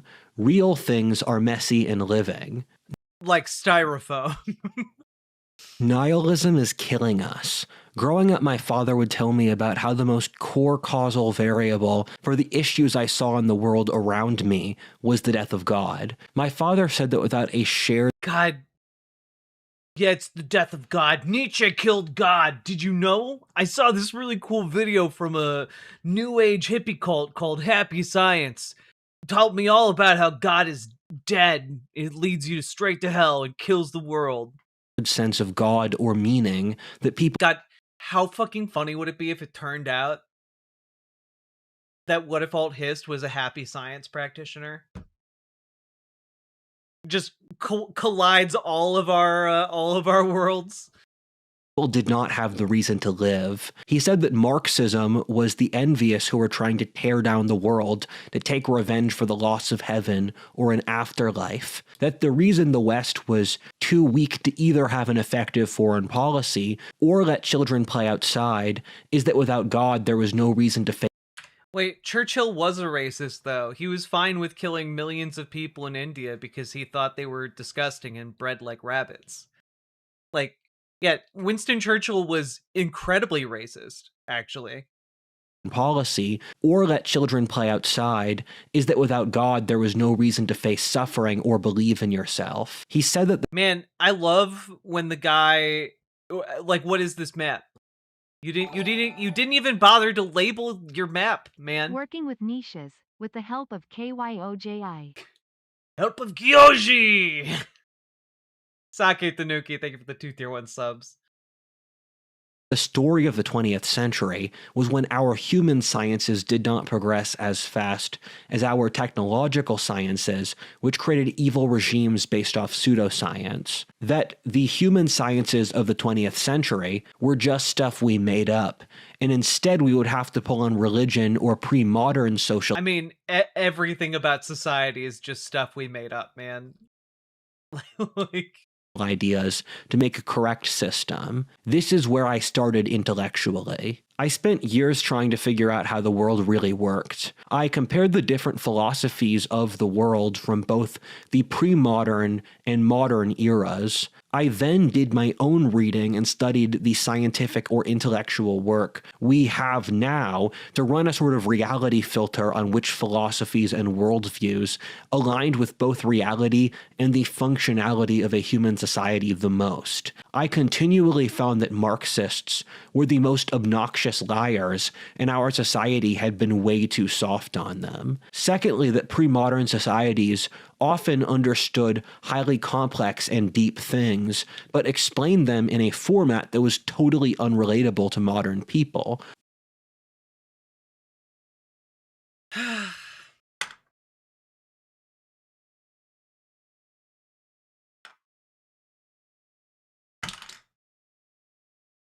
Yes, people who lived a long time ago did in fact know things. And yeah, they did communicate those in ways that were difficult to understand for people so far removed from their civilizations. Yes, that is true.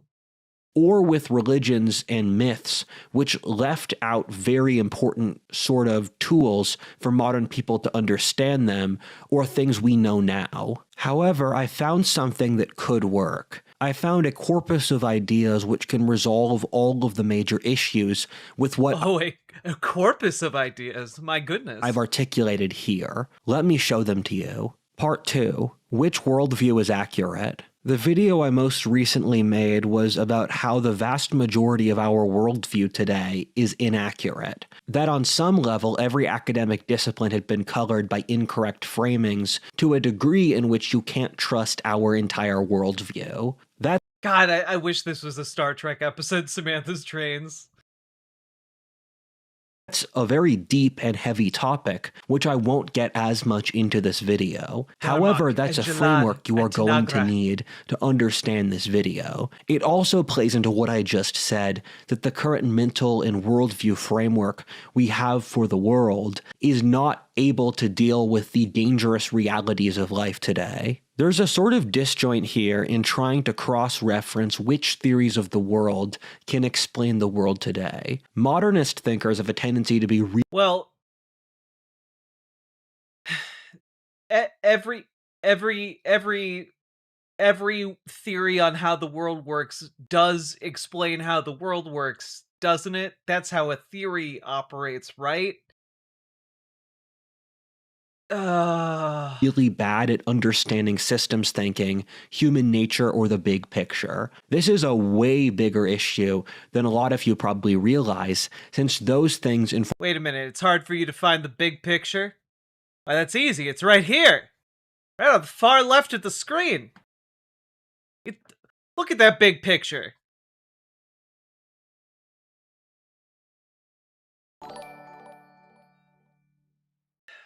The only theory I accept about how the world works is Tokyo wo tamare. Sake Tanuki, thank you for the 2 tier 1 subs. Very much appreciated. And, that's fair. Form every element of how you perceive the world. For example, communism was seen as a moral evil for the vast majority of human history, since they had a better comprehension of human nature, that humans have souls, pointed towards heaven, and their own animal motivations. This makes Marxism slavery to the state, not seen as empowering a world without conflict or poverty. Well, Marxism, in fact, has nothing to do with slavery to the state. That's Stalinism, my friend. Marx actually advocated for the abolition of the state. So, I don't think you know what you're talking about. Which it does not actually achieve, but rather the crushing of human soul and character. Alternately, pre-modern thinkers would see stuff like cold rationalism or social engineering as evil, since neither respected the interconnected and divine nature of reality itself, where you can't just rip reality up without thinking you're going to generate more issues than you solve. This is what pre-modern thinkers were really good at and moderns are terrible at. Modern people are way better at knowing the how and very bad at knowing the why or should. Oh my god, I swear the text walls are getting bigger. One of the things that's totally obvious as an anthropologist... You don't call yourself an anthropologist, you dipshit! You don't deserve that. Which I have to remind myself most people in the general public don't know, is just how deep and permeable cultural differences are. The academic consensus now, even at places like Harvard, is that genetic and cultural differences between groups are intertwined, that cultural shifts inform genetic shifts, and that different ethnic groups have cultures made for their genetics. You can spot physiological shifts in populations caused by history centuries afterwards through epigenetics. Cultural differences are largely unconscious, and who you are culturally is totally obvious in how you act or your motivations. White Americans of different European backgrounds are still highly distinctive centuries later. Italians, German, Irish Americans still have noticeable cultural differences now, and we can still see the different British diasporas to colonial America and the genetics of most white Americans today. This doesn't even cover how staggeringly large the cultural differences by civilization can be. Your civilization's worldview will completely color your perception of reality itself. Except that, like... No. I can't... If I read all of the text walls for an hour and a half long Rudyard video, I'm not going to be able to speak.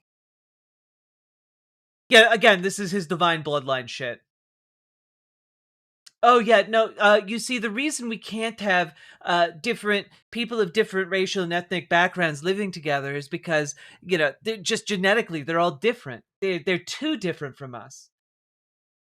Look at wokeness where the left so blindly pushed for racial stats for various industries to match their quotas. This leaves out very important details like how cultures and genetics are actually quite different, where you'll see on top of that, a radical neutering of innovation, which is largely done by white men.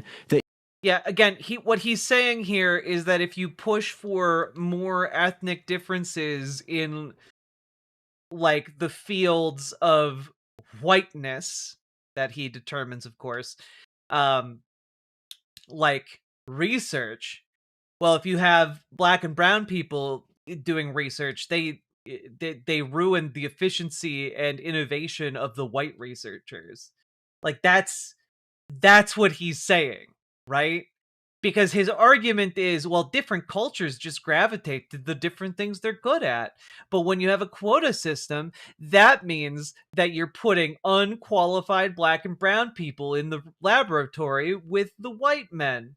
And the white men are the ones doing the real innovation. Everyone else is just slowing them down. Like, that's his argument. His argument is, know your place, essentially.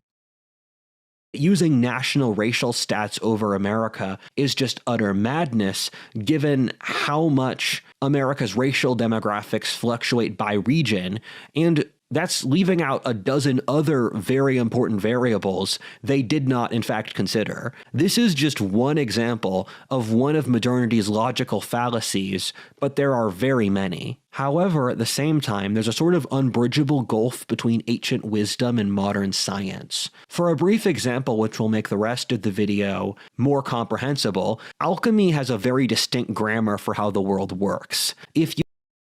We are 19 minutes in, and we have our first mention of alchemy. Let's go. You don't know the grammar, alchemy comes... Wait, he might have mentioned it during the Balaji part. Never mind.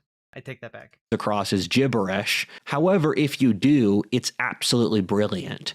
For example, in alchemy, there are 4 states: albedo, rubedo, nigredo, or citrinitas. For examples in history, albedo is a period of high intellectual depth and cultivation. Examples would include classical Athens, 18th century France, or the Italian Renaissance. The white or albedo must come... God, I wonder how far away we are from him talking about the miasma theory of health. Out of chaos and disorder, though, which all of these historic periods did, and this guy is just esoteric Nazism, the channel. It's crazy. Must evolve into yellow or citrinitas. This is when a sort of idea of a society evolves into material form, or how those intellectual principles from those breakthroughs were applied across the whole world. This is a stage of decadence where these ideas mix with the world and get watered down. That would be the Hellenistic period, modernity, or Baroque decadence, which followed all of those time periods. However, decadence is necessary to this process since it burns away the unnecessary parts of the older society and allows these ideas to sink in with the society. Nigredo, get your laughs out now, guys.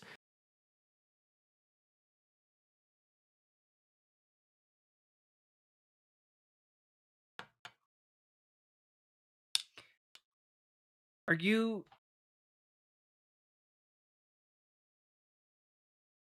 He's literally just like, haha, because it sounds like the N-word. At least he knows his audience. I mean, yeah, right? Like that, no, he's, look, there, you post this Wojak and that feel when homie passes through the Negredo stage. Like, dude's just like, tee-hee, it sounds like the N-word. That's it. This isn't about black people, is a term for the raw darkness and horror of your worst points. In alchemy, suffering is required to burn away weakness. You can see this is totally true in that Darwinism is built off survival of the fittest. Ancient historians like Herodotus or Ibn Khaldun agreed that weakness destroyed nations and science, rule of law, capitalism, or democracy. Wow, weakness leads to the destruction of a thing. Wow. Yeah, it's yeah, no way they could have figured that out. Are so valuable since they create internal rules to mediate productive competition. Nigredo is the least favorite, but it's also necessary to keep things real, and good things only come out of how suffering makes people stronger. Think of how the vast majority of scientific innovations are from war. This is a principle that people in modernity really have a hard time stomaching since we live in such comfortable times. We don't want to believe that suffering is necessary to growth. Finally is rubedo, which is the lion's roar of red. Literally all growth happens through like failure and suffering. Like that, even in decadence, like that's how like working out functions, man. This is the period when history just explodes, like how Alexander the Great or Genghis Khan broke entire continents under their will, the French Revolution exploding across Europe, or the Spanish bloodily taking down 2 continents. This is necessary, but again, modernity doesn't like this, since genuine innovation— What? Sorry, what? The mass genocide of indigenous people was necessary? It was super necessary to steal their land and gold? Like, what are you talking about? is always disruptive. It's so spoiled and immature of us to hate on the age of European exploration, industrialization, and colonialism, since we all live in the world they made. The only reason we have the science, hygiene, food, technology, or often countries or continents that we do is because of the rubedo of that era. We're now sliding into yellow. Okay, so what if Althist has just found like a schema that applied to ancient alchemy and says, yes, but what if I applied that to the world events and history for some reason, and thinks it's a compelling point? Why? Or black, so that we can have another era of white or red. Finally, you have the blue, which I haven't studied as much, but I believe is the creative font of new innovation that comes from the shadows or the night. Think of how the European Dark Ages— with Otro, how dare modern society reject my theory based on 4 colors, 4 seasons. We're in winter now, but like unironically, he thinks it's a like a compelling new idea that it's like, oh, what if we conceived of history as going through springtime, summer, fall, and winter? What a concept. Why do these guys like bare bones color theory? Because they suck.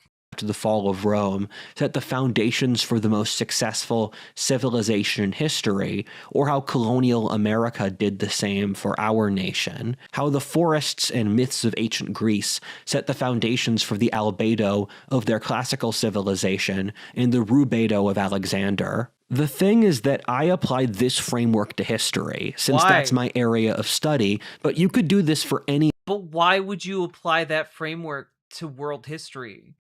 How is that useful? Like, what? Like, it doesn't explain anything, man. You're just ad hoc. This is like you took like a picture of 4 different clouds and you were like, yes, this is the fog era. We're in the fog era of civilization, where everything gets a little bit chaotic and nobody knows what to do. And here's the thunderhead cloud of civilization. Why, it looks like something's really building up and something's gonna happen. Oh, what's gonna happen? And then all the lightning storm. And then we have the the high— I don't know too many different cloud types. I've maxed out my cloud types. We're moving on. Other discipline. Keep in mind, alchemy was in a lot of ways the origin of science. Weak clouds make hard times. As we'll talk about later in this video, where every major thinker in the foundation of modern science had some background in alchemy. Alchemy exists in parallel to science in that— Yeah, because before the scientific method was codified, people had their pre-scientific method version of study, and it was useful, for its limitations, but like, it's just another ritualized form of science. And also then after they invented the scientific method, like, people continued to do alchemy till eventually enough people died from drinking mercury that they stopped.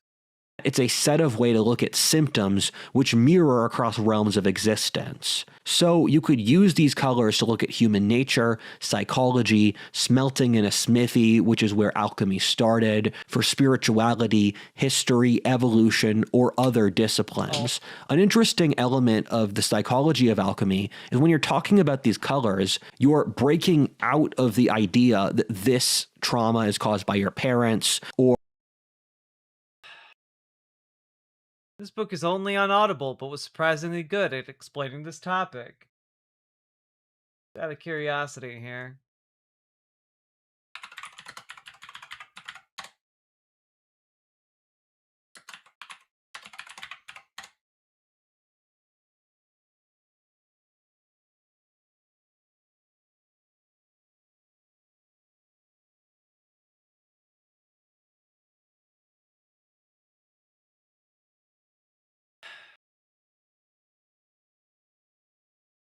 On the alchemical imagination from 1980 to present. Oh, from the C.G. Jung Institute of Los Angeles. Oh, the Carl Jung Institute. That makes a lot of sense for this guy. or this is caused by your employer. You're just saying you are in Negredo and you are suffering. You should deal with it. And I see these as useful tools which you can apply to a wide variety of disciplines as a certain type of lens, but not the sole lens you should use. I see this video as a— What problem does that help you solve? You know, when like a photographer swaps out a lens, it's to solve a certain problem. What are you solving with this? challenge. If it kind of comes off strange, you don't like it, the reason is I'm trying to get to the edges of what I can do with my current skill level to see if it works. One of the tests here is, can I get a modernist audience to respect something which their neurology will absolutely not like? We don't think about this, but the way modern societies wire their neurology is in fact not rational or scientific. Science is just a testing method, and you don't need the machine-like aesthetic or to apply science as the sole ruling principle of your society. What are you talking about, man? The aesthetic of science? We agreed to that since it fit a certain vibe. These days, people think on a very childish vibes basis where they'll make a mental association without checking if it's accurate. Wow, someone who would just write or say things without any concern about whether or not they're accurate? Definitely not on this channel. And then force everyone to agree with their vibe so they don't get challenged. For example, the general public has made the emotional decision that machine-like equals good. Humans are psychologically— what are you— I'm sorry, what? Machine-like is good is the emotional decision the general public has made? When? Did I miss the meeting again? Just the general public meeting where we decided this? Guys. All right. Humans are psychologically made to imitate machines in our theories of human nature.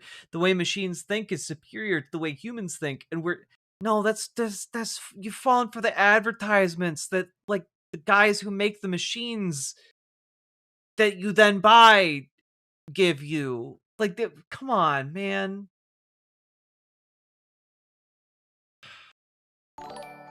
Bizoo, thank you for the 3 tier 1 subs. I don't know if this dono is to get you to stop or continue KEKV real BWA energy tonight. Bizoo, thank you for that 3 tier 1 sub support. I genuinely appreciate it. I'm gonna need it to get through this.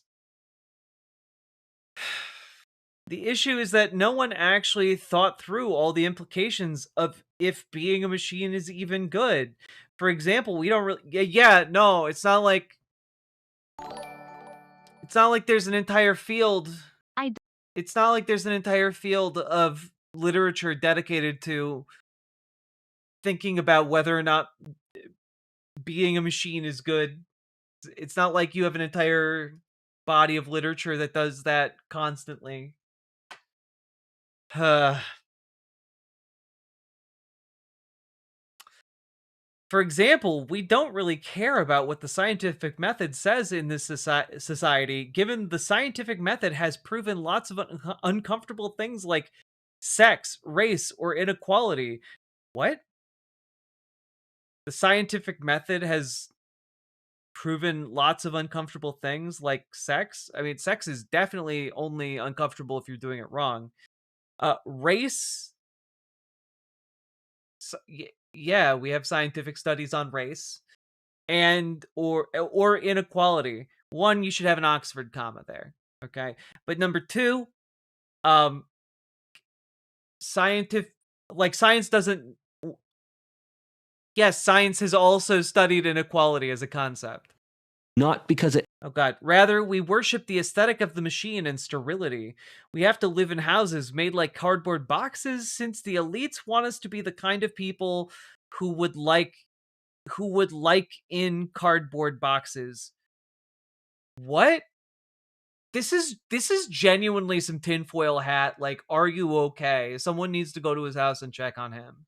Actually made rational sense, since no major philosopher ever argued for this, as I explain in this text wall. If I fail this test, oh well, things happen sometimes. The way I think, and I believe this is valuable to articulate since it's alien to a lot of people, is that I say things as a way to think out the implications of it in a process of curiosity with my audience. Yeah, but like, you don't have to then make a YouTube video of that, you know?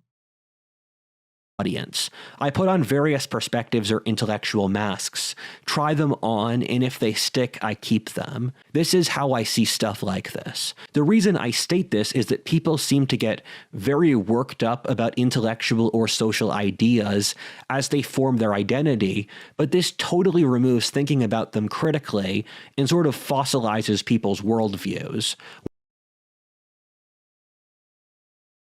People don't critically think about their own ideas?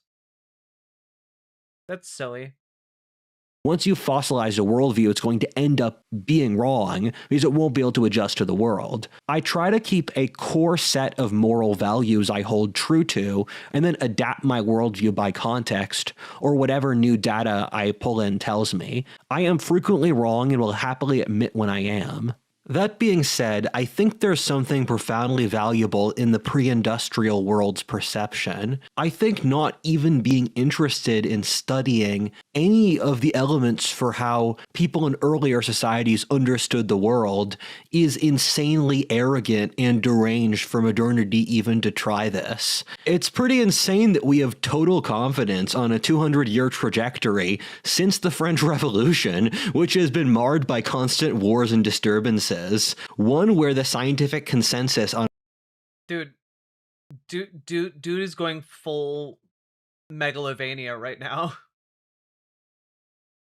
Also, Mr. Malachite, you're absolutely right. Earlier in the video, he said that elites don't actually have any power, and now he's saying that the elites have the ability to force you to live in a cardboard box. So, like, which is it? a variety of topics changes every generation, and where social authorities are totally unwilling to admit fault. At the same time, where they push ideas which are overtly wrong, like that men and women are the same, or that you can print infinite money with no consequences. How can you have this many words exit your mouth with zero thoughts passing through your head? He literally opened up the video talking about like gender and infinite money. Like he opened up the video talking about these same points. All right. Also, Sake Tanuki, thank you for the 2 tier 1 subs. And dude has so little substance. I think he was a new element. You know? We got one lighter than hydrogen, folks. Rudyardinium. And having a coherent functioning society is racism. Looking to the past to figure out principles is just common sense. And man, dude just slipped in that he supports ethno-states. This guy sucks. And the question is which principles from the past fit with our current context and appear to match up with the trustworthy scientific data we have now. I need you to watch this video until the end, although I know it's long, before you judge, since I think there will be an immediate knee-jerk no reaction, but I've spent years trying to translate alchemical principles into modern scientific terminology, and it— But why? What? But why though? How at all is it useful? does actually work. Surprising. If you actually understand what alchemy is trying to convey behind all the obtuse symbols and weird language, you'll find it has a pre-established moral code and worldview. That's still one up on Klein, who supports ethnostates. True. You know what? Fuck them both. Which already knows how to handle the enormous power of modern technology that we have now, as well as how to cultivate a society which is responsible enough to handle it. The good news is that all of these questions we worry about now have already been thought through for thousands of years. I have lots of friends in the tech industry, and it's funny they'll mention some problem, and so often the alchemists already wrote on that, and I can just immediately tell them what the alchemical teaching is. I've checked— God, is Rudyard just turning himself into, like, the Silicon Valley, like, bard? I don't know how many people remember. Maybe, like, 10 years ago, there was, like, a bard who was popular among, like, Silicon Valley elites, who would, like, go in and, like, play, like, a mandolin or something. They'd have, like, weird, like, mushroom bard parties. It was, yeah, like a techno shaman. Yeah.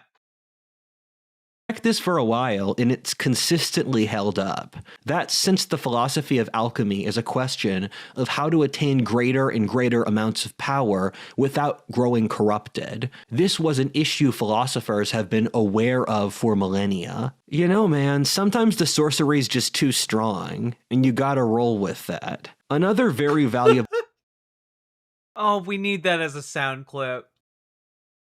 We need that as a sound clip.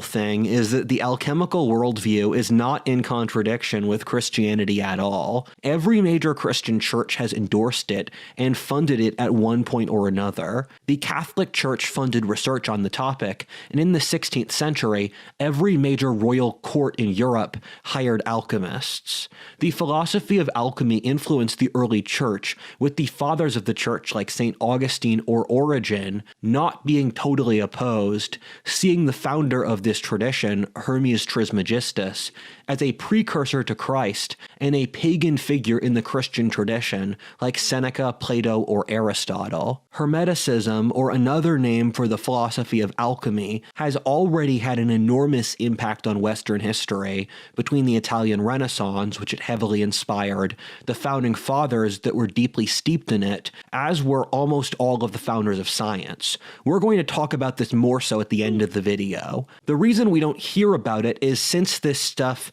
is coded in a certain way that it's not generally accessible, and it was heavily concentrated— was the youngest to ever pass the state alchemy exam. His name was Edward Elric. Imagine making an entire video about New Age alchemy and never including one reference to Full Metal Alchemist. Couldn't be me. Among the upper classes or intellectuals who were the people making leadership decisions, but didn't percolate through the general public, so it didn't transfer to democracy very easily. I will say that this tradition is deeply complex. I've kind of stumbled into it, and after reading like 50 books on oh boy.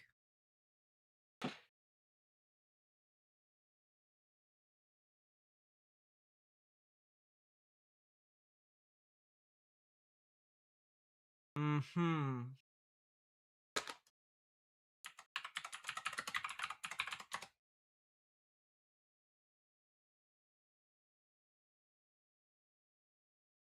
Yeah. You know, I don't know how many of you immediately just scanned this, but there's like a number of books here Robert A. Monroe. Robert A. Monroe. I don't know if any of y'all know this. Robert A. Monroe is an expert on out-of-body experiences. So when he's writing about the ultimate journey, he's talking about, spiritual out-of-body journeys. We're getting into some spirit science shit. Oh boy, that's why there's a book of someone levitating a spoon. Fuck me. Mysticism, I still don't consider myself a master. I learn something new every time I open a book on this topic, and my skills here aren't anywhere as good as what they all God, I hope he makes a video of him trying to cast a magic spell. Or in history or anthropology. However, I know practically no one else knows anything on these topics, so I'm going to go ahead. Another element is that alchemy. Look, if you do cast astral projection, just remember, never let your silver cord get cut. Deals with how to advance on a consciousness level as your material conditions improve, which means they are writing for people at different tiers of consciousness at once. If you're not aware enough to understand something in alchemy, that's on purpose, since that information is only meant to be known by someone who is aware enough to take it. It's overly complex in. Okay, so this is very clearly. This is very clearly like the beginning of his like public facing cult formation attempt, right? Weird on purpose for that reason. If you don't like it, that's fine.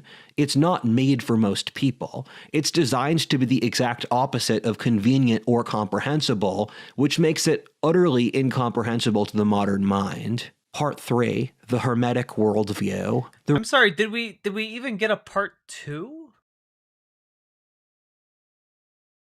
Did what?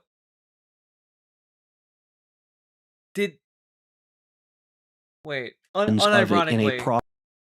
Wait a minute.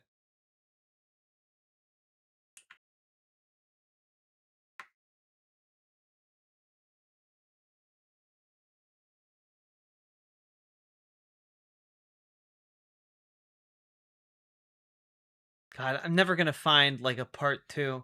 Wait, I know. Show me the transcript. Okay.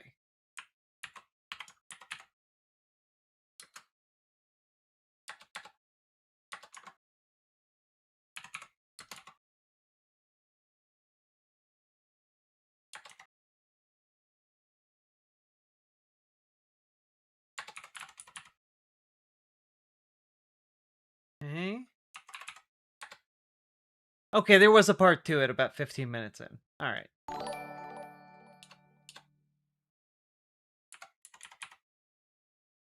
Oh, Saki, what is this? Doesn't anyone notice this? I feel like I'm taking crazy pills! You know, honestly, folks, I am exhausted. It is 4 o'clock in the morning where I am right now. I think that's a perfect way to end our part 1 of this journey into Rudyard. Because this is just nuts. And we just hit part 3. We're 30 minutes in, which means we're technically a third of the way done here. We've finished 1/3 of the video, and it has only taken us 2 hours to parse 30 minutes of text. Who was that? That was Will Ferrell from Zoolander.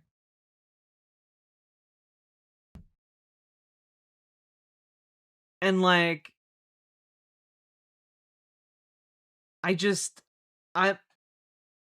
it's genuinely hurting my brain because we watched 30 minutes of that, but I don't feel like he's actually made any kind of point. He's just like, and anyway, I discovered alchemy and I decided to apply it to my historical analysis for some reason. But he hasn't told us what that reason is. or like what why any of this is important. Oh god, I hope you guys enjoyed this. You guys did dono specifically so that I would talk about this, and I'm going to do my best. I'll hit you up with part 2 on a new day, and wow. I'm going to continue to do my best. With this, please remember to like, comment, and subscribe. Do leave comments, by the way. They really, really help in the algorithm. Now I'm thinking about what if the most powerful superhero on Earth was just really, really good looking. Well, I don't know. They'd have to be better looking than Captain Hammer. Also, Sake Tanuki, thank you for the additional 2 tier 1 subs. And I also just want to say, folks, check out ImogeneOlivia.com. Gender euphoric lingerie is here, and you should check it out. It's designed from the ground up with trans femmes in mind, but we've also tested it with cis men and cis women and a bunch of folks in between. And you know what? They've rave reviews all around. So please check out ImogeneOlivia.com. Link should be in the description. And with that said, folks, I will see you tomorrow.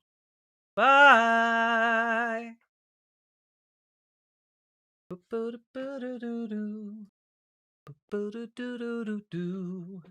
Good night, everyone.